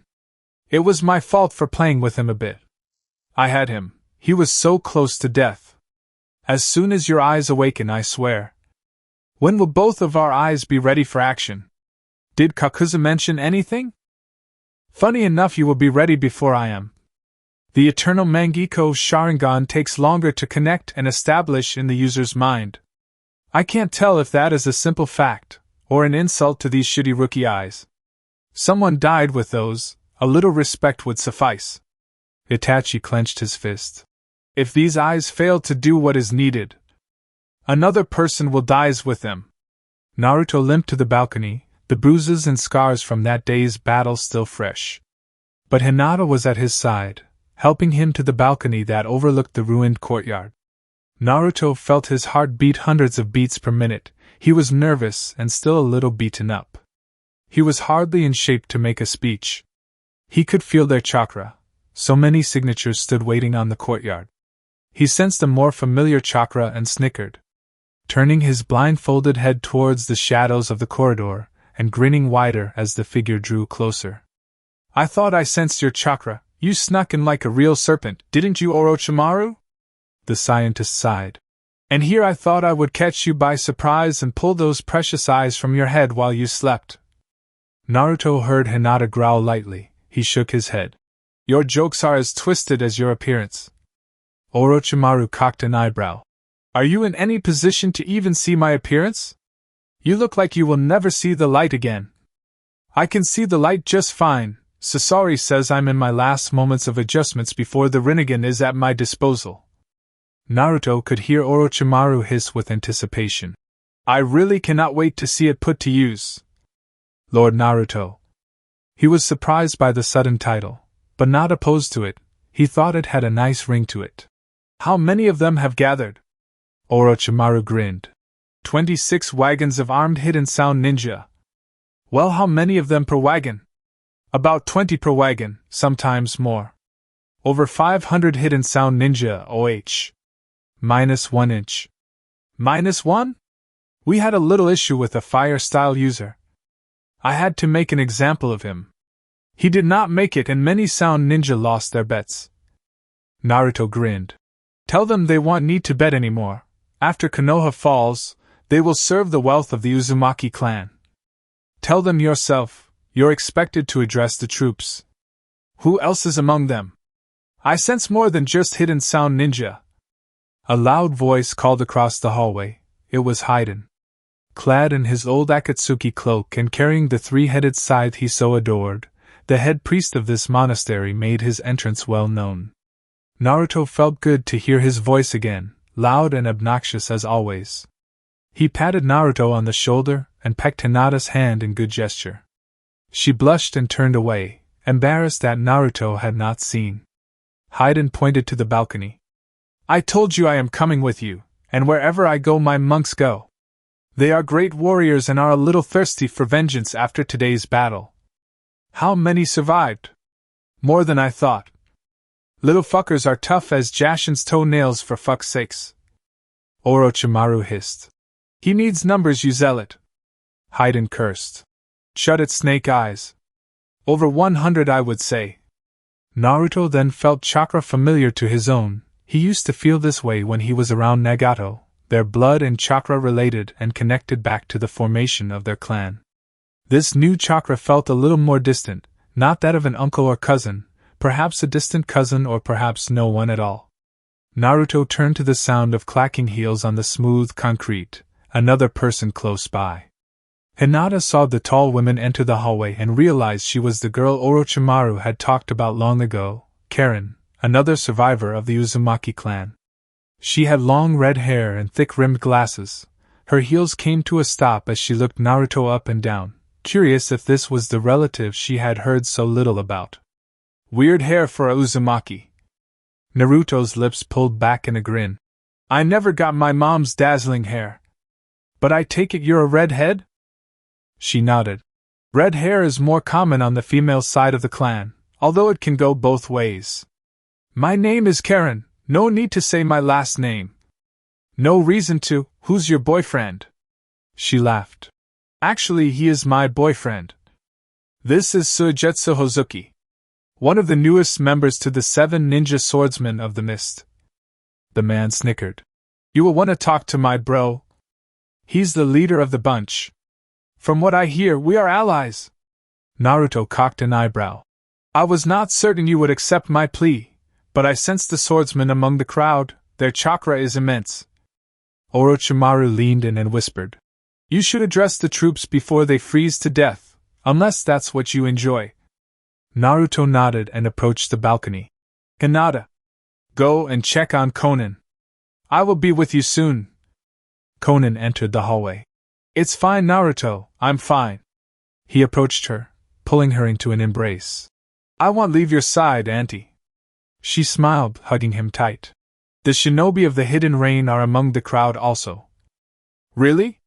I had no idea. Nagato was a great leader to them, they wished to repay their debt. Naruto stepped to the railing of the balcony. It overlooked the entire courtyard and beyond. The space below was filled completely with waiting warriors, monks and swordsmen, all ready to put their life on the line for money and the Uzumaki bloodline. Everyone stood shoulder to shoulder apart from the swordsmen, whom were given wide berth out of both fear and respect. Naruto could not see them, but he knew they could see him. They all silenced their small conversations and stood, glaring at their supposed leader. He cleared his throat and began. My clan only had 2 members left, 2 members of Uzumaki blood. We were hunted down and killed because they feared our power and sealing techniques. They killed us off because we grew too powerful, even to our allies. The time has come for us to be feared again. I suck shit at speeches, but I do not suck at killing shinobi. A few murmurs and chuckles from the crowd. He knew how to speak on their level at least. I used to be a leaf shinobi, under the thumb of the Hokage, under the thumb of the daimyo, under the thumb of the Uchiha. That caught the crowd's attention. They were listening intently now.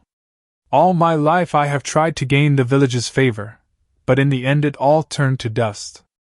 They gave as much shit about me as the great nations cared about the damage caused to the Hidden Rain village. I am the Jinchuriki of the 9-tailed fox, Kurama. It was a burden that I was born with. All the villages want is to use me as a weapon to destroy anything that argues with them. Well, like all blades, even the owner can be hurt. I will not be used for politics and diplomacy. I will not be a tool of the village, you know. The Hidden Rain shinobi applauded, the monks hooted and the Hidden Sound ninja cackled. Worshippers of Jashin, ninja of the Hidden Sound and swordsmen of the mist. We mean nothing to them. They see us as flies on shit, crawling around grabbing what we can to survive. We are scum to them. They could care less about our troubles, our poverty and our pain and suffering. The great nations are a plague that feed off the people, creating wars and leaving ruins like the Hidden Eddies village or the Hidden Rain village, all left in tatters. Naruto raised both his fist and voice, tearing away the blindfold that kept his vision blocked. Piercing light entered his eyes and blinded him only momentarily, the Rinnegan now fully awakened and charged. Naruto's eyes glared over his army, many of them recoiling or gasping at the sight of the godlike eyes. A few men even bowed to Naruto, as if he were the second coming of the sage. Maybe I truly am, he thought. I now possess the Rinnegan, the same eyes of the great sage of 6 paths. With these eyes I will burn this world to the ground and rebuild it in my image. I will build a world of peace and prosperity. The great clan that shall rule this world shall be the Uzumaki clan, and I invite you all to be a part of it, for I now am more than a man, I have become so much more. I shall become this world's god and raise a golden age. Naruto could sense the fear that weighed heavy over the crowd. But that was good, he would control them with fear and kindness. But I cannot do it alone. If I am the heart of this revolution, then you all are the blade. I cannot achieve this great peace without the help of you all. For we all have shared the same pain, the pain of being forgotten or talked down to, the pain of losing a loved one or comrade to the vicious greed of this shinobi world. We will make them feel our pain and they will have no choice but to repent and bow before us. For we are the cure. The army roared their approval, screams and shouts of vengeance filled the air. Naruto let the Kyuubi control his voice, helping amplify it and carry its message and fear throughout the crowd. Naruto called, "Will you fight, shinobi of the Hidden Rain?" They roared, "To the death!" Naruto called, "Will you fight, Shinoni of the Hidden Sound?" They roared, "Kill them all!" Naruto called, "Will you fight, monks of Jashin?" They roared, "Blood for the blood god!" Naruto nodded to the swordsmen. "Will you fight?" They nodded back, drawing their swords and planting them in the earth with a bow. Naruto drew his blade and roared once more. "We march for Konoha at dawn. Prepare for war!" Chapter 35, Closing in. Naruto turned away from the roars and cheers of his fanatical army. With his speech he had brought every soldier to their knees in obedience. He knew their loyalty would not be questionable. He was surprised to see the 7 ninja swordsmen salute to him. After meeting Zabuza and Haku, Naruto had figured all the swordsmen to be heartless mercenaries that answer to no one. Perhaps the Rinnegan is the one thing they would ever answer to. The roars and clapping rose as the Jashin monks rolled out the last surviving kegs of beer and trays of hot steaming meat for their new and last guests. Naruto entered the hallway. His generals and friends clapped and grinned widely. He blushed at the sudden attention. Haiden slapped him hard on the back. "Fucking brilliant! Your speech was true to the core. You have my support." Naruto rolled his eyes. "As long as there is blood and vengeance in the battle to come, you would have helped out anyway." He cackled. "Ha ha ha, yeah, that's fucking right." Naruto began to feel a throb at the back of his head. Like spinning cogs grinding roughly in his head, he tried to listen to what Orochimaru was now saying, but his focus was completely thrown off. No one noticed the strain growing across his face. Orochimaru was gesturing towards the crowd. "They want back down from this opportunity to spill Konoha's blood. They all have personal issues with the village." Naruto clutched the back of his head. It felt like rods were pushing at the inside of his skull like the hatching of an egg. To everyone else it would have looked like a simple headache, but it felt like hammers were beating war tunes into his temples. Sasori laughed at something and pitched in his own opinions, their words becoming muffled and warped by whatever was working away at his mind. His legs began to feel numb as conversations progressed. He was no longer listening to anyone at this point. He could see Hinata mouth out his name. "Naruto? Are you okay?" They were all looking at him now, his legs now covered with the sensation of pins and needles. A loud ringing in his head blocked out all sound now. Orochimaru was moving towards him now from across the room. With his vast knowledge of medical science and anatomy, he knew what was happening. Naruto's legs buckled and he collapsed backward. The throbbing in his head intensified as he began to writhe on the floor. His Rinnegan eyes rolling up to the back of his head as he lost consciousness. Hinata gasped and clasped her hands to her mouth, about to stifle a scream. Sasori shook his head, clutching her shoulder. "It's okay, his body is having trouble adjusting to the Rinnegan. It's a complete foreign object in his body. His nervous system is trying to fight off its presence. But within a few hours he will recover stronger than ever. Am I right, Orochimaru?" He nodded. "Yes and no. It may have also been the strain put on his body by viewing the army through the eyes of the Rinnegan." Haiden cocked an eyebrow. "What's so different about the Rinnegan's vision compared to our own?" Orochimaru rolled his eyes. "Could you be any more dense? It's like a Sharingan. Naruto can now see more into the human body than ever before. He can see their chakra, their nerves, and ever sense their fear. Seeing such a large crowd must be off-putting for someone who only recently acquired the eyes. Nagato had years to master their prowess." Hinata fumbled with her fingers. "Will truly be all right?" Orochimaru nodded. "You need not worry, Hinata. He will come to tonight. By then his system should be fully integrated with the Rinnegan. No future issues will occur, I am positive." Haiden pointed to Sasori. "Help Hinata take him to his." But before he could finish, Hinata had scooped Naruto up in her arms and was already carrying him towards their room down the hallway. Luckily it was still in one piece. Conan lightly smiled and joked. "Before she joined our organization she was having trouble even carrying the groceries in. How people change." Sasori patted her shoulder. "Wanna get a drink?" She shook her head. "Leave me to my emotions. I'm going to talk with the hidden range shinobi, converse with our loyal soldiers. We should all join them in this feast. We may be spilling blood together in the days ahead." They all nodded, picturing the war ahead. Most of the men below were most surely going to die, without truly knowing the new world would be built atop their corpses. But surely they knew many would die. They would all fight desperately to see the new age dawn. Obito was furious that Kakashi had escaped with the 2 Konoha agents. There was a risk that Kakashi would find out his wife and child are still alive and come after the Akatsuki in furious revenge. But the moment Kakashi objected to losing his Sharingan, Obito knew he had lost his comrade and friend. He needed his eye back, but it did not bother him too much. "When I retrieve the Kyuubi I'll have a set of Rinnegan to collect from dear Nagato." Sasuke stood across the training ground. Kakuzu was removing the bandages wrapped around his head, covering Sasuke's eternal Mangekyo Sharingans which were yet to be tested and fully awakened. Itachi stood in a ring to the right of Sasuke, training against target dummies, his new implanted Sharingans ready for use. Itachi had come to grips with the halving of his power, and was already hard at work on perfecting his techniques with the new pair of eyes. If he had any hope in becoming stronger, he needed to see or feel a best friend or family member die. But he knew it would never happen, nor did he want it to happen, no matter how much he craved his old power. Obito lightly smiled. "How does it feel, Sasuke?" Sasuke grinned, his face twisted into a murderous grin. "My eyes are not even open and I feel 100 times stronger than before. I feel no strain at all." Itachi nodded. "Just remember whose eyes they are. I want them back after this is all over." Sasuke snorted. "You can have them back as soon as Naruto is dead. That's all I want them for."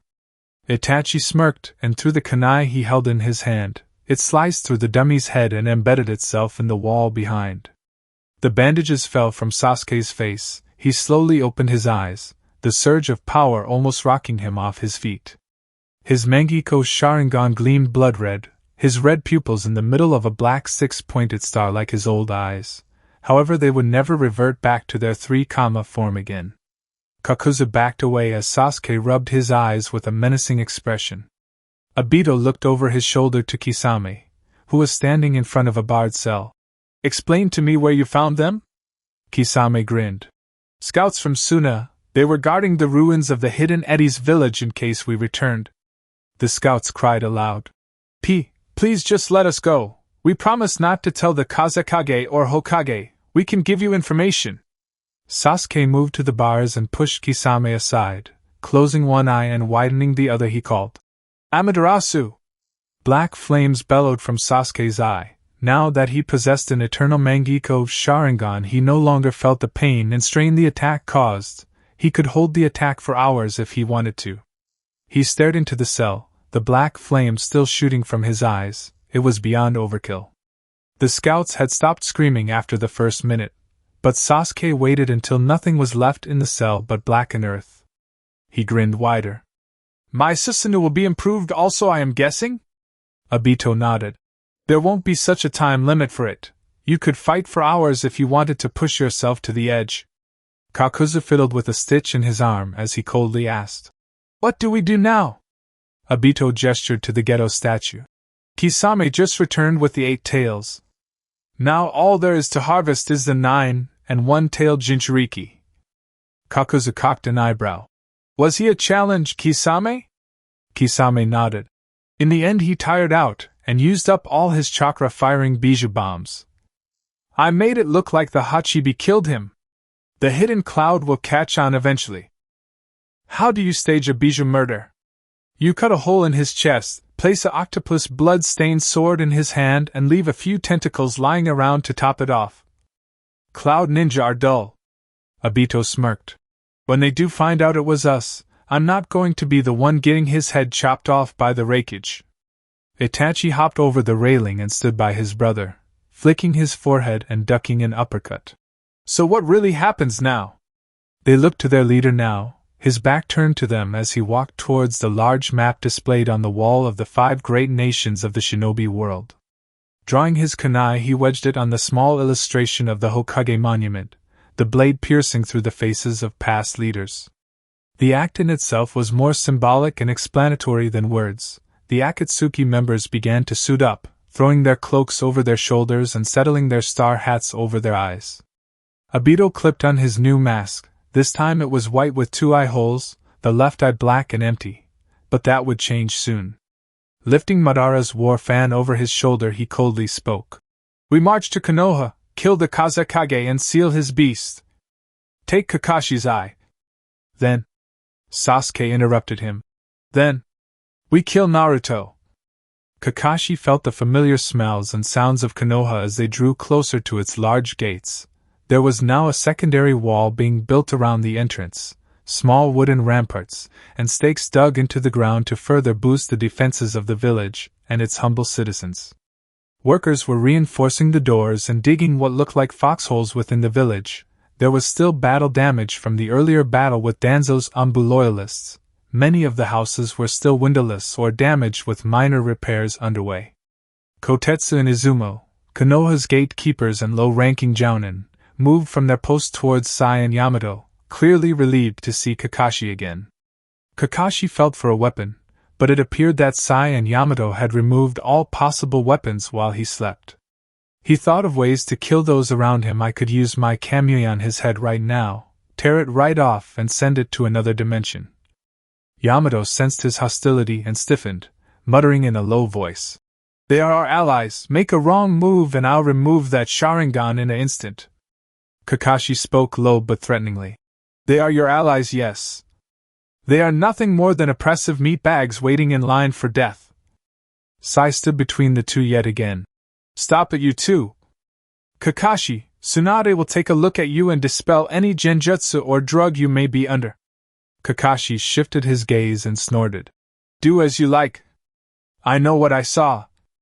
They moved through the gate and handed in the appropriate papers to Kotetsu and Izumo. Kakashi ignored any attempts at contact. As far as he knew, he was in enemy territory and is more likely to be tortured than healed. The main street was cluttered with rubble and working villagers, nailing boards and relaying bricks in the hope that it will hold until the next attack, whenever that may be. He could sense familiar chakra. He could sense his old friends like a dog could smell out raw meat. All he would have to do is separate from Yamato and Sai, find a weapon and end their miserable lives. They were approaching the busy market district. Families squandered over rations to last them the coming winter.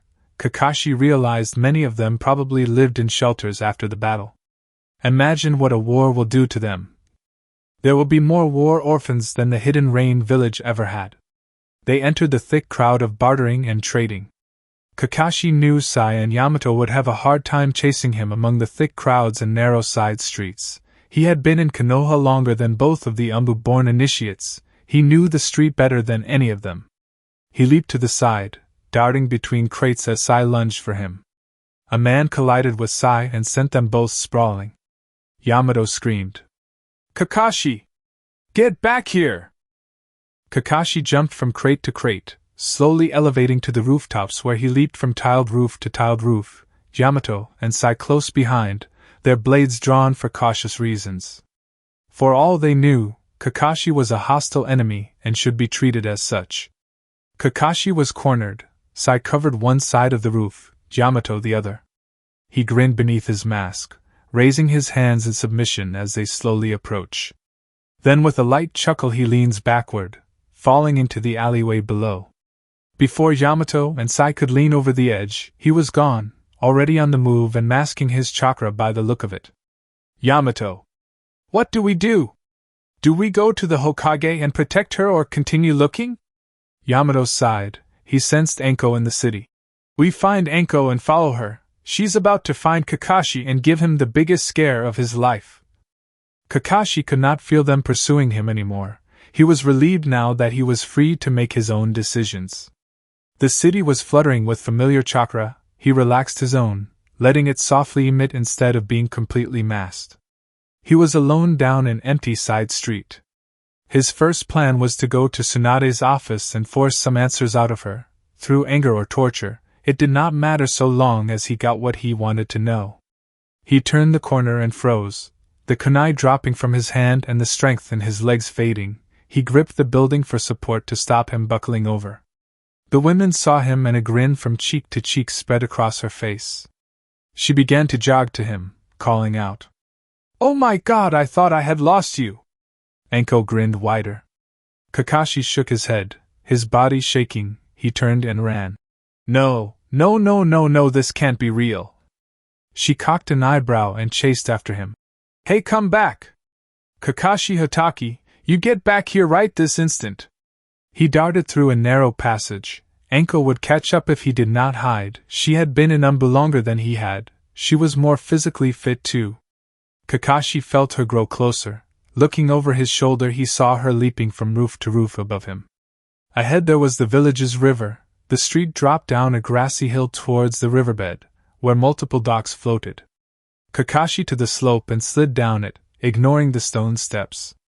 Anko leaped onto the railing of the stairway and slid down the pipe, landing in front of Kakashi with her arms extended. Kakashi flipped over her and darted to the dock. Kakashi, what the hell is going on? Pregnant women like me should not be running like this, baka. For a pregnant woman she was fast and flexible, not fully round but getting there. Kakashi leaped onto the wooden dock, his boots clattering against the hardwood boards. If he swam he would get caught. She blocked the exit for him now. If he was going to escape he had to take on this genjutsu apparition. He pulled a kunai from his belt and screamed, "Get back! You're not her. You're not really her. What are you talking about?" Her voice wavering under sudden surprise and worry. "You are not her. My wife is dead. You cannot fool me." Her hand clasped her chest, as if steadying her heart. "Kakashi, it's me. I am your wife, and I am more than okay." She took a step forward. He recoiled. "I'll kill you. Come any closer and I'll end your fake existence." She yelled now. "For God's sakes, Kakashi, no one in the village would want to cast genjutsu on you. I'm real." He lunged at her, catching her off guard. His blade inches from slitting her throat. "You're lying. Liar!" Kakashi's blade spins off into the water. Yamato stands toe-to-toe with Kakashi, the tip of his kunai against his throat, while Sai holds his katana to the back of his spine. One wrong move and they will pin him like a notice board. Anko is frantic, her face contorted into a grimace and a scowl as she holds back tears. Kakashi glares at her in a way she has never seen him before. His eyes furious and still, looking her over not as a lover but as a hunter. She grips her elbows nervously and shouts, "Is someone, if anyone, going to tell me what the fuck is going on?" Sai nods. "We will tell you everything after we take him to Tsunade. He needs treatment." She blinks. Treatment? What does that have to do?" Yamato lowers his blade.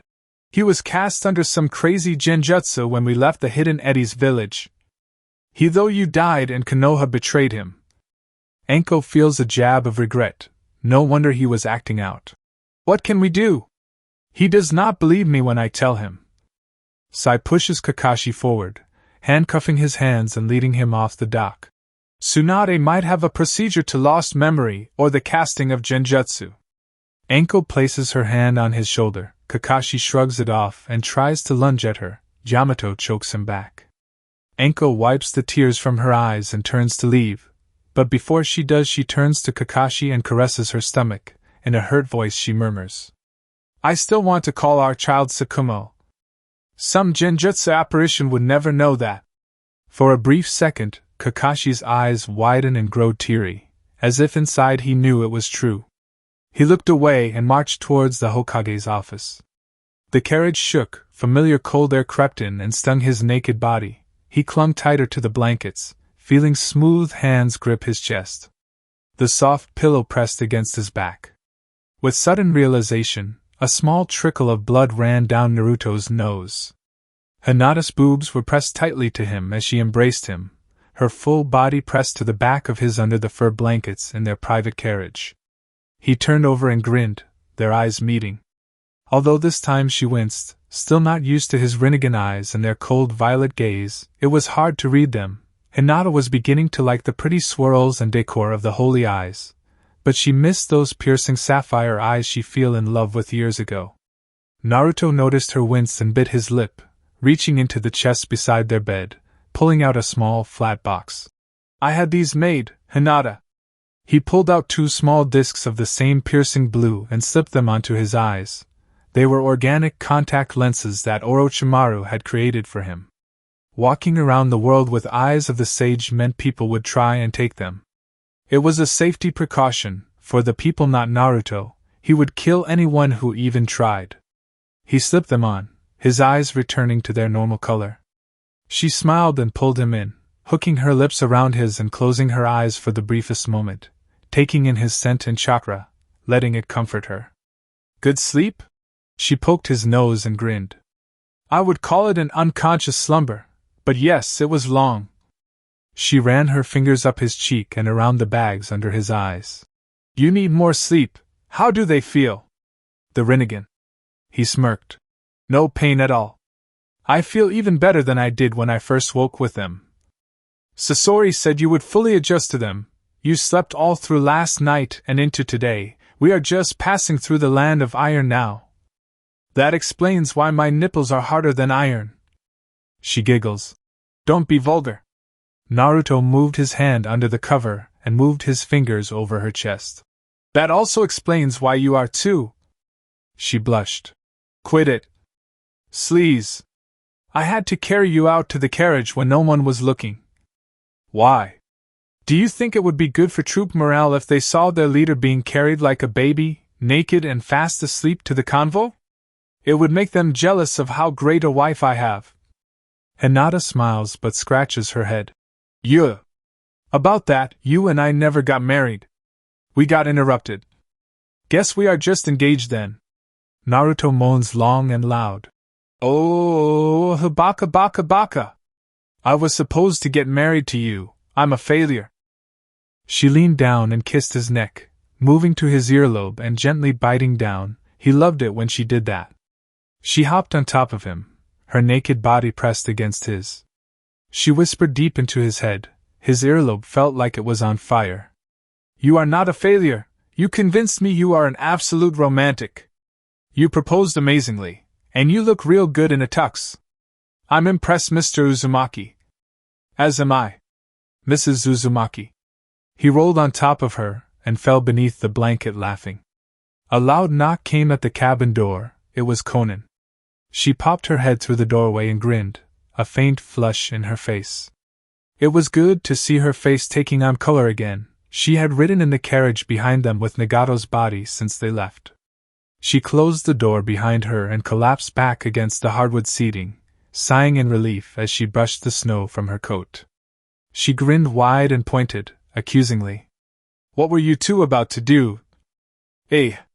Naruto realized this was her way of dealing with the grief. He smiled warmly and gave her what she wanted.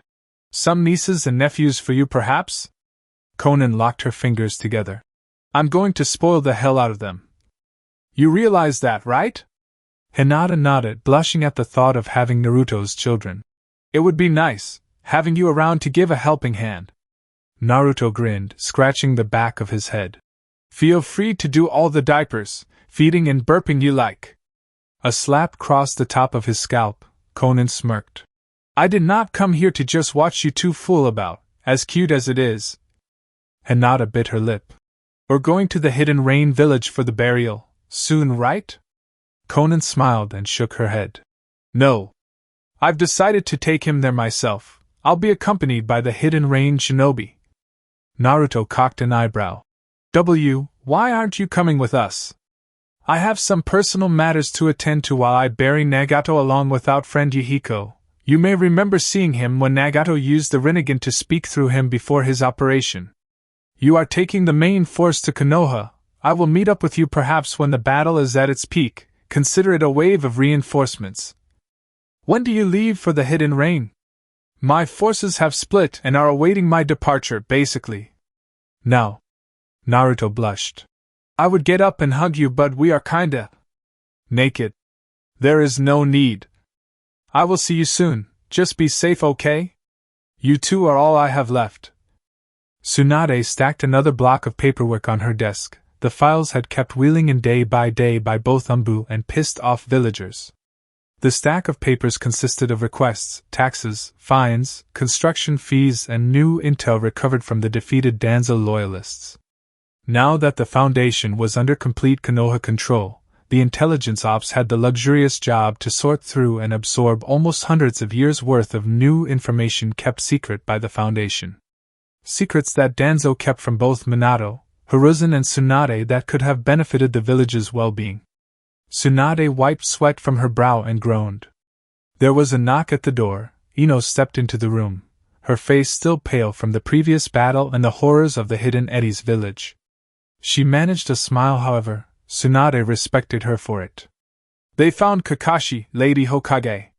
He is waiting in the office medical bay. They said it was urgent.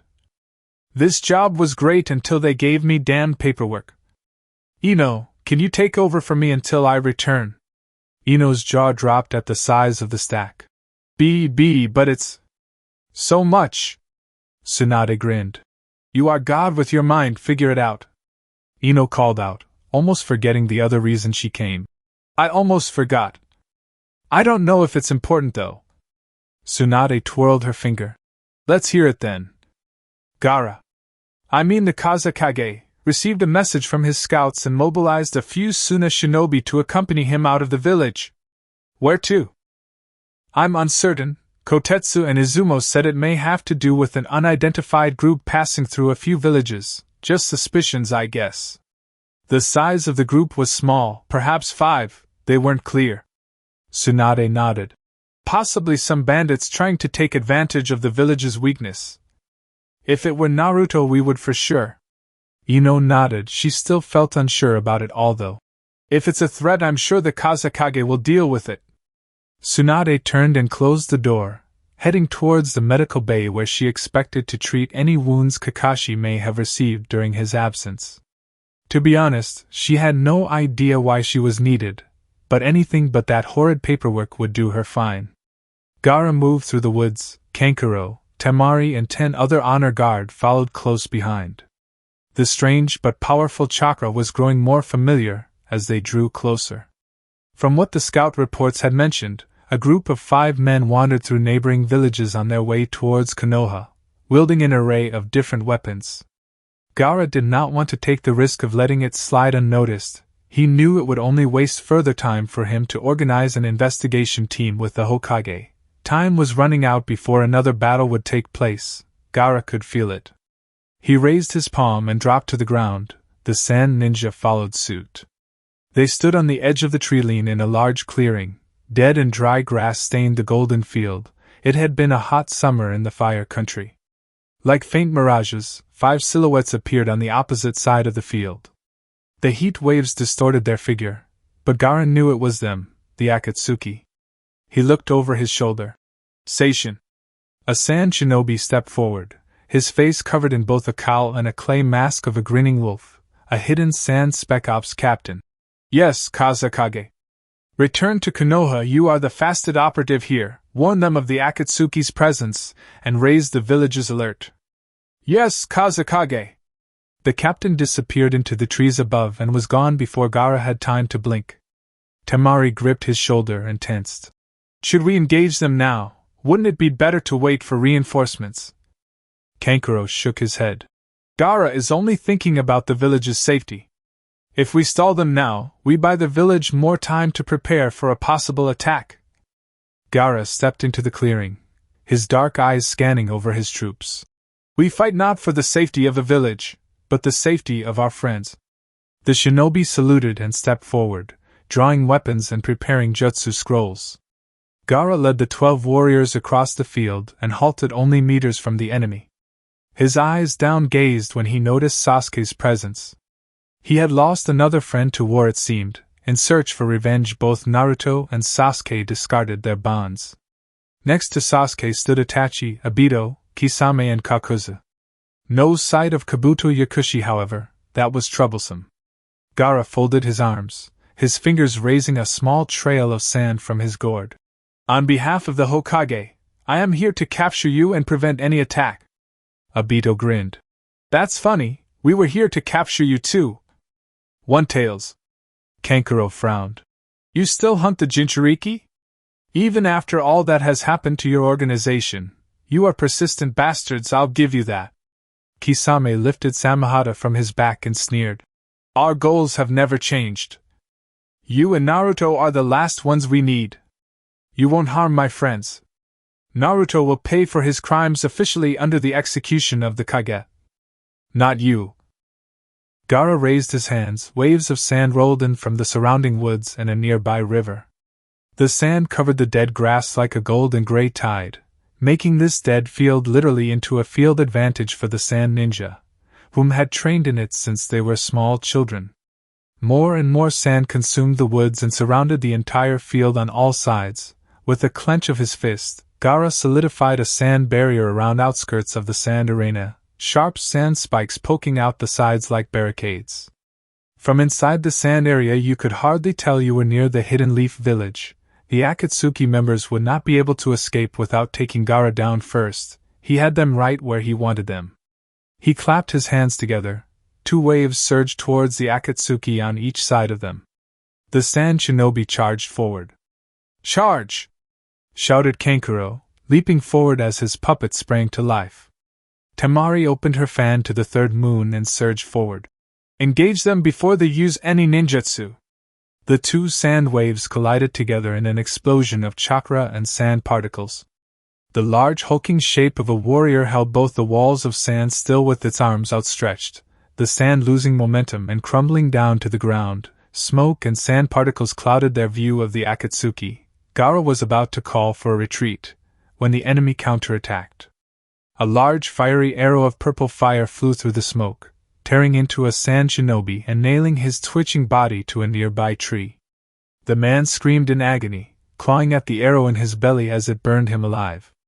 Gaara screamed, "Susanoo! Retreat!" Tendrils of thick black thread shot outward and seized the shinobi by the arms, pulling him backward into the smoke where bloody screams were all that were heard. The shinobi stumbled out, a ragged hole in his chest where his heart once was. The sand ninja had dropped back behind Gaara's line of defense. Now there was only 10 warriors under his command. He felt the grief of battle already. He charged forward, waves lifting him from the ground as his arms of sand pummeled the earth below him where the Akatsuki once stood. Sasuke's Susanoo held Gaara's extended arms at bay, but his strength was wavering. Gaara caught movement out the corner of his eye. The swordsman of the mist Kisame slashed his sword down on of the arms, separating it from the main source of sand and dropping it to the ground, allowing Sasuke a right hook into the base of the sand where Gaara stood. Kankuro dived in. "Look out!"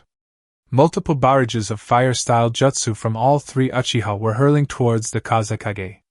Kankuro threw his puppet open, its wood and reinforced steel abdomen opening wide and pulling Gaara inside, shielding him bone-charring heats.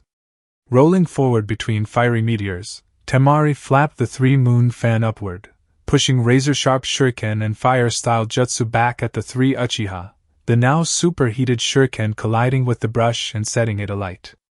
Kankuro's puppet open, Gaara was unscathed by the devastating blow.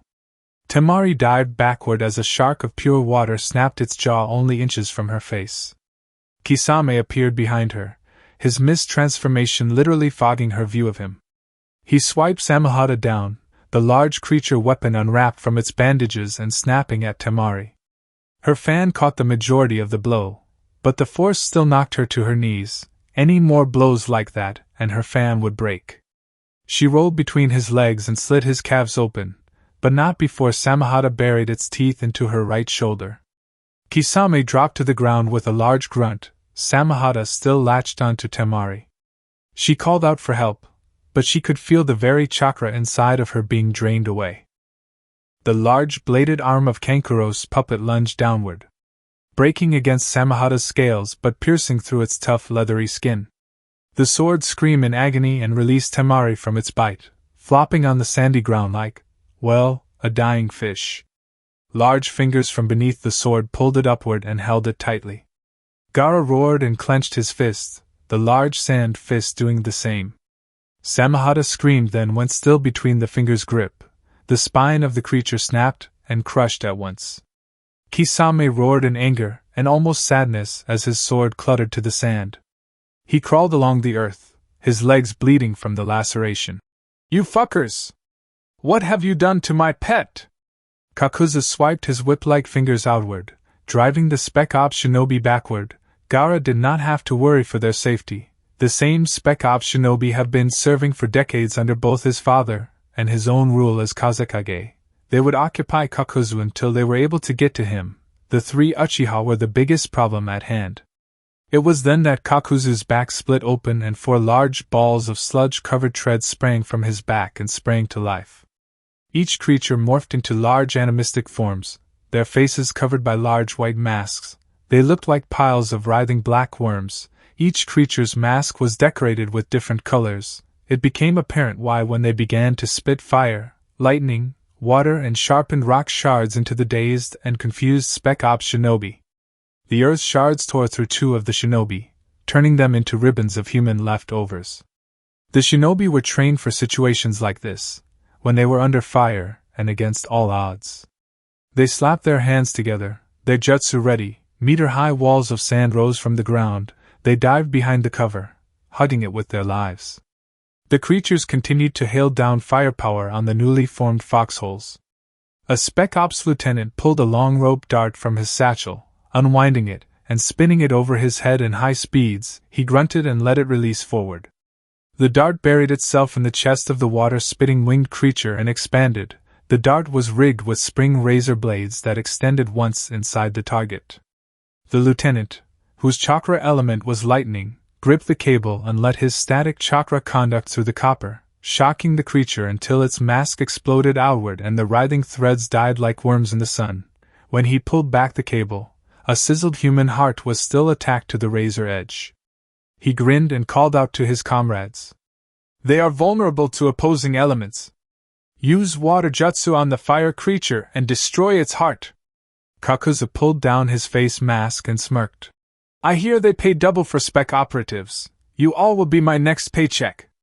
He pulled the still bloody heart of a shinobi from his pouch, slipping it into the gaping hole in his back. The threads worked into the heart and began to group into a large cluster, a small white mask growing on the pile like bone.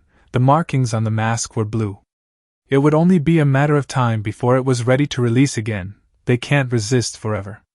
He smiled, the sewn corners of his mouth stretched, and small threads tried to wriggle their way out.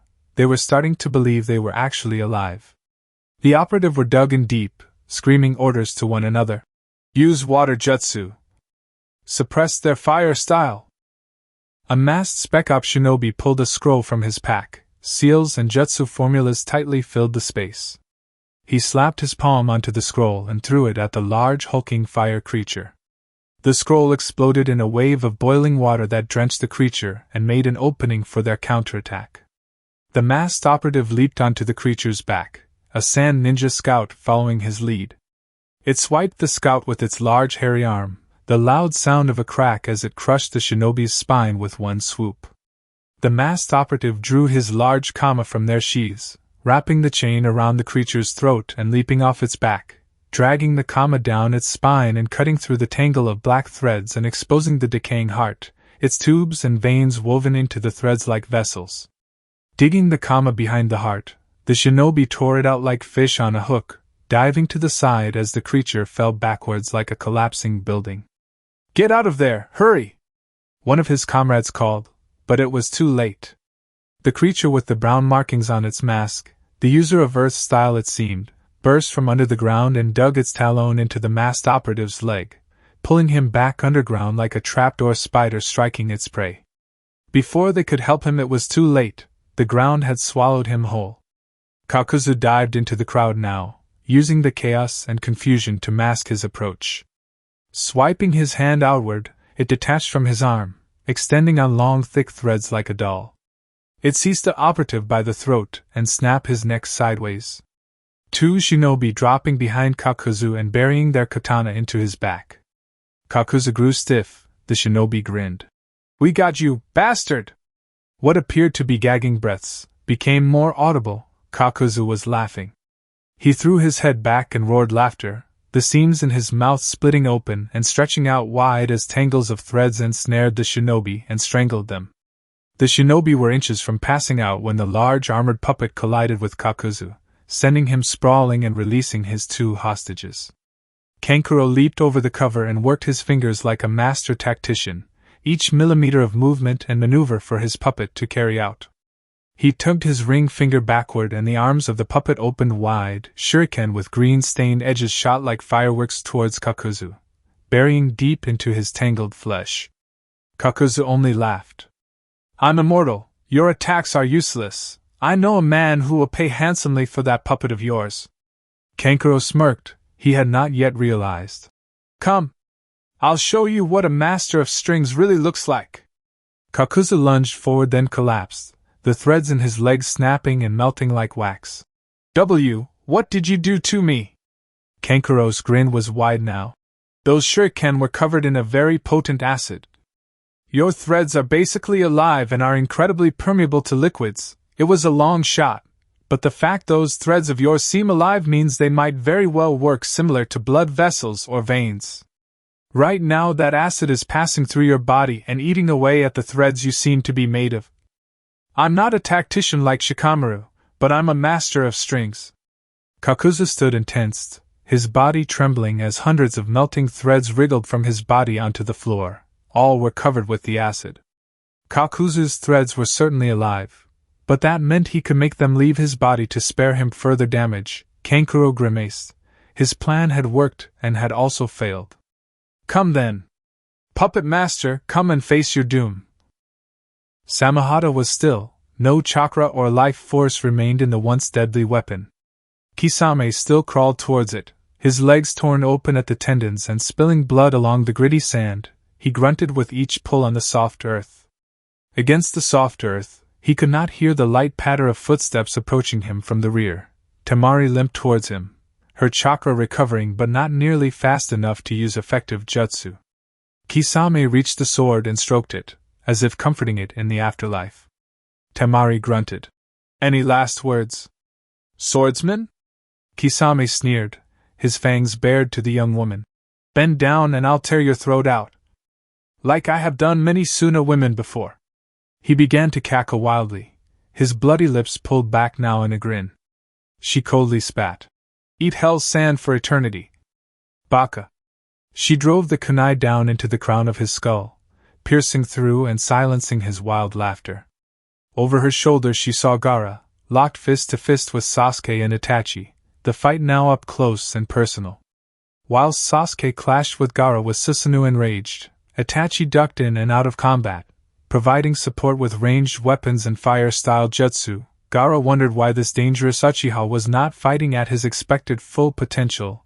He was not sorry that Itachi was off his game, it was just odd. She drew her fan and grimaced. Now's my chance, this is all I have left. Temari lunged in, her fan blowing Sasuke out of his Susanoo, the ghostly figure dissipating without the control of its user. Gaara saw the opening and moved in, seizing Sasuke in a cloud of sand, tightening its grip harder and harder until Sasuke struggled for breath. Gaara felt guilt rise within him as he watched his old friend struggle and choke in agony as the sand began to close tighter yet around him, but he would show him no mercy now. The giant sand arm began to shake as a hole the size of a house began to tunnel out of Gaara's hold. Obito stood atop a pile of shinobi corpses, his kamui tunneling into the sandy arm. The fingers released Sasuke, dissolving back into the earth. Gaara swiped his other arm at Obito, but the Uchiha just stood there and slid through it as if it were mere fog. He chuckled. I'm getting tired of this fight, tell your siblings to pull out or I'll skin them right in front of you, you will be so helpless. Kankuro was torn, bleeding and bruised. Kakuzu held him by the throat, awaiting Gaara's decision. Temari was out of chakra and out of breath, she would not survive the coming fight. Gaara knew they would sacrifice themselves for him at moment, but he did not want their deaths to be in vain. Deep inside his mind, a red flare of hatred and chakra surged into him, chakra he had long thought locked away and controlled. He hated this power, but welcomed. The maddening voice in his head roared with laughter. The Shikaku purred in delight as old chains were broken. Let me loose, partner. I'm ready for a bloodbath, ha ha ha ha. Gaara tried pushing him back. Not yet. Wait for my brother and sister to leave. I never wanted to use your dreadful power anyway. My power is all you have left. I know. Gaara toppled backward, the immense force of the coming power burning his chest. He clawed at it in agony. His skin turning to fur and his pupils dilating. The orange cloak of the One-Tail's chakra consumed his body, the one tail sprouting from his back and smashing his gourd. If all failed, he would never need it anymore. Surrounding sand spun like a whirlpool around him. Gaara was the epicenter. Obito grinned. This was the action he was looking for. As if it was answer enough, Kakuzu tossed Kankuro to Temari, who took him in her arms and limped back from the sinkhole forming in the earth. Gaara was trembling now, the right side of his face swelling, his teeth growing sharp and protruding from his lips. He screamed to Temari. Get him out of here! Run, damn it! I can't control it any longer. Temari shook her head. And oh, Gaara. I won't leave you, we won't leave you. Gaara spat out violently, his voice now that of the Shikaku. You will only get in my way. Temari recoiled, standing up and hoisting Kankuro's arm over her shoulder. You're already gone, aren't you, Gaara? A lone tear coursed down her cheek as she turned and ran, Kankuro limping beside her, only half conscious. Gaara let loose all restraints but one, the Shikaku laughing as he grew out of the mortal body. Sand sprouted from the earth like geysers, masking the transformation that underwent what little humanity Gaara now had left. Sasuke and Itachi stood back, Sasuke now priming his Susanoo, the bright purple luminescence covering the Uchiha like a dark cloak. Kakuzu tore off his cloak and released all four masked creatures. Obito drew his war fan and leaped forward. The Shikaku lunged at the new enemies, its roar long and fierce. Time for a payday, Kakuzu sneered. Itachi nodded. Sasuke, stay with me. Sasuke chuckled. I'm going to be the one protecting you, brother. Kankuro opened his eyes. His mouth tasted like foul copper from vomiting what seemed like buckets of blood. His vision was blurry, but he could tell they were running from the battle. Kakuzu had punctured his abdomen in multiple places. His puppet destroyed, he resorted to taijutsu, not a strong point of his. He had phased in and out of awareness since then, hearing Gaara's plea and transformation into the one-tailed beast. He groaned, trying to make out words but falling short. He spat blood to the side and cleared his throat. Temari W, where are we going?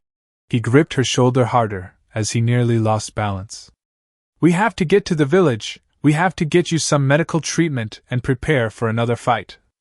He pushed away from her and clutched the tree. You can. I'm going back.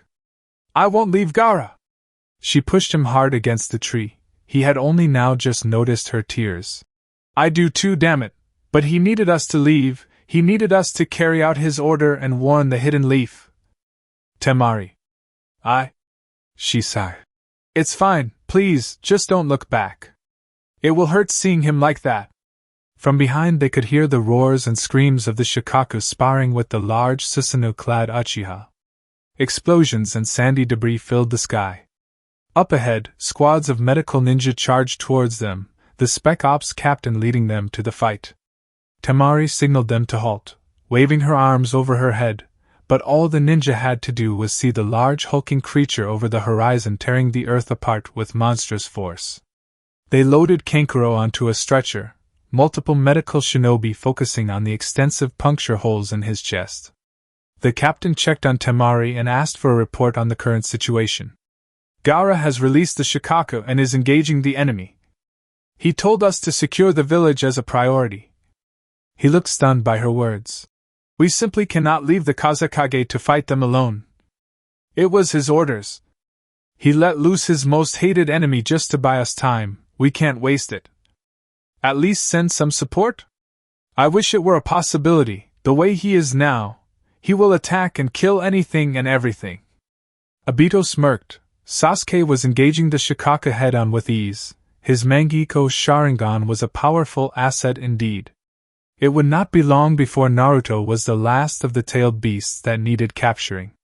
Obito looked over to Kakuzu and pointed to the bandages they had brought along to contain their new prisoner. He coldly smiled, victory was almost assured. Kakuzu. Prepare to transport the Kazekage to the Geto statue, this battle won't last much longer. And that concludes part 4 of this story. Thank you for spending your time here at Ichiraku Ramen and listening all the way to the end. Your support helps keep these stories alive and allows the shinobi world to continue through new adventures and alternate timelines. If you enjoyed the newest member, don't forget to like the video, subscribe to the channel, and turn on notifications so you don't miss future stories. Once again, full credit goes to NaruHinadorable, the original writer of this story. If you would like to read the original version, you can find the link to the story in the description below. Let me know in the comments what story you would like to hear next. Until the next time, stay safe, and I'll see you again at Ichiraku Ramen.